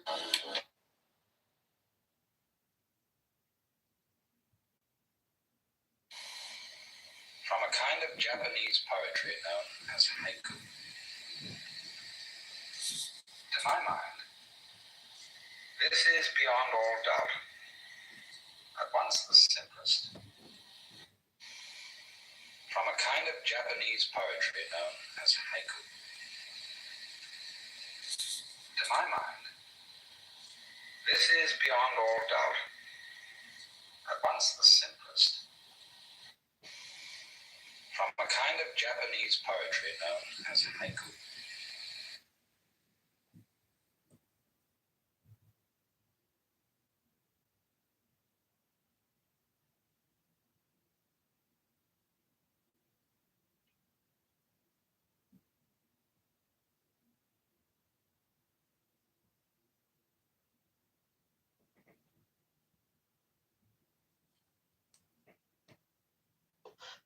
The Jews have crowned the Messiah, and so they arrested him, and they gave him 2 weeks to convert to Islam, and so he converted. So there was like a big disappointment in the Jewish world back then. Like there were some rabbis from Gaza that were supporting him. Something like they say 70% of Jews around the world basically were in favor of the Messiah. So anyway, the point about this sect, okay, that we call the Don Mayor, that they say that this guy. Oh, damn! I like this guy. Yeah, you're talking about the Don May people. Don Mayor, yeah. So this. Are you about to when you're playing lands? Are you going to mention how they are possibly related to the Saudi crown royal prince? No, that's I'm talking about crypto Jews. That's different. So, I'm just specifically focusing. From this group, they say the British, who had basically the whole of this end of the 1700s and 1800s, especially they had the Rothschilds. Working with the Rothschilds, right? And also coordinated with these Don Mayor to basically subvert the Ottoman Empire because they had plans to take over Palestine, which the Ottomans and Egypt, which the Ottomans controlled. So they started working from within Turkey to subvert Turkey and weaken Turkey. So from this comes, obviously they had the First World War and weakened Turkey. They seized Palestine, and the other Turkey comes from this lineage of this group. Don Mayor, okay, and they basically they were called the Young Turks. You had even higher ranking people who were Don Mayor, right? Like really high ranking people. Yes, and then from this also comes Erdogan. They say he comes from the Don Mayor. I don't know. That's what I've heard researchers say. So I wouldn't say too much on the tag about my present. So the point here is that we see this all over the world, right? Anywhere the British or Anglo-Americans have been, they've been subverted. This is one method that from within they can weaken the country or take over. So that's very interesting. If you cannot take over a country by war, you have to demolish it by itself, right?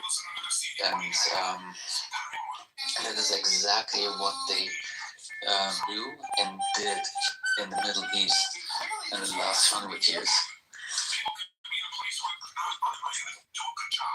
I don't know much about the Saud family and the Jewish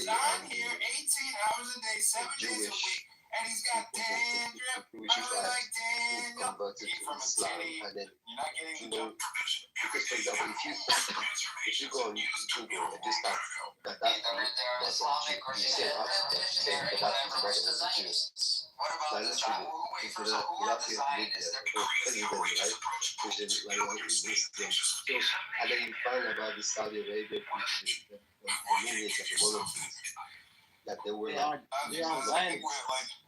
They're Zionists. Yeah, you can't even have Free Palestine memorabilia in Saudi. That shit is crazy.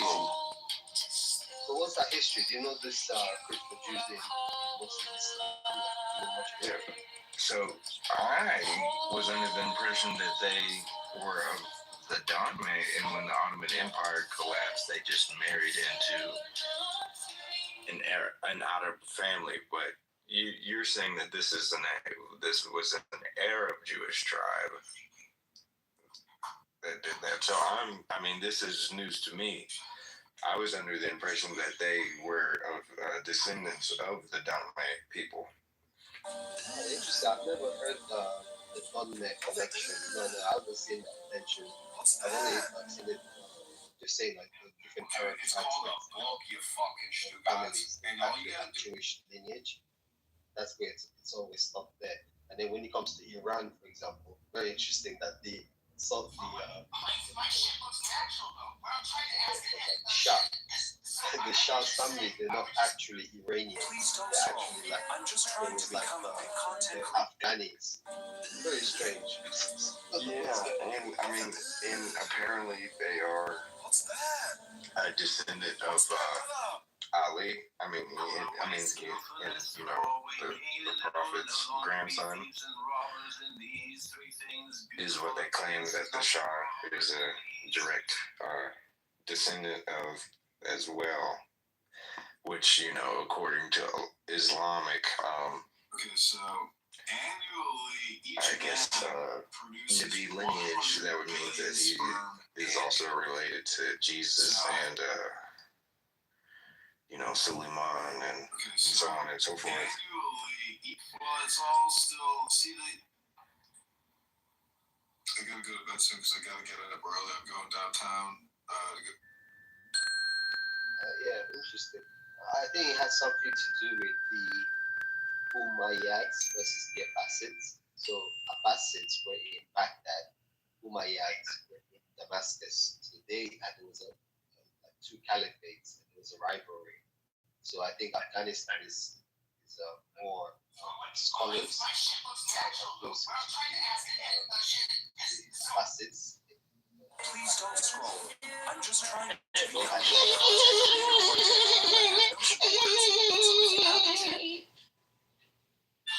Oh, that's funny to you.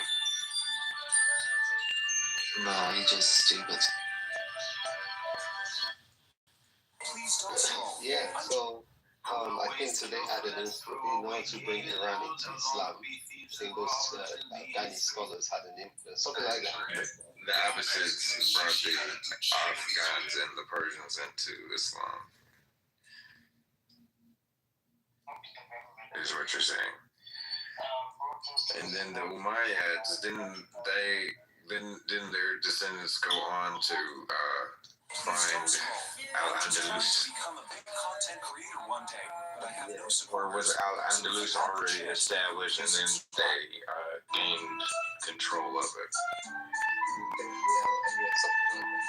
Yeah, it's funny you bring this up because I'm actually in the middle of trying to brush up on more Islamic history. This is a conversation I am enjoying. Yeah. Does anyone know about, like me as well, I'm very connected to I've read of like India, for example. India's right? I just saw an article from like a trusted YouTube channel called Neutrality Studies. It's a YouTube channel I follow. It's basically like independent journalists and scholars. Anyway, they say like the war has broken out in India. This is just today or last night. Okay, so what the hell is India's problem or influence in this whole thing? Because for me, like they say, the fact is that India betrayed, and because India, the day before the war started in Iran, or Israel stormed Iran, 2 weeks ago, India's prime minister, like I don't know if he's for the first time, it was so weird, the whole ceremony.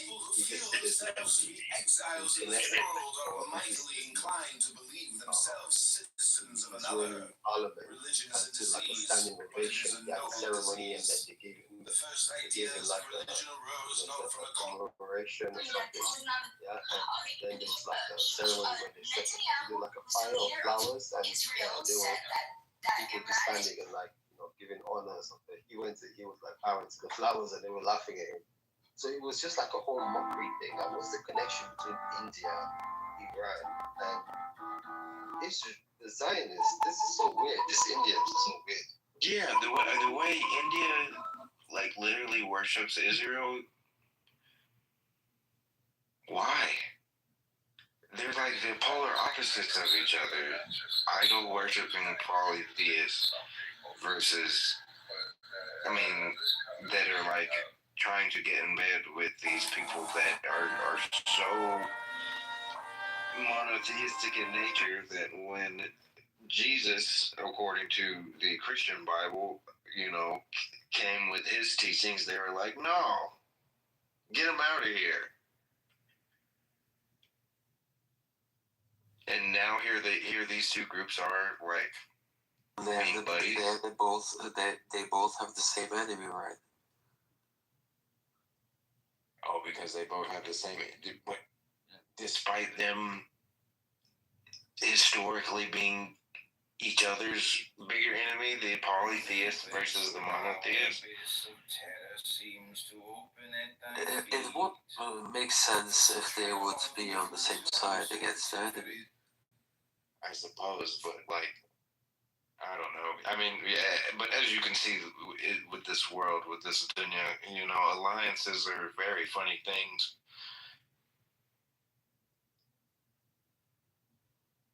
I'm a cool. 100%. Yeah. I think the countries that will be most involved in this whole thing is from Turkey, and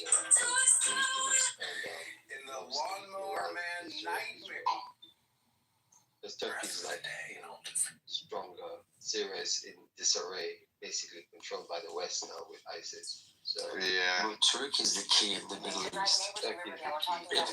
If there's gonna be new sketches on the map, then Turkey will do it.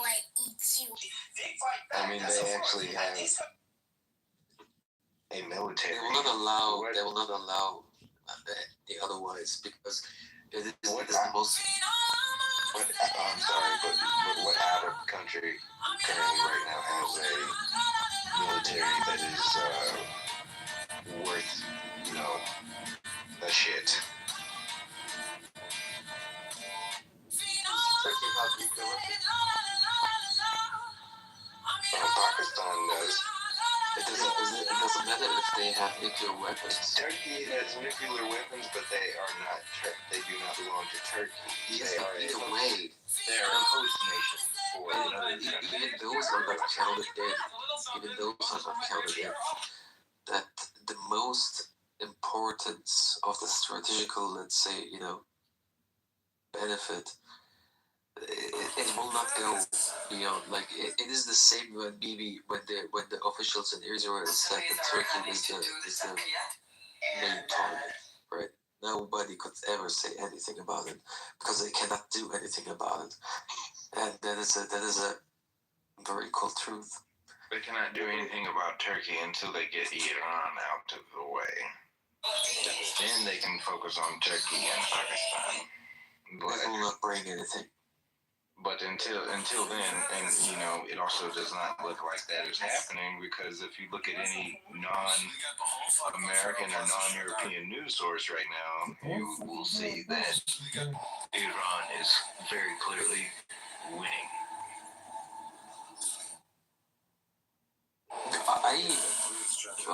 To be honest, I cannot say if my news are reliable, but generally I see I don't see a weak Iran. Correct.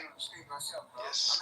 Yeah, that's it. Because it is not even possible to see weaker Iran, because there's a history behind it too, and those people have military knowledge and history, which is. Yeah, if America's using these new weapons like EMPs, with this the one using Venezuela with the army and stuff. They know about these weapons. They're gonna experiment. Experiment, but having those conflicts in the Middle East doesn't benefit those regions, right? So after limits, I'm sure that China and Russia will intervene. because they cannot have those responsibilities in that region. It is not benefiting them at all. And America's already the enemy, like, let's say, 2,500 Marines on the ground, they say, is the latest update. It's updated to 5,000 now. Either way, they're still the Marines. They're 2 weeks away.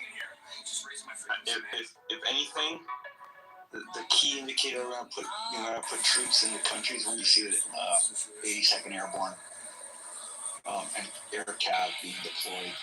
They're more of a rapid deployment, 18 hours. The Marines are 2 weeks. Amphibious units can take 2 to 3 weeks to get there. And not really. I would worry more about 82nd Airborne. If that really happened, they already issued a warning to anybody who think it might be a great idea to come into Iran vertically. They said that is, you may come in vertically, they said, but you will not leave that way. So can there be a peace treaty? Well, I think Iran gave three requirements for there to be a peace treaty, right? He did that yesterday, the president of Iran. Yeah. What is it like? I know one is reparations, the other one is autonomy, like recognition, of them, of their regime, and the other one I think was, I guess, Freeing Palestine. No. Basically, it says basically assurance of no future attacks or engagements, against them. So many Muslim, countries all around in the same place couldn't be able. They were not able to get their heads together to create a strong, let's say, Muslim nation. Rather than radical being more, kind of a guidance for the Muslim, let's say, world. They always allow it to happen, bro. Like, this is crazy. Why is it that modern day Arab military of any Arab country, why is it like literally a joke? Like just like a bunch of fat guys that were educated in England or whatever fucking military school, and here they are in a fucking sash. That's it. If I start to talk about it, because the Arabs backstabbed us like 3 times in history, I can't. I want to say a lot of things, but I cannot. Man, yeah, I mean, I too, I can agree with you to a certain extent. I particularly do not like what's going on in Philistine because I don't particularly like being sympathetic. You're forcing me to be sympathetic towards a group of people that does not have my particular best interest at heart most times and stuff. So, it is what it is. This is, like I said, back to alliances. Comical sometimes. Welfare fraud. Israel-Iran conflict. Teach Tom from MySpace. Alliances are like kind of shit. And to communicate. Politics is like, being double-faced, right? Like, this shit's crazy. It's like we are fighting against the PKK, the terrorist group, and at the same time buying oil from the PKK. What the fuck? Maybe we should send all the politicians to fight each other, do the war themselves.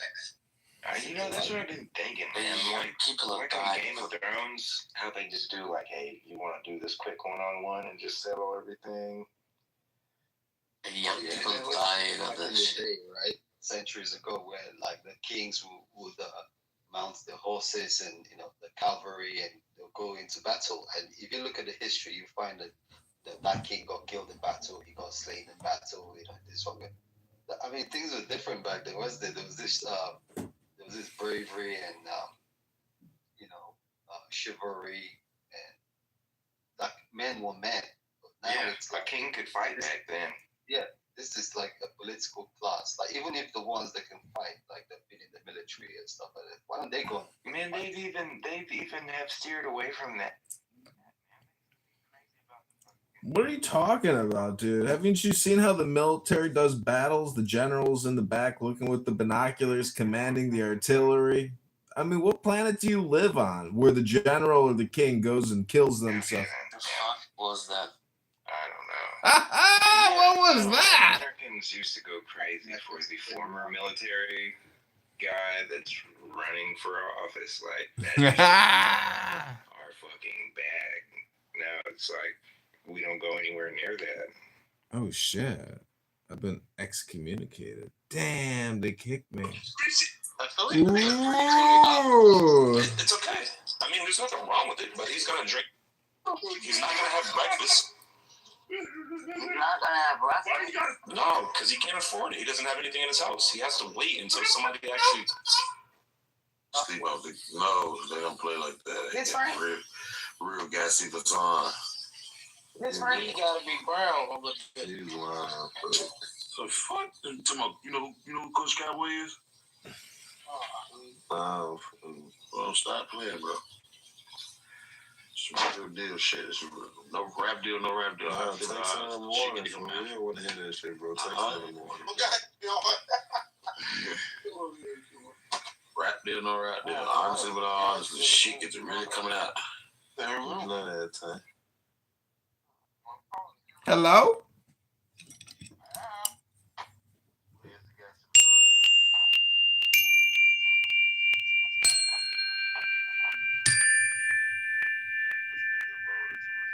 Hello?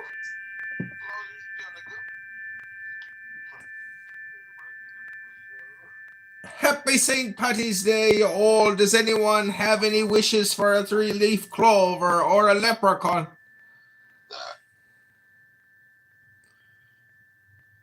Get kicked real fast.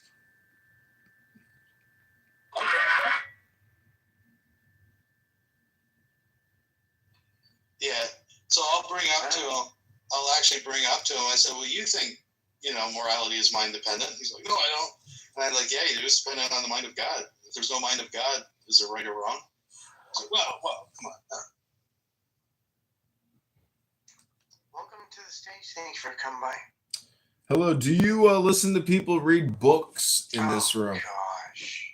Donald, it's a question. Donald, can you answer the question? Do you let people read books in your presence? Would you rather just have a conversation? No, I'd like to read 60 seconds. Have you noticed that I've been liking your streams? You have? I've liked every one of your streams for the last 2 weeks. Nice. I want to have a conversation with you, but I don't want to have a conversation with this character. Do you understand the difference?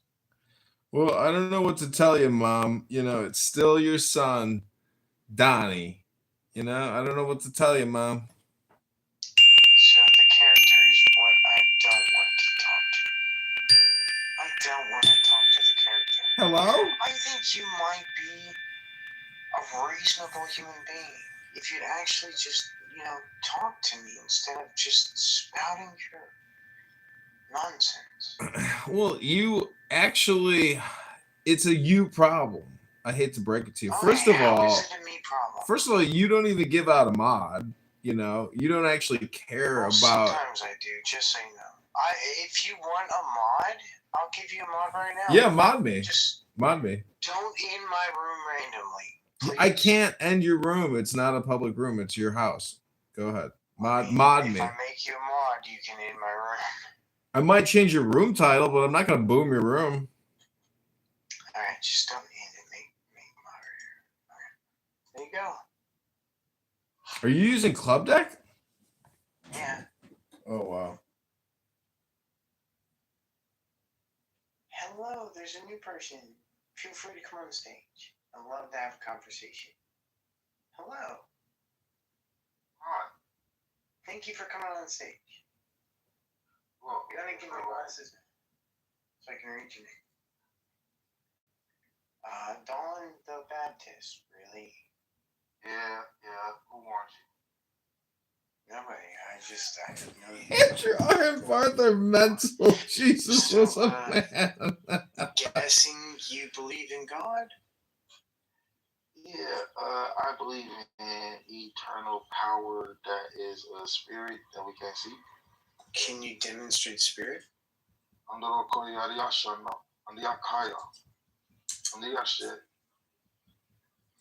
So can you demonstrate spirit? Yeah, so like you got to know what spirit is to be able to Arthur mental. Jesus was a man. all power, all authority, invisible, we can't see, it just is. So do I have spirit? Arthur mental. Do I have all authority? All authority? Yeah, do I have all authority because I have the spirit? No, but I was wondering. No, so it's a useless definition.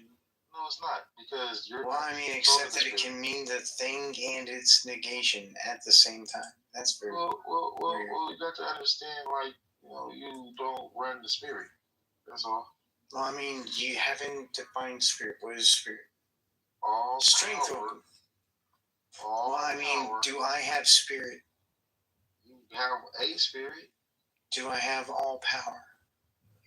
No, so spirit is a useless definition if you mean all power, because I have spirit and I don't have all power. Donald shows a hit. Because you don't know who the spirit is. Yeah, you have to know who the spirit is. You have a spirit, but you don't know who the spirit is. Sorry, I muted somebody on accident. Yeah. I didn't mean to. I was trying to invite somebody in the screen. Sorry. Yeah, so you got a spirit, but you don't got the spirit. That's different. Okay, so what is the spirit? The spirit is what the Lord gave to your family a long time. Demonstrate the. Okay, so what is the Lord? What is the Lord? Yeah. The Lord is the spirit. Okay, but you said that the Lord gave me the spirit, and now you're saying that the Lord is the spirit, so how can no, I said the Lord gave you a spirit. Andrew Iron Arthur mental. Jesus was a man. Yeah, that's what I told you. Words. Okay, well then you didn't answer the question I was asking, so that's a tracking error on your part. Well, at the end of the day, it was your responsibility to give it to me. No, I asked you the question. If you didn't answer the question I asked, that's a tracking error on your part, not me. Well, the service like this. I asked a question. If you didn't answer the question that I asked, that's a tracking error on your part. Is a servant greater than the master? I mean, it depends on how many guns they have. I never seen a servant that was greater than a master, but... Did you ever see a servant who had a gun against their master's head? No, because I wouldn't do that. Okay, so if a servant had a gun against their master's head and pulled the trigger, who has the power? Well, at the end of the day, the master always want to have power. I mean, he pulled the trigger, which means the master's dead. So who has the power when the master's dead? I said pull the trigger. I said pull the trigger. Yeah, Donnie! You don't know what power is. I do know what power is. No, you don't. We can't define power. Okay. I don't know what power is. Define power. Power is just something that always going to exist. Something is not the first word of any definition ever in the history of definitions. So, what is power? Unfortunately, I was miseducated. Unfortunately is never the first word of any definition ever in the history of definitions. What is power? And unfortunately, right? What is power? Power is God. Okay, demonstrate God. Talk. Wait, what? Talk is God. If you just say that talk is God, then parrots have God. Well, word is word. Sure, parrots have words, so parrots have God. You say they didn't. Sure, parrots have God. Yeah, power. But you're not parrots have power, yes. I would never ever touch a parrot because of its immense power to peck my fucking finger off. Yeah. So yes, parrots have power. The parrots can speak. Well, lives power. Yes, God is a parrot. I agree. God is a parent. We agree. Good job, buddy. You demonstrated that God is a parent. I appreciate that. Demonstrated that you just didn't listen to none of your ancestors. That's all. I don't care about what my ancestors say. My ancestors are not all-knowing. Just so you know. Well, the kingdom was handed to them, so they should have knew something. Well, no, they didn't know everything. They didn't know about particle accelerators. My ancestors never knew about particle accelerators. I know about particle accelerators. What's up? Oh, yeah? Hello, how are you? Sorry. Well, hang on, let the other guy talk. Things new. I've been going with you for a while. Let the other guy talk. Hey, buddy, watch it. Dude, do you want me to put you in the audience? He ran away. Donald's about to become Muslim, sir. Demonstrate that Aisha was more than 18 years old. I already did. I don't want to talk about it ever again. You haven't done that. There's different opinions. That's all you need. I will never, ever follow a pedo. Ever. So Donald, I remember you saying that. I remember that's horse shit. I remember you saying that you, like, that's so unintelligent, like, to say that. I remember you saying that. To say what? What was unintelligent that I said? Just like these half-baked, like. No. What was the thing that I said that was unintelligent? What was the thing that I said that was unintelligent? The whole world knows who are the real. Okay, you the real can't say. pedophiles. Okay, let's just move on because you're just spouting nonsense. You did say that, like, you experienced nirvana at some point, correct? I have experienced nirvana. It's wet and tingly. Yeah, so how do you write that off as an atheist? As It just happened in my brain. There were some chemicals and. Yeah, it happened in my brain. Like, that's it? Yeah, You know there was, like, more than that going on. It's not that's it. It happened in my brain. It did happen in my brain. So why is the brain wired to have these experiences? DMT is a hallucinogen that is endogenously. How is that evolutionary? Hello, I'm in the middle of a sentence. Wow. How is that evolutionary? I'm in the middle of a sentence. Okay, so you're way more important than me. What were you saying? Like, what's the purpose of these experiences? Like, there's just, like, random happenstance? Chemistry is not random, so no, not random. So what is spiritual experience? Spirit doesn't exist. Demonstrate spirit. Whatever, with nirvana, like that. What are these things? Nirvana is a brain state. Okay. I've experienced that brain state. What led you to that experience? Controlled breathing. Okay. What did you get from that experience? Nothing. Come on. Don't tell me what I did not do. You got nothing from it. There was nothing, no insight about reality or your consciousness or your I life. learned 0 things that I didn't already know. The only thing the only information that was given to me was information I already had.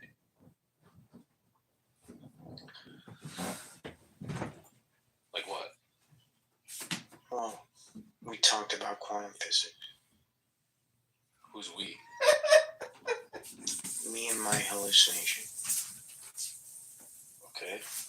Did you gain some insight? No. I already knew everything it told me because it was a hallucination of a thing happening inside of my brain. So there was no new information. No new information. This is the 3rd time I'm telling you. That wasn't nirvana. That was some just really. Oh no, nirvana is not the same. So nirvana is different. So nirvana is not the same as like a meditative state. Nirvana is not precisely a meditative state. It is like the result of breathing in a way that makes you hallucinate. I can teach you how to do it. No, I know what you're talking about. That's not nirvana. You're probably just misusing words. Okay. You're just probably in a really relaxed state. Okay. When you say hallucination. Okay. What is nirvana? I think it should involve like some sort What of is nirvana? What is nirvana?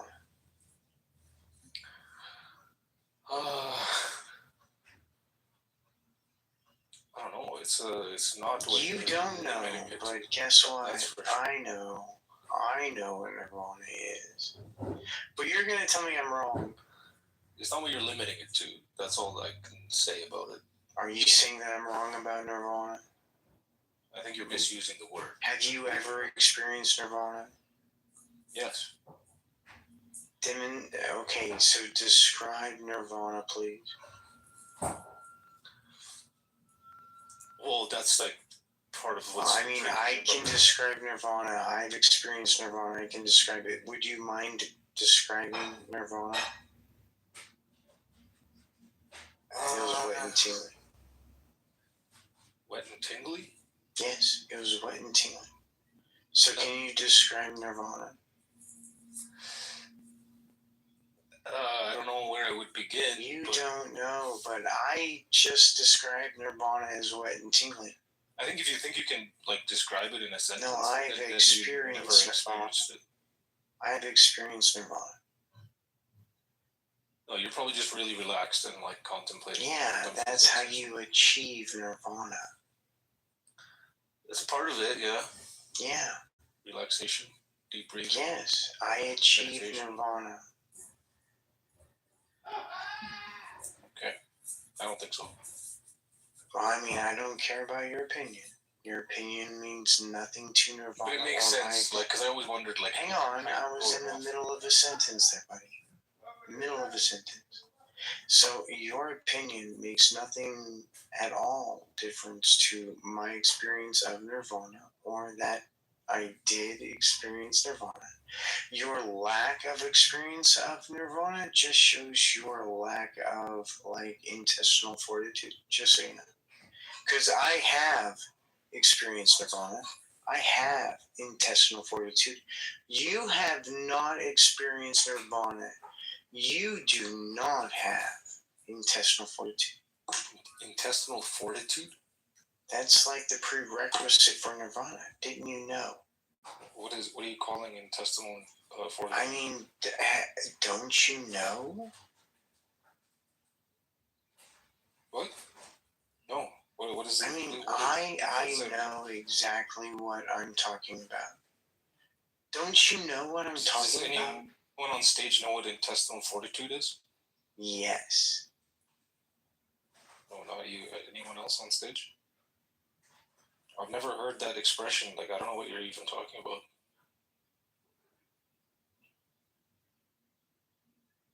Is that like a meditation technique or something? Or like, what are you saying? I'm not recording.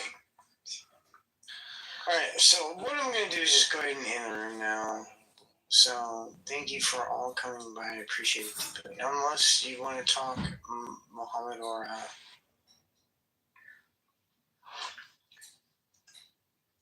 I say that Mohammed wants to prove that there is God, and you, Donald, want to prove that there is nirvana.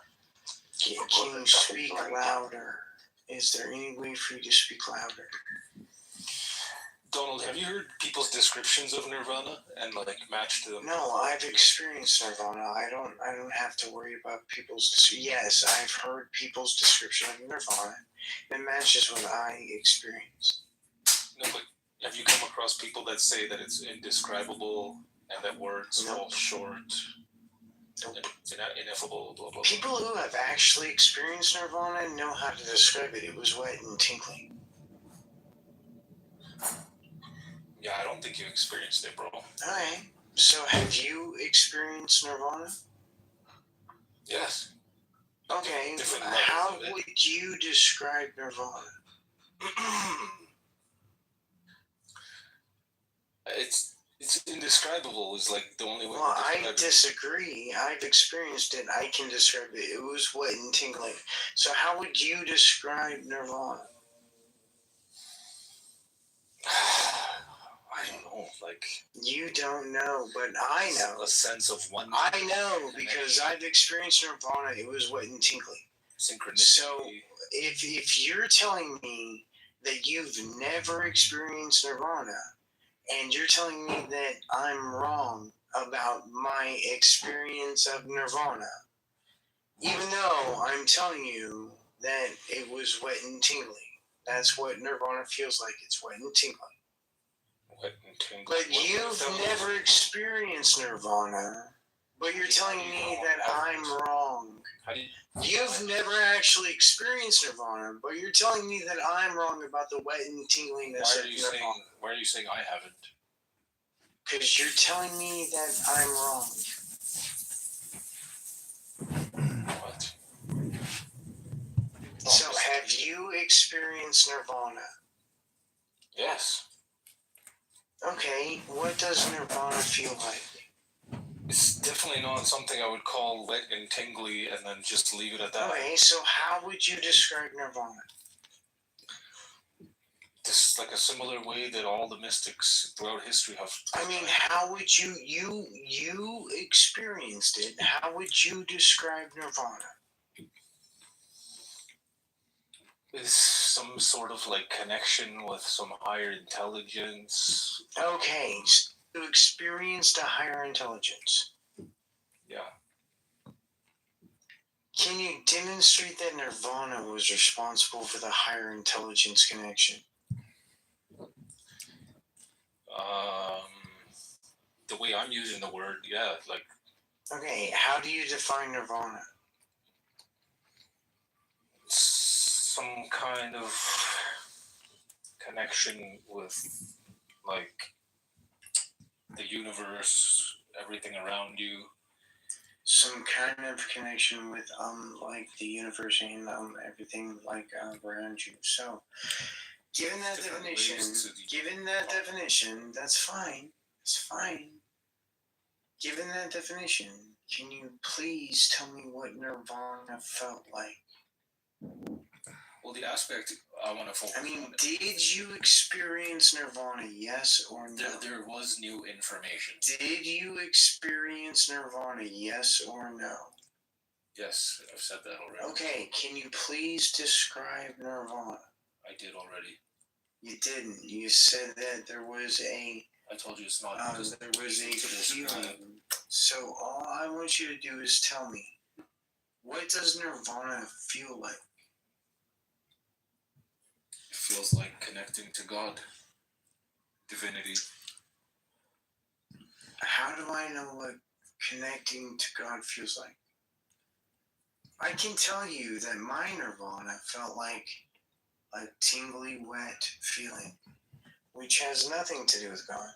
So can you demonstrate? Can you please wait, like, sir?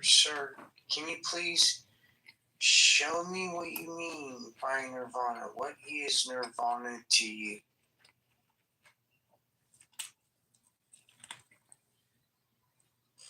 It's connecting to God.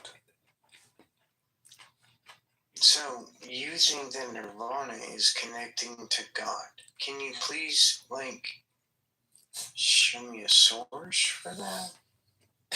No, this is like subjective. So you're just making shit up. Got it. No, what I'm trying to tell you here is like... Is that you're making I shit don't up? think you experienced what people call nirvana. Yeah, I think maybe you had like a really relaxed state of mind, and no, you're making shit contemplating like stuff, but you are making shit up. And it makes sense that you would be able to dismiss that. You are making shit up. A useless experience or just a whatever. You are making shit up. Yeah, so what you need to take away from this is that you never experienced it. You are making shit up. And then that'll help the rest of your mental block. Okay, so what I'm gonna do, since you won't talk to me, is I'm just gonna move to the fucking audience. I've been trying to talk to you for 15... And he ran away. You know, Donald, I was at a street fest one time, and there was this guy on the park bench, and he had a t-shirt on that said Nirvana. And I started laughing, and I was like, because I've been doing mantras, you know, just repeating words.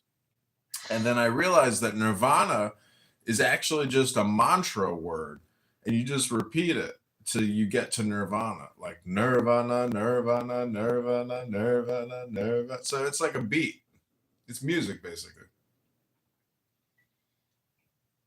Sure. I'm in Nirvana right now. I'm experiencing it with every bite of this chicken sandwich. I have a bottle of Everclear that I'm enjoying. Is that the same thing? Maybe.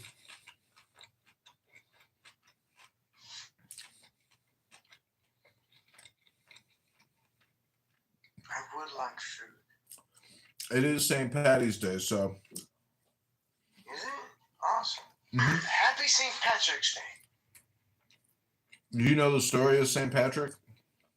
Yeah. What is he known for? He's known for casting out snakes in Ireland. He had some type of magic power. He was able to cast out all the snakes throughout all of Ireland. I'm so hungry. Just eat your fingers. Fingers taste great.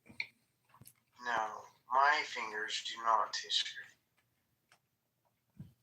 My fingers taste like if I ate them, I would lose ability. So I wouldn't do that. Well, this is the Prove to Me God Exists show by Don and John DJ, the tag team, super team, trying to get at what people's points are behind all their words. And, you know, Donald has proven time and time again that despite everyone's attempts, no one has been able to definitively prove to Donald that God exists. But we're hoping there's going to be a contender to that. I can demonstrate that God is impossible. You can? Yeah. How? Well, I mean, creation, because nothing's ever been created. Really? Yeah. Well, I don't know if you know what a sperm is, but in between your legs, in your balls, in your testes, 1,500 sperm. 1,500 sperm are created at every single second, and annually. I'd like you to know that's not creation. Just saying. What are you talking about? Genetic combination isn't creation? Creation is defined as the bringing into the existence of the universe generally by an act of God. So, is a sperm an act of God? It just depends on how it tastes. You know, if you got to put cinnamon on it, or maybe cayenne peppers, maybe a little, mukmi. So, does a sperm bring into existence the universe? Yes, because it took the whole universe to create a sperm to make a baby. Which came first, the universe or sperm? The universe. Oh gosh, then sperm didn't bring the universe into existence. You just lied. We're wrong. Why do you think they call it the Milky Way? Why do you think they call? Look at your PTR. You are a nebula, a Milky Way. You're jizz. What do you think the universe is? It's a puddle of jizz. Look at it. Just look at it. It's a mass of stars and black holes. It's Anyways, I'm just trying to say that I hope you have a fun St. Patty's Day. This is the proof. I didn't even know it was St. Patrick's Day. Thank you for telling me. Yeah, you gotta get a green. I have to wear green. Yeah, you gotta put green on. Go out. I have a watch. I have a green watch. I'm wearing my green watch right now.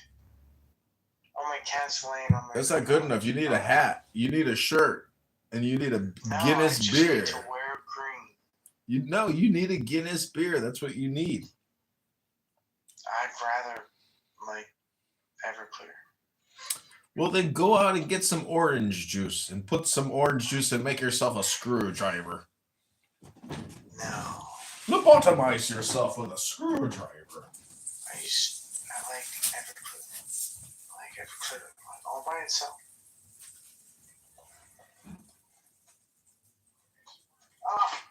I have my green watch. Oh, it has. Okay, what time is it? It's 4:04. I just doxed myself. 4:04. That way. Yeah. 12, 1, 2,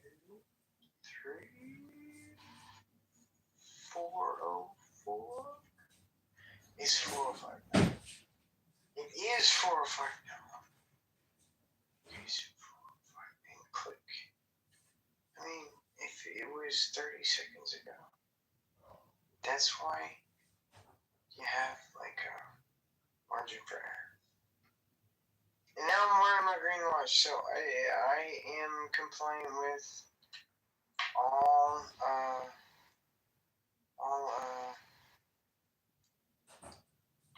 leprechaun related events. I am wearing green. It's a green watch. The entire band is green. I'm wearing green. It's cutting off my circulation, but I'm wearing green.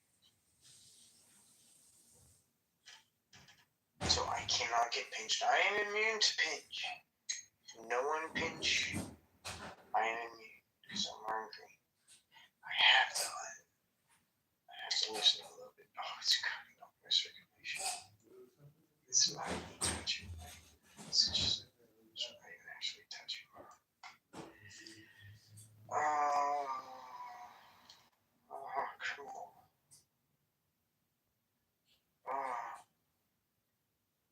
Because I have.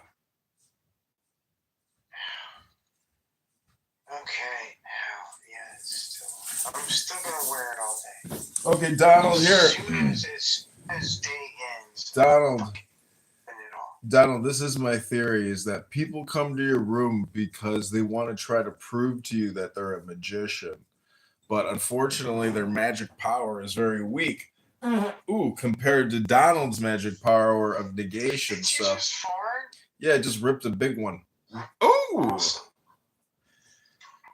So basically, what I think is that the Bible's a magic book, and that people have been, LARPing as sorcerers forever, and so Magic doesn't actually exist. exactly, just like God. So what's happening is people are spamming other people with their magic hypnosis. And the word Jesus, again, is just like nirvana. It's a mantra. And so people want to basically say, look at my music and my beat. And then you're like, that sucks. And then they're like, no, it's the best. And you're like, no, it's not. It's not good. It's not real. And they're like, it's fucking real, bitch. That's basically how it goes. Yeah, I agree. I mean, I can just refute them, which is easy. Dude, I did actually. You and I had a conversation very near the beginning of my, sojourn in the clubhouse. And since then, we've had a very good relationship. Sometimes I've had to kick you, but generally, whenever I ask you to give me a minute, you give me that minute, and I appreciate that deeply. So, Donald, what else are you wrong about? I could be wrong about many things, but I'll never be wrong about everything. Like, I know. I don't know that. Yeah, but if you're wrong about that, I'm telling you right now. I know that in 1,000 years, the things that we understand about the fundamentals of the universe, those strong, weak, electromagnetic forces, those will not change. In 1,000 years, they'll be the same. We may understand them better, but what we understand now, I'm almost done, honest, I'm almost done. Just listen. The things that we understand now will be the same in 1,000 years. What's your proof of that? Sean Carroll, he's like a physicist. Yeah, does he have a time machine? I mean, yeah. Demonstrable time machine? Yeah, I mean, it's called telescope. Just look to the past, look to the future. It's called telescope. But with these bangs and crunches and whatever the hell goes on, like, you don't think the laws of none of those things have ever been demonstrated to exist, so I don't care about it. In the Big Bang, you don't accept the Big Bang? The Big Bang is a fact, yes. Okay, so that's like proof that things change. Yes, Why would things we change. assume that these laws are constant? They're not. You should not assume they're constant. They're not constant. You said in 1,000 years they'll be the same. No, what we understand about the quantum, like the fundamental forces, will be the same. Yeah, how do you know that? Because Sean Count told me. So blind faith. No, I can demonstrate that these things will be the same. So all you have to do is just predict the orbit of a planet, and I can demonstrate the uniformity of nature. And if you don't accept that, well, I'm just going to show you the periodic table of elements. Well, that's how it is now, sure. But like, no, I can demonstrate that they're the same in the past. I can demonstrate that just by looking at the past, and the nuclear physics are the same. So if I look at a star 13.5 billion years ago, it's going to be undergoing nuclear fusion in exactly the same way as our star is now. I can demonstrate that. So I can demonstrate that physics is the same now and in the past. I can also demonstrate that it's the same in the future because I can make predictions. And whenever I make predictions and they're confirmed, that's evidence that I am right about that thing.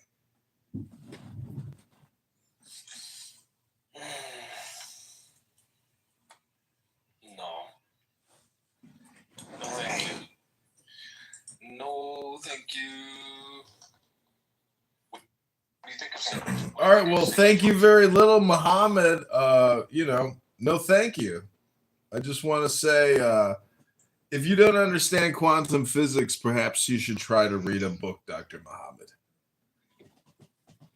I do understand some quantum physics, not all of it, but a bunch of it I understand. So I want to say that a lot of gurus and bullshit charlatans are using quantum physics in their spam. And Deepak Chopra is one of them, or Maharishi is one of them. But again, they're just metaphysicians, which is nothing more than a magician.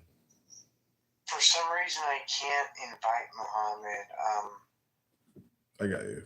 Republican, can I make you a moderator if you promise not to randomly? Bro, are you blind?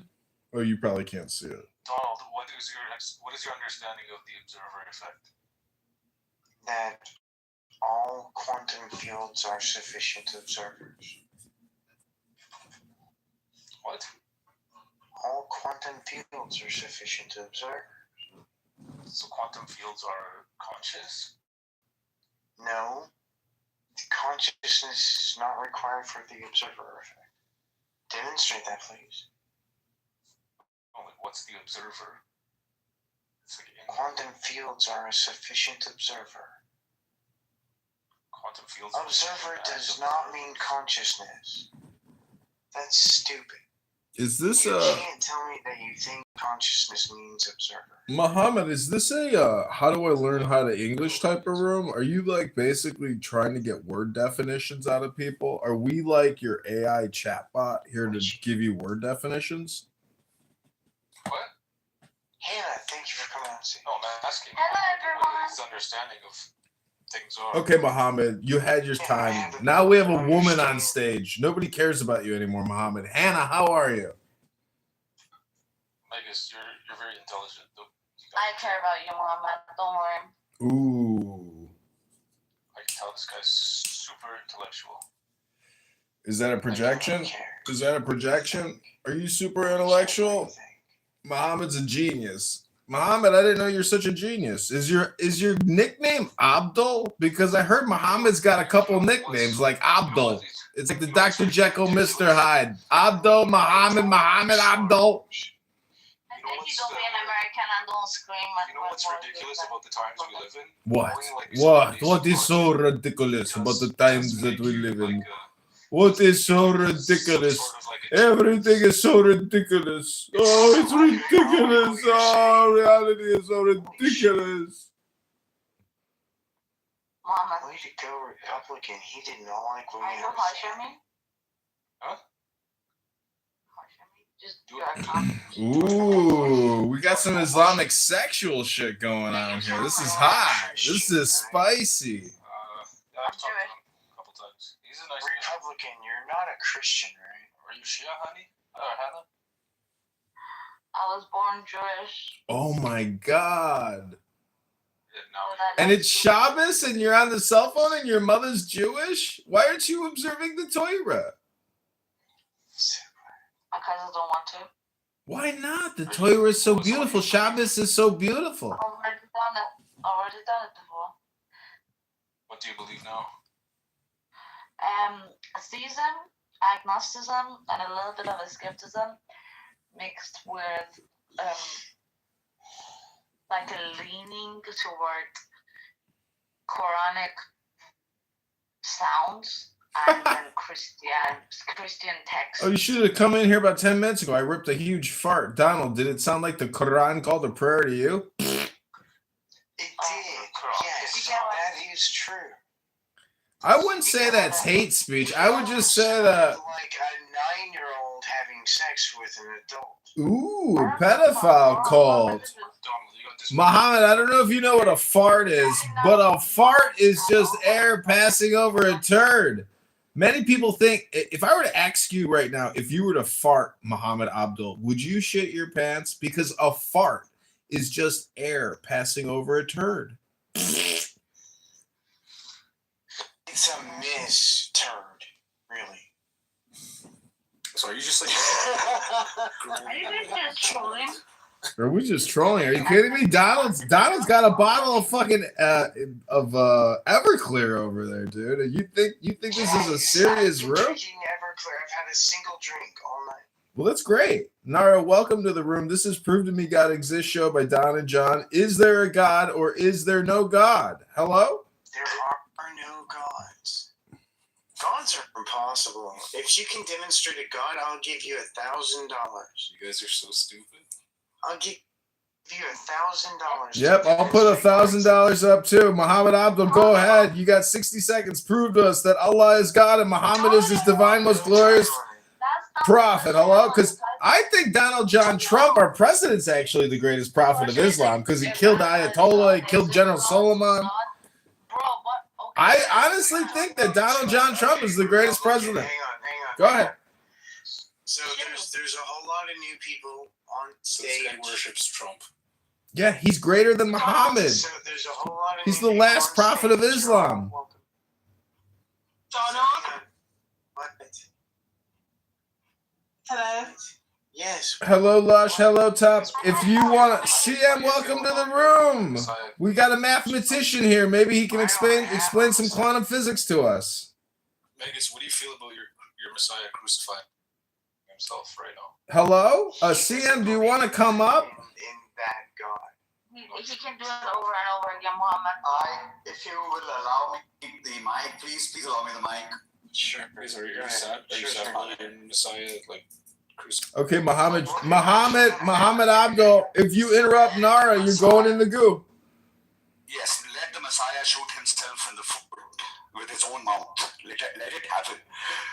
Listen to the Messiah. You're not listening, any of you. Any of you. Read what is written. Open the book. You're not listening. I read the book. Who's the I've Messiah? read the book cover to cover 3 times. Jesus. In 3 different versions. Which book, Donald? Biblical Hebrew and the context around the people who wrote it. Which book are you talking about, Donald? I've done what you're saying. I've done that. All of the Bible?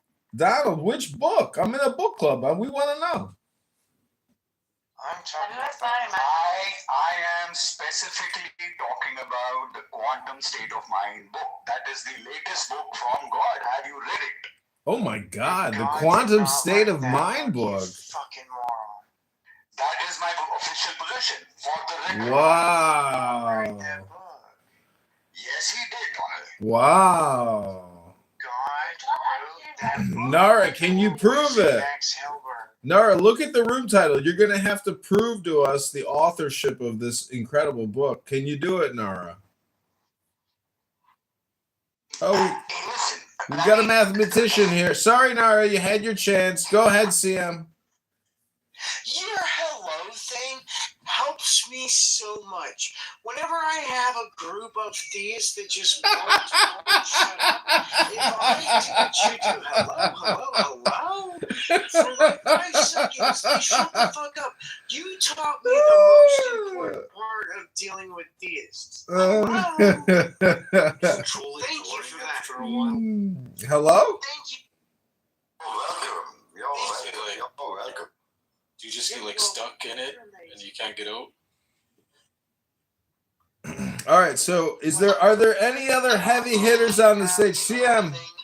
Stuck around. There's nothing to be stuck around God. It's not 420, everybody. It's 420 CST. You know what that means. After a certain age. All right, Muhammad Abdul, shut your mouth. Muhammad Abdul, please. Wait. Someone is saying something important. I need to talk to this person. He's saying something important. What did you say? Can you repeat what you said, please? Me? Republican. Okay, so Just stupid, man. okay, well you can keep saying that if you want, but it's not going to get us anywhere. Republican, please give me a second. Okay, go ahead. Who's shitting on Muhammad? Don't shit on Muhammad. No. There was another guy who spoke that said that I was wrong about something. I think that's what. No, I think you're hearing things. When Muhammad, are we talking about the Muhammad in the room or Muhammad? No. Voice. It wasn't a female voice. Megas, you're so obnoxiously annoying. That guy. Kitover. Andy Ray. Hi, CM. Okay, Republican. Why is CM? Buddy. Yes, CM. Yo, It's your room. Donald, why is Kito? Hello. I might even make you a moderator. All right, everybody, welcome to Prove to Me God Exists show by Don and John. Because some of us believe there is no God but man, and some people believe that there is a God. So, welcome to the room. If you can prove to us that God exists, you got 60 seconds. Go ahead. Donald! What? Who's saying my name? You know what? It's me, Lush. Yes. Why are you saying my name over and over? Because you know what I want. What do you want? You know what I want. I don't know what you want. What do you want? You know what I want. What you really, really want? Does it involve Spice Girls? No! Tell me what you want. Smoke a cigarette. Is it okay if I go smoke a cigarette? You earned it, Donnie, and get yourself another glass of Everclear on the house. Put a little Dr. Pepper in there. It's all you, Madness. It's all you. All right, everybody, welcome back to the show you've been waiting for here on Clown House. Prove to Me God Exists show by Don and John. We want to know, is there a God or is there not a God? And if there is a God, can you prove it? You got 60 seconds. Go ahead.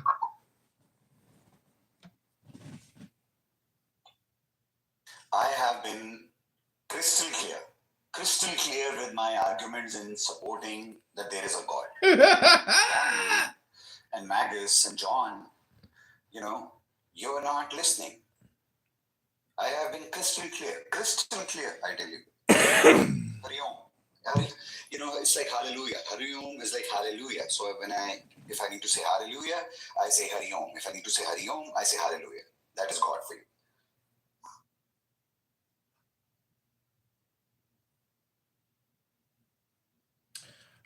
All right, Krishna. Is there anybody else? Top characters down there. Anybody else want to try to prove this that God exists? Can you prove it?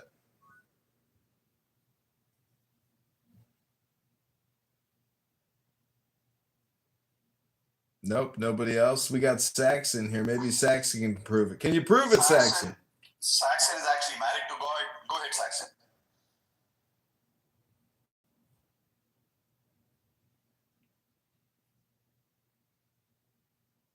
Hold on a minute, I'm just getting in my car. What did you say? You're married to God, Saxon? No, I'm not married to God. What are you talking about? You are Saxon. Now you are. Yeah, well, whatever. Oh, lady. Hello. What? You're married to God. Okay.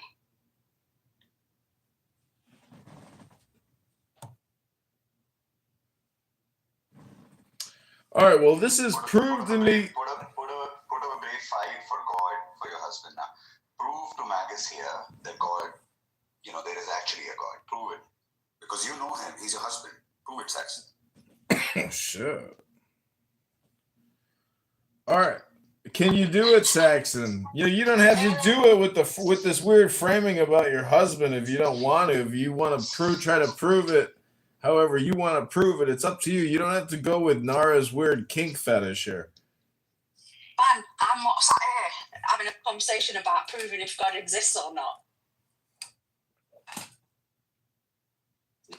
This is not the conversation I was coming in for. Oh, I see. Well, don't you know how the Donald Show works? This is the format of the show. Prove to me God exists. And it's a very popular show. Many people do it in a variety of ways. Andrew R. Barth, all the crew. Everybody here. John Lee. It's ultimately the same show, which is Prove to Me God Exists show. And so what people try to do is I talked to Donald earlier that for many years now he's been shooting this YouTube show. And so it's my opinion that technically religion is just magic and people are spamming each other with their magic words. And so, Donald has a superior power of word deflection and refuses to play certain people's games, but it's still my belief that you can still essentially mind control people with the symbols in, a religious and mystical or magical text, because it's basically marketing, because all religions, well, it's communication technology, meaning that there are symbols and hieroglyphs that it's hard to understand what it's trying to say, but they always are referring back. It's always a communication spam, no matter what. So therefore, if you look up on Wikipedia, it's called supernormal stimulus. Supernormal stimulus is super stimulus. It's big tits. It's a big fat ass. It's big plump lips. It's super. Listen. Demonstrating that humans act like humans will never demonstrate anything other than humans acting like humans. No, what I'm saying is humans trick humans with symbols and super stimulus. But it's just humans being humans. I get it, but then it's game theory, and the question is, how can you spam people with a superior stimulus? It's the essence of business. We all get stimulated when you go into a pizza parlor and get a piece of pizza.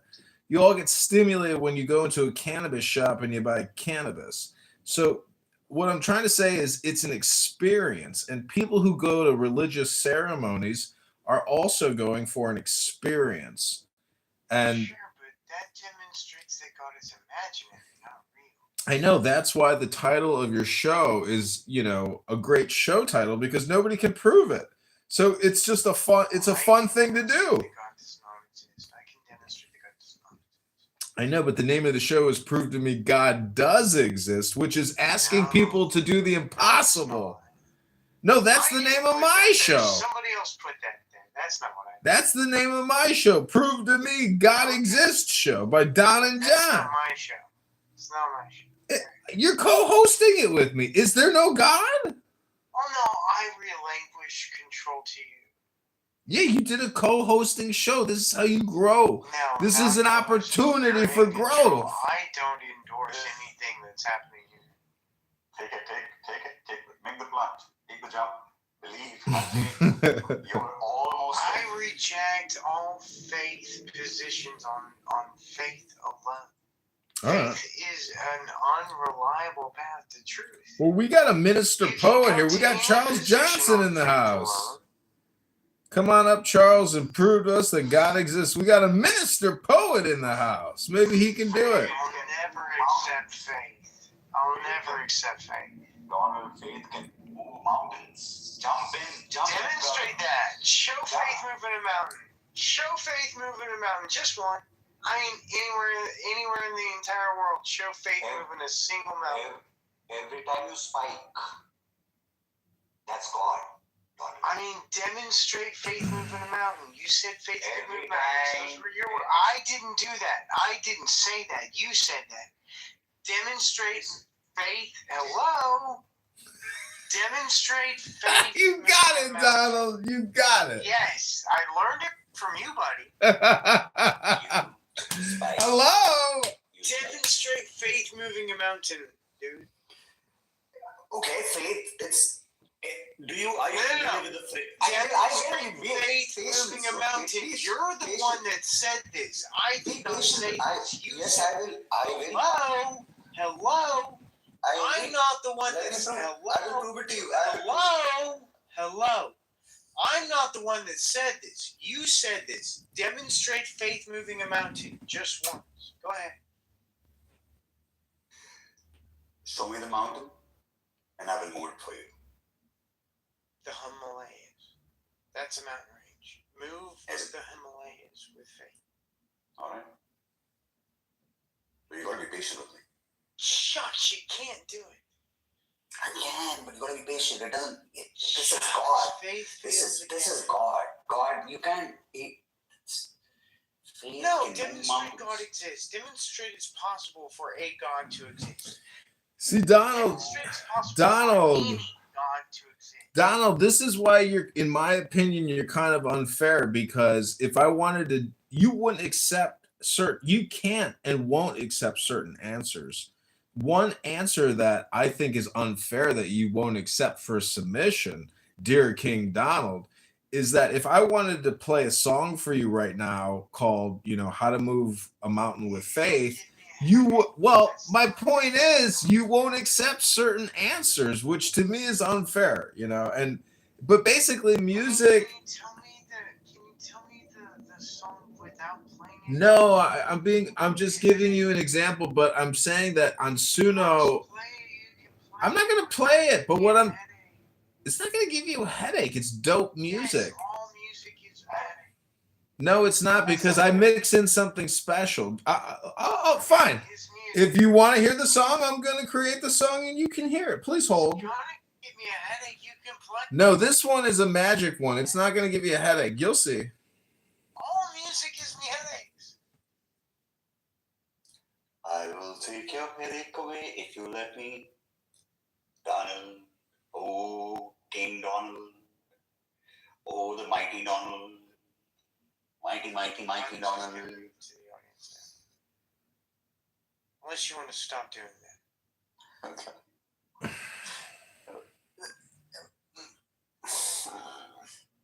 You got me. Yeah, I know. Good job, buddy. You fucked up your own argument. Good job. That's okay.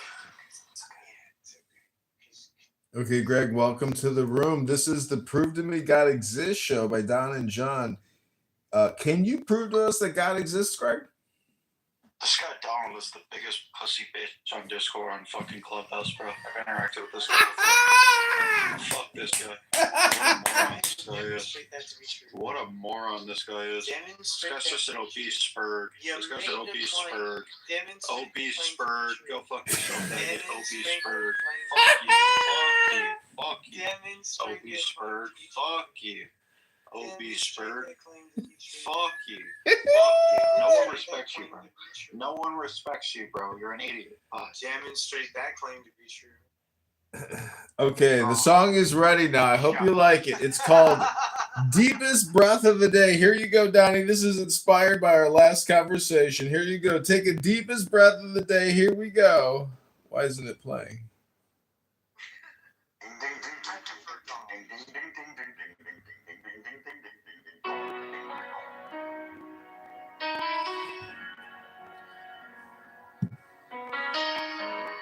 Okay, this is my submission to prove to you that God exists once and for all. My final best submission.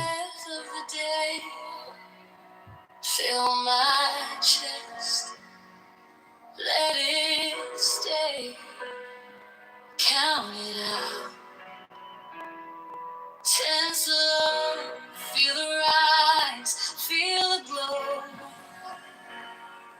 I've been small all year, pressed down by my Okay, I can see that maybe giving you a headache. So This is God, and God saying, hi, hello, I broke through, I came through. Do you receive? Do you receive me? Are you receiving me? I came through, hello. Can you demonstrate God? Donald, let me ask you a quick question to clarify something. What happens if you stop breathing? Can you please tell me that? Because I'm going to give you an analogy metaphor because you have to accept God through analogy. There's really no other way. Well, in Hebrew, in the Hebrew Yiddish language, there's a statement that says Alish is Gosh, which means all is God. So even this conversation is a manifestation of the God communicating with amongst the God. It's a very broad definition, I'll admit. But you know, basically the other word How'd you do that? the other word is God, is all, which is, you know, the all father, or God equals all. And so, you know, yeah, God equals, this is the equation, ALL. It's just a bunch of symbols. That's the demonstration. There's nothing more to it than that. That's just an equivalent. No, it's not. It's a symbolic equation for explaining the God. Because the God is, you got to also demonstrate that it's the God that is responsible. Okay, so I have to ignore your prompt and just say that you have to admit that we are highly conditioned on the word God, meaning that I'm just gonna smoke some weed. yeah, that you could do that. But what I'm trying to say is it's such a complicated proposal. Meaning, I love the name of the show, Prove to Me God Exists, because you are going to listen to people come in. Show. It's my show. I'm producing it. It's live on YouTube right now. We have hundreds of viewers. And Nara here. Maybe yes. I acknowledge that I'm live. I am responsible for my word, and this is the word of God for the record. I mean, demonstrate that. Demonstrate. I don't have to. Fuck I off. tell you. You do. No, okay. You have to demonstrate that it's the word of God. Fuck off. You do. Have to demonstrate that. Donald, can I get a hello? Can I get a hello? Hello? Hello. Donald, it's more. Thank you for teaching me. Donald, you might not be saying it correctly. It's more of a quick and sharper hello. Hello. No, that's still too long. Tighten it up even more. You're still going too long with it. You got hello? Hello? There you go. That's it. That now you got it, Donnie. Now you got it.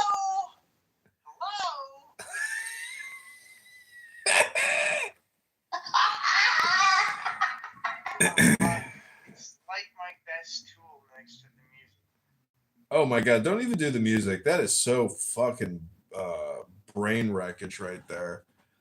Oh my god. Can't stand it when you play the same song every single time. It's the worst song ever. But I love your dude, I love your crash outs though, man. I love hearing you. Oh my god, I've heard you crash out so many times. It's Y'all misunderstand emotion for noise.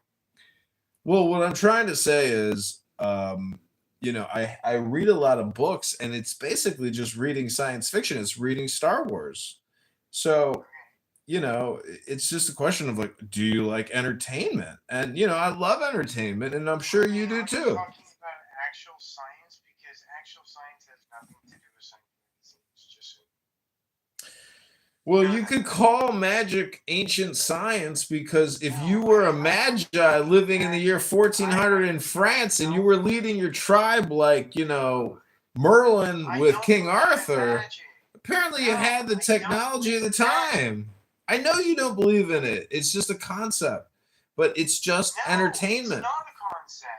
Merlin is a concept. What are you talking, King Arthur? These are all mythologies. Sorry, I misspoke. I spoke. They're just myths. Yes, they're just myths. No, if you believe it, it's true. It's true. The thing is, it's all a program. If you run the program, you know, you can reenact it. It's just for fun. The blue So Merlin. what was the other guy saying? What were you saying? The blue Merlin is real. The blue Merlin is actually a thing. Like it is. It is. Well, are you That's saying God. the Muslim God is a thing? Because I can demonstrate that. The blue Merlin. Blue Merlin is depicted in every culture. And the blue Merlin is the blue magic. matter. I'm not gonna accept magic. Fuck off. Well, if you talk about God here, proving God, you No, have to I'm believe not in that. talking about magic. I'm talking about magic with a K in the end. Oh, he's a I don't Thelamite. care. This one's I a don't accept Thelamite. magic is real. Demonstrate magic. Go ahead.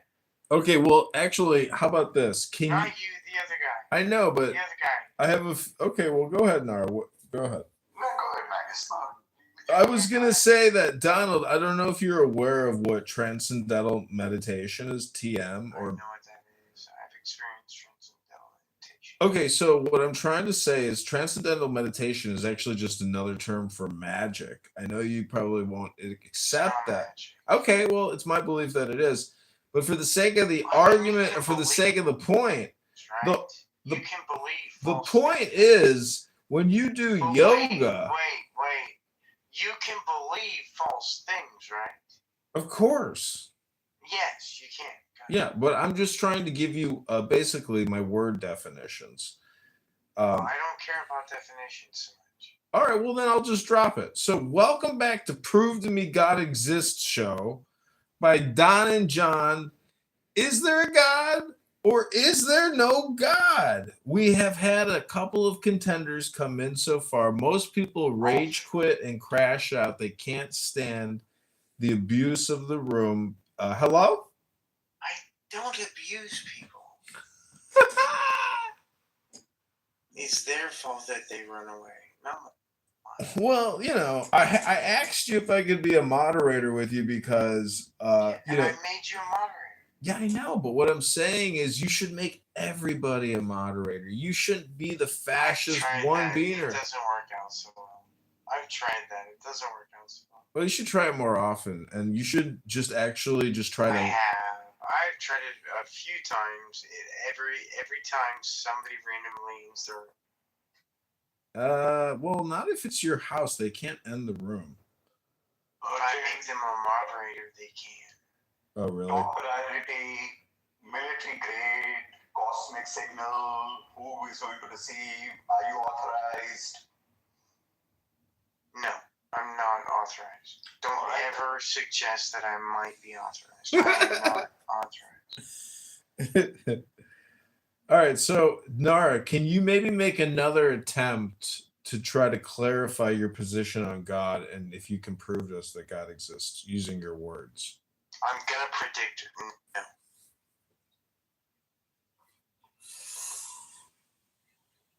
That's how science works.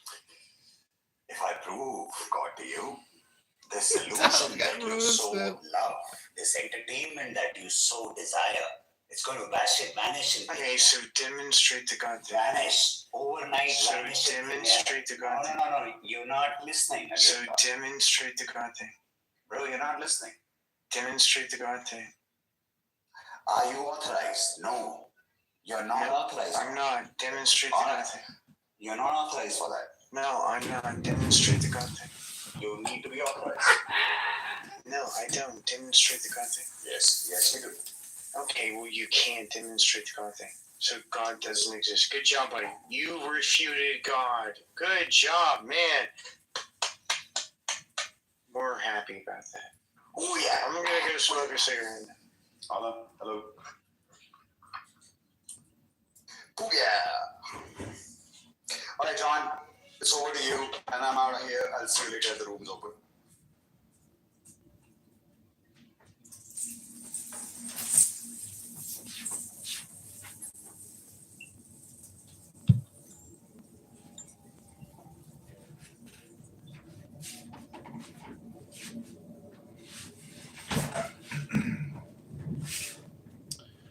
Okay, well, I'm going to read a book here.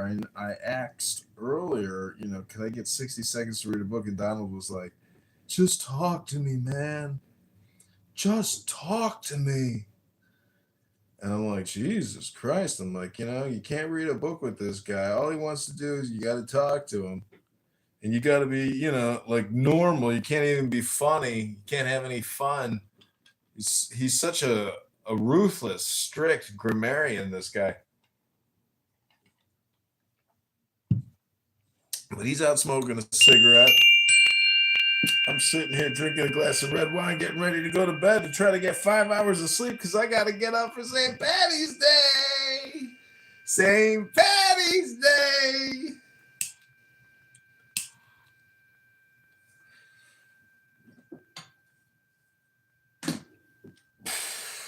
I'm almost finished with this book. It's been fabulous. It's a magic book. This is for YouTube. This is a 60-second clip. I hope you enjoy.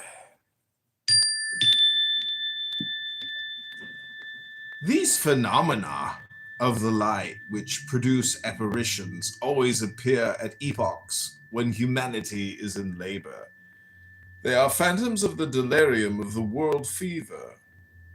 It is the hysteria of a bored society. Virgil tells us in fine verse that in the time of Caesar, Rome was full of specters. In the time of Vespasian, the gates of the temple of Jerusalem opened of themselves, and a voice was heard crying, "The gods depart." Now when the gods depart, the devils return. Religious feeling transforms itself into superstition when faith is lost, for souls need to believe because they thirst for hope. How can faith be lost? How can science doubt the infinite harmony? Because the sanctuary of the absolute is always closed for the majority. But the kingdom of truth, which is that of God, suffers violence, and the violent must take it by force. There exists a dogma. There exists a key. There exists a sublime tradition. And this dogma, this key, this tradition is transcendental magic. CM has returned. Welcome back, CM. Professor CM has arrived. CM, I'm wondering, maybe you could explain the theory of relativity and gravity to us. What does E equal mc squared? What does that mean? Hello?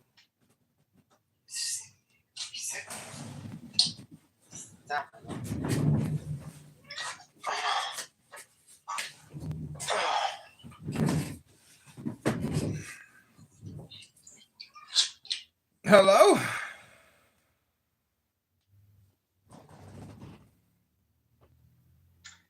Everybody went away.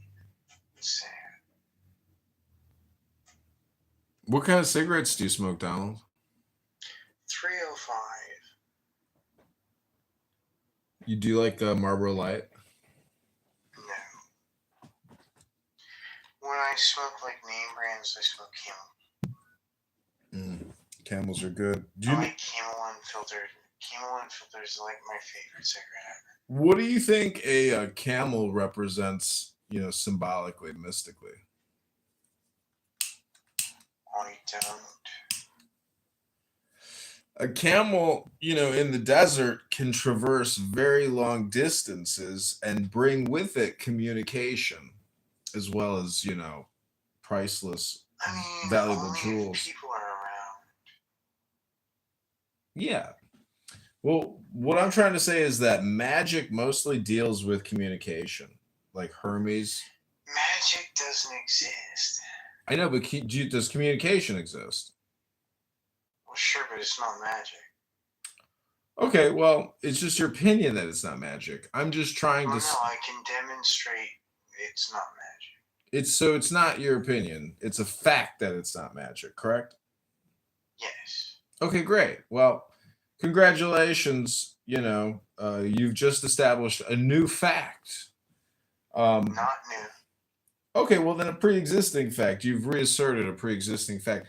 So it's now Definitely pre-existing. It's now 4:50 in the morning, and I really have to get to bed. And I got a hard out of here in 10 minutes. So, I want to thank you for co-modding me and doing a room with me. I hope you continue to watch my YouTube channel as I run for the mayor of Chicago. And Wow. Okay, no, I'm not going to endorse you for mayor. you're not going to endorse me for mayor? Why not? Because I think you'd make a shitty mayor. Well, have you seen the other guys? Yeah. No, you don't even know who the other candidates are, Donald.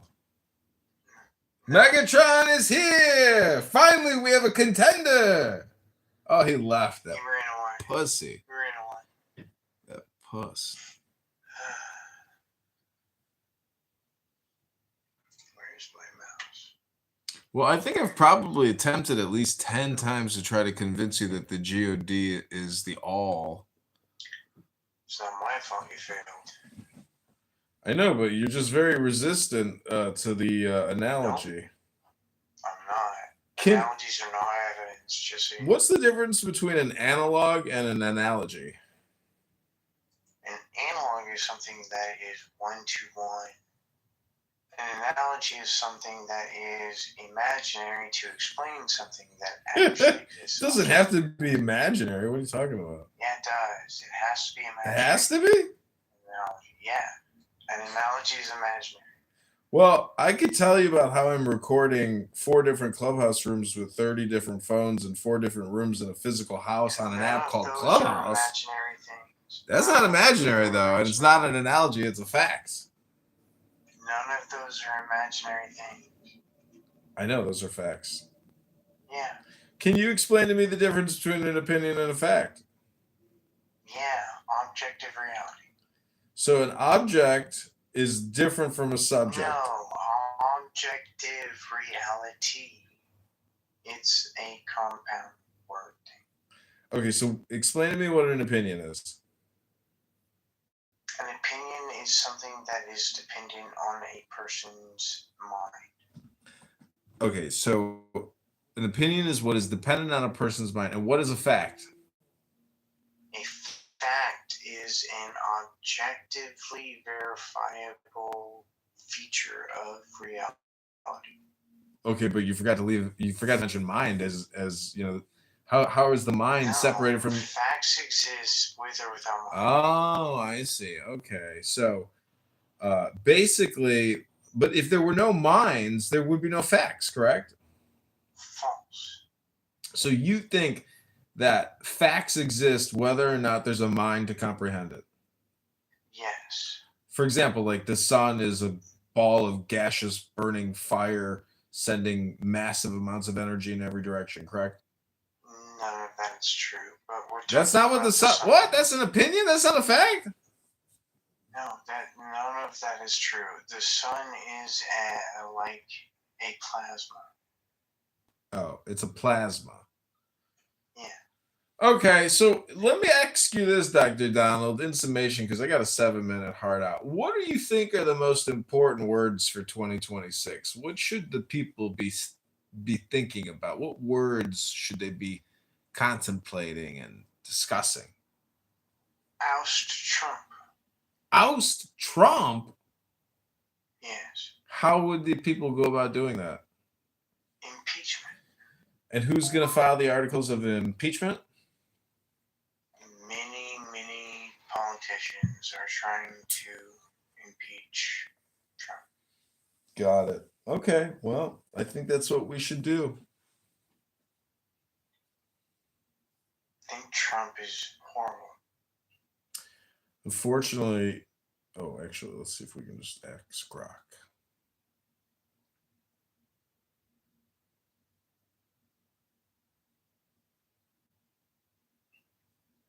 Okay, what should be the basis of the articles of impeachment? War crimes. What else? That's all we need. Okay. He bombed a ship after having bombed it before, and survivors were clinging to the edges, and he bombed it. again. That's all we need to impeach him. And he's done 10 times worse since.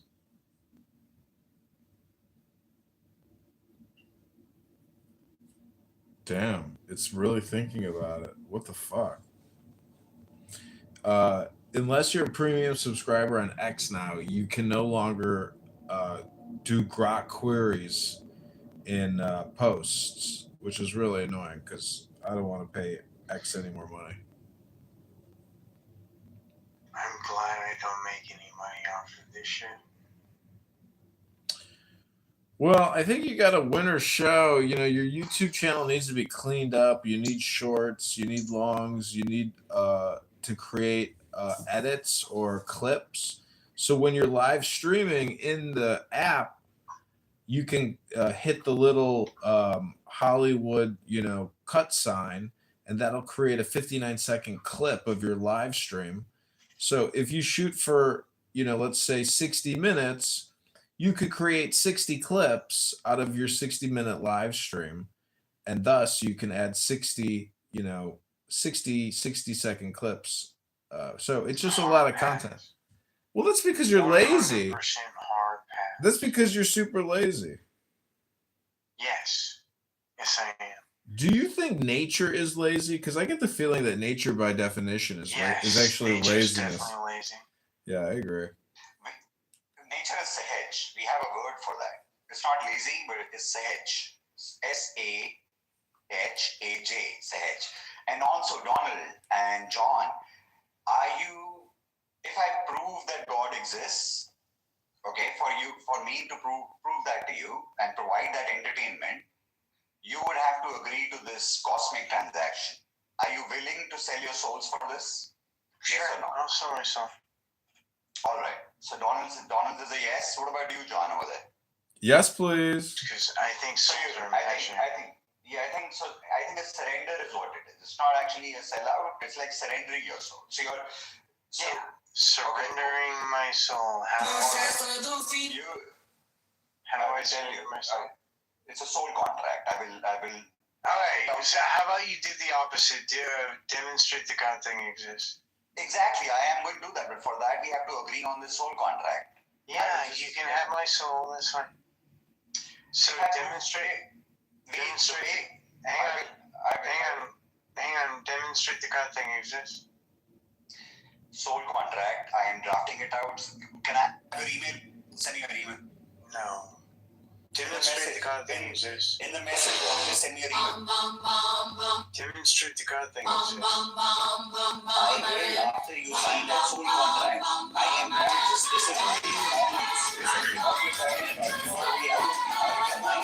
to It's my immaterial soul. My immaterial word should be immaterial enough. Do you believe in God? Fuck no. You don't. And you are willing to surrender your soul to God? I don't think souls exist. But yeah, sure. I'll surrender whatever the fuck you want. I don't care. Sure. And then for that, I will publish I will send you the soul contract. Just read through it once. This is critical, John. We're talking about it. I accept it. I agree. Whatever. Can you demonstrate that God thing exists? I will. Be patient. I will. Be patient. Listen. The soul contract. I accept it. Can you demonstrate the God thing exists? Send me your email. So that I can take full control. I'm not going to do that. I'm not going to do that. I have to take control of you. Okay, well then I don't care. I'm not going to do that. No, then you're not. I'm not going to give you my email address. It'll never happen, dumbass. So that's one of the preconditions. I'm sorry. Congratulations. Well, I mean, then I guess your God is just not powerful enough to overcome Google. Okay, well. Bum bum bum bum bomberin. Bum bum bum bum bomberin.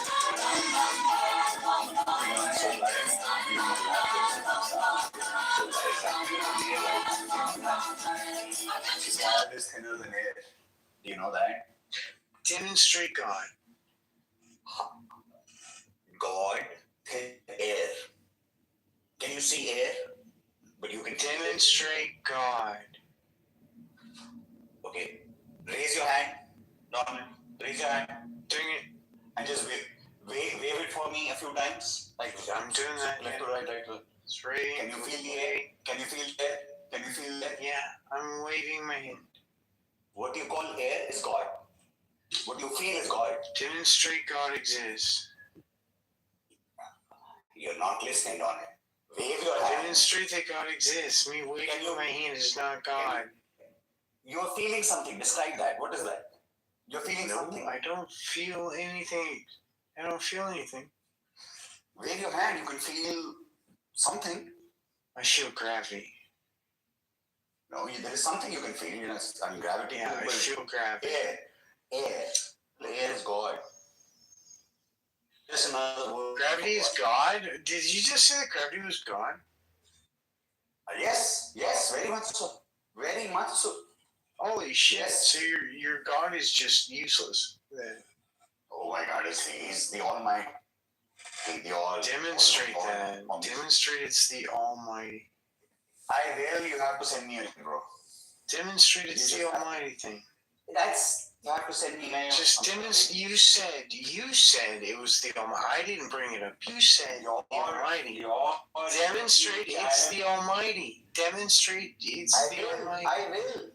Go ahead. I will. Go ahead. I will. Patience. Okay, patience. Go ahead. Mute yourself. Patience. Mute yourself. Fuck you. Listen. Your YouTube channel will go. Oh, I know what you're doing. No, yes, I'm negotiating with you right now. I want to come to terms with you. I know what you're doing. Why are you resisting? This is the biggest thing in the universe. You're saying proof for God. I will give that a shot. It's the biggest thing in the universe. Yeah. Demonstrate that it exists. Your email, your date of birth, and your time of birth. I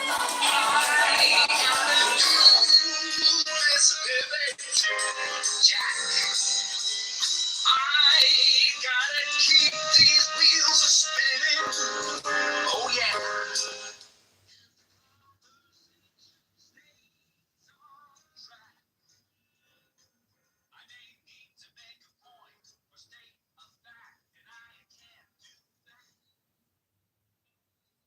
Bum bum bum bum bum, bum bum bum bum bum,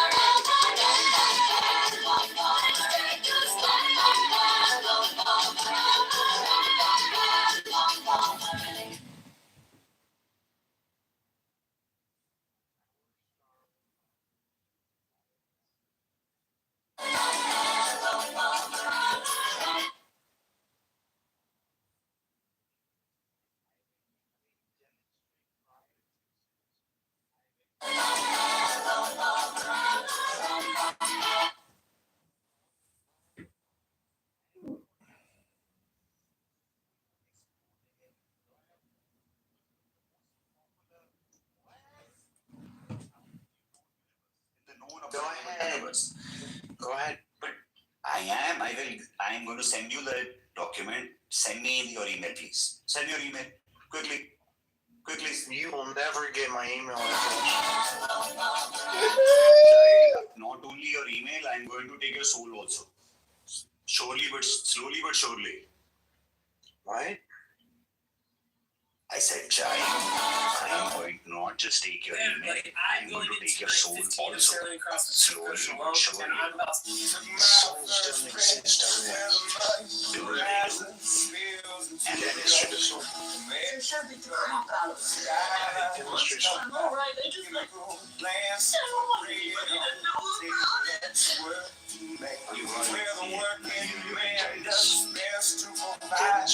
to You either have it or you don't.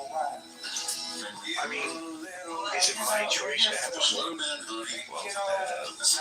Well, if you listen, it's yours to make from your soul. Yeah, you're talking about already, so I just told you that I should retake it. Sorry, this is exactly why I need your email so that you can have a signed contract, a signed phone contract. I am not willing to talk in thin air. You have to first come to terms with me on this. I will prove what you require me to prove. I shall prove the existence of God. How about that? For all times. For all times. Send me your email. Go ahead. Send me your email. Fuck you. You can do it right now.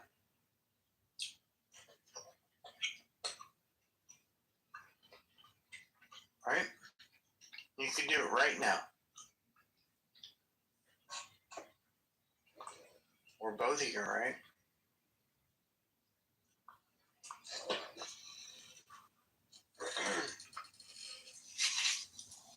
Hari Om. God was here. God was here. He left his telltale signs. Listen to the replay of this. Actually, you don't have a replay of this. So. Yeah, I do. It's being live broadcast right now. Really? Oh my God. Really? That's what live YouTube means in the fucking title. Well, oh shit. Someone changed it. Okay. Yeah, but there's a YouTube link and you can actually watch yourself talking on YouTube right now. Share the link. Share the link. Yeah, the link is at the top. Hello? Hello? Hello? No, you got to say it higher pitch and you got to say it quicker. Like, hello? Try to get it real high pitch. Hello? Hello? Hello? Are you there? Hello? No, you're still saying it too polite. You're saying it like this. Hello? Hello? You got to say it. Hello? Hello? Hello? Hello? No. Hello? Hello? I fixed it. No, the title was right. Do you remember the E.T., the extraterrestrial Go Home movie? E.T. Go Home? I don't accept fiction as evidence, so you can fuck right off with E.T.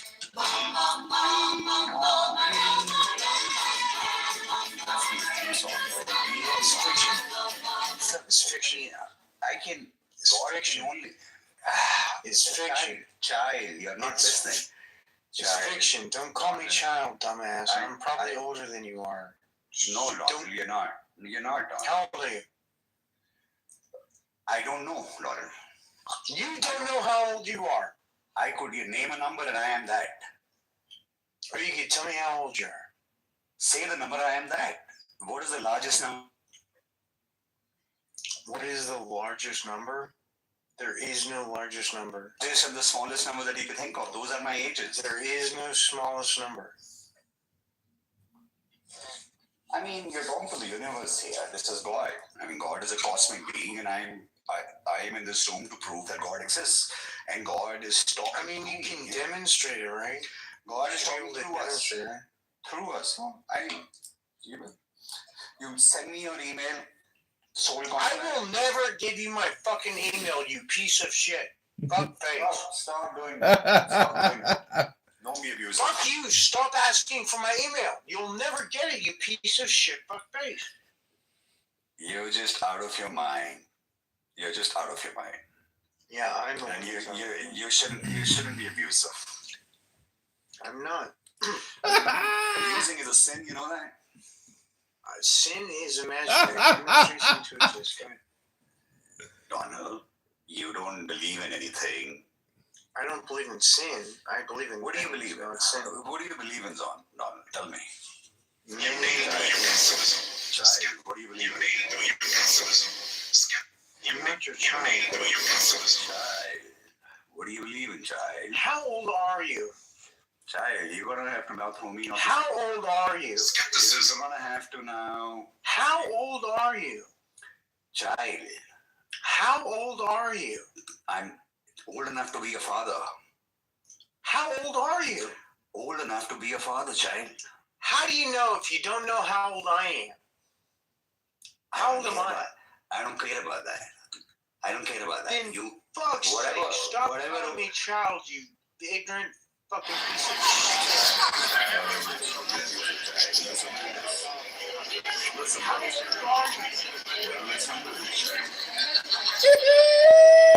You're live. How old are you? You're live here. How old are you? And you're being abusive in a law in I'd rather hear something. I gotta agree. Silence is essentially what we're trying to get at when we say hello.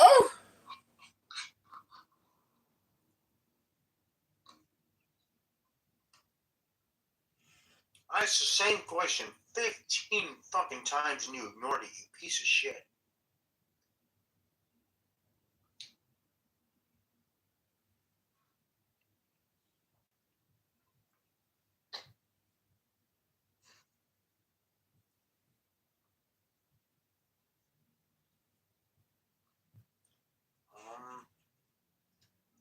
I mean, it just looks like Chernobyl, but I guess I don't know what the words mean. But feel free to come on stage and let me have a conversation. You anyway.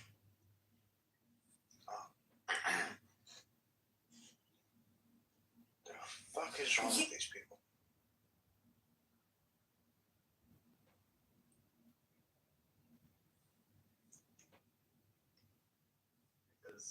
Strength to join our conversation.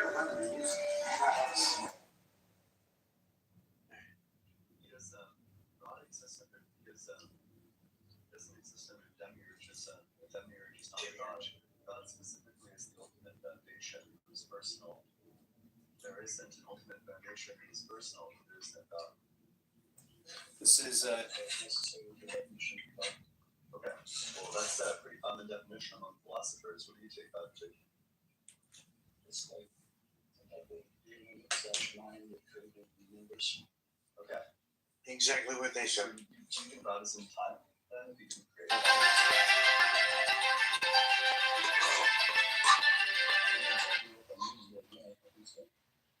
So God is in time. Why didn't God create the universe earlier? Or later. Okay, so God waited infinity seconds and then created the universe. How do we get from infinity to now?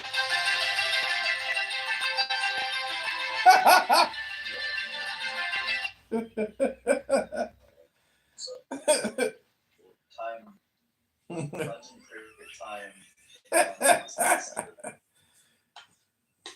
So then there was infinity time, and then at some moment, God creates the universe. Yeah, sure. That makes perfect sense.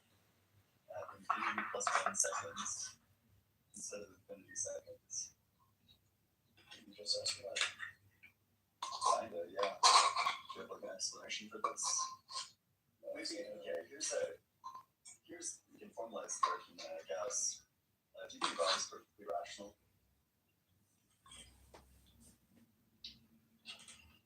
Yes, I don't think he must be. I think that's a necessary definition for that. Oh man. So you think God is perfectly rational? Was there any reason to create the time that he created that he didn't have at the time before?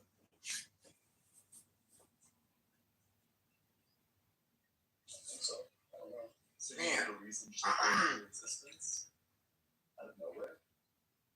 That's good food. That prior to God creates, so God exists in time, he's waiting infinity seconds, and then he gets to some exact point in time and he decides to create.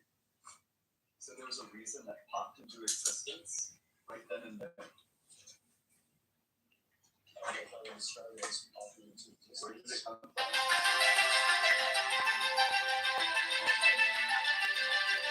Maybe there's like other beings that are creating things. I think there's only one God. Okay. So then where could the reason have come from?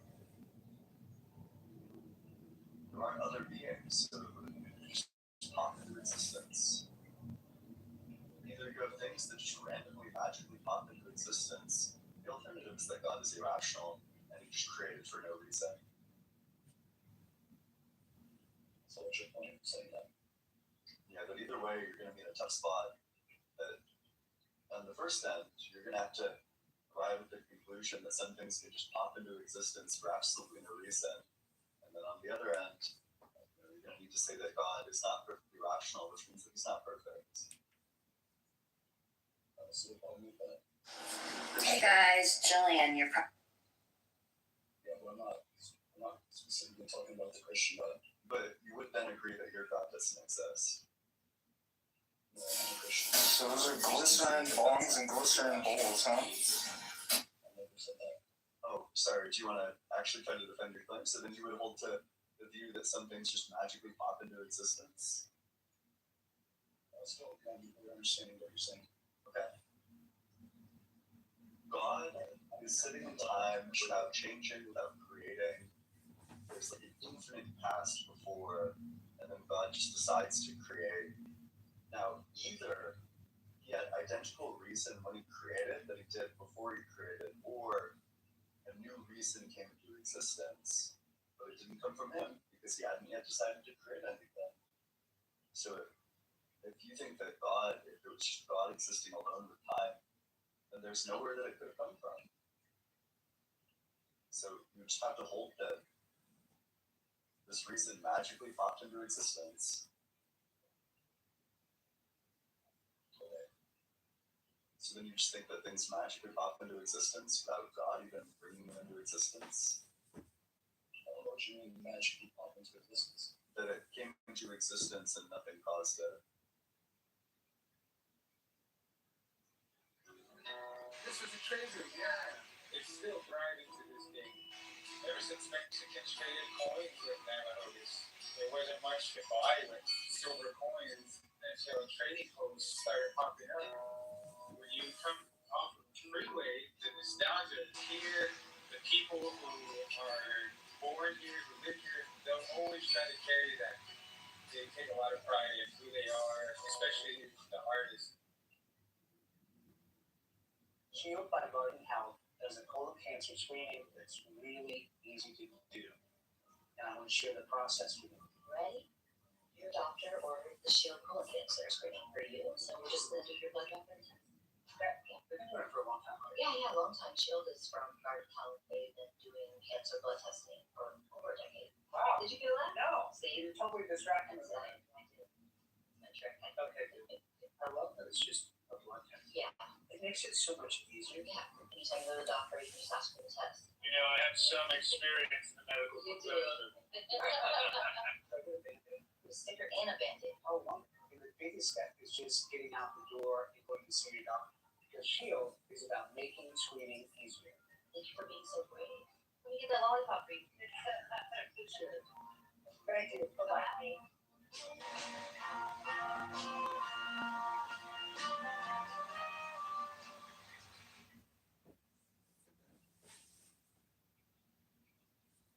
I don't know. Okay, well, that seems to be what you're committed to. Well, I think I'm going to move on to somebody who knows a few more things.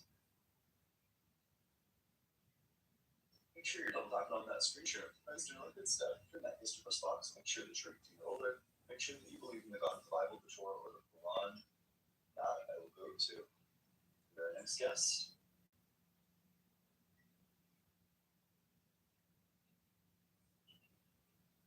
Hey, how's it going? Good. Yeah, I will be here. 27. Sure. What religion are you?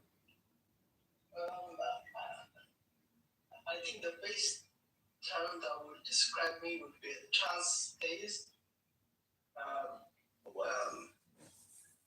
So I think the question whether God exists or not is not a relevant question to our lives.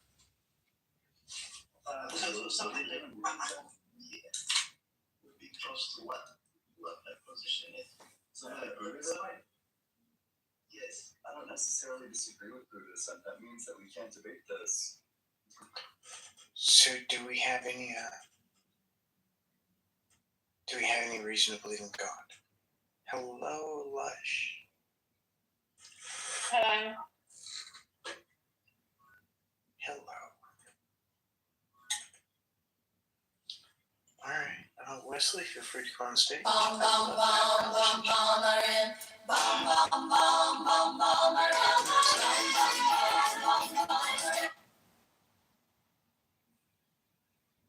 Wesley, do you believe in God? Kitover running in the 16th district in Rockford, Peoria, Bloomington, Illinois. Let's not talk about this. Let's talk about the atrocities that happened in the Let's talk about the atrocities that happened in the Bible. Okay. Well, do you think that genocide is the same as making people put a mask on? Well, this is the point. I believe that God will protect us from everything. Demonstrate that.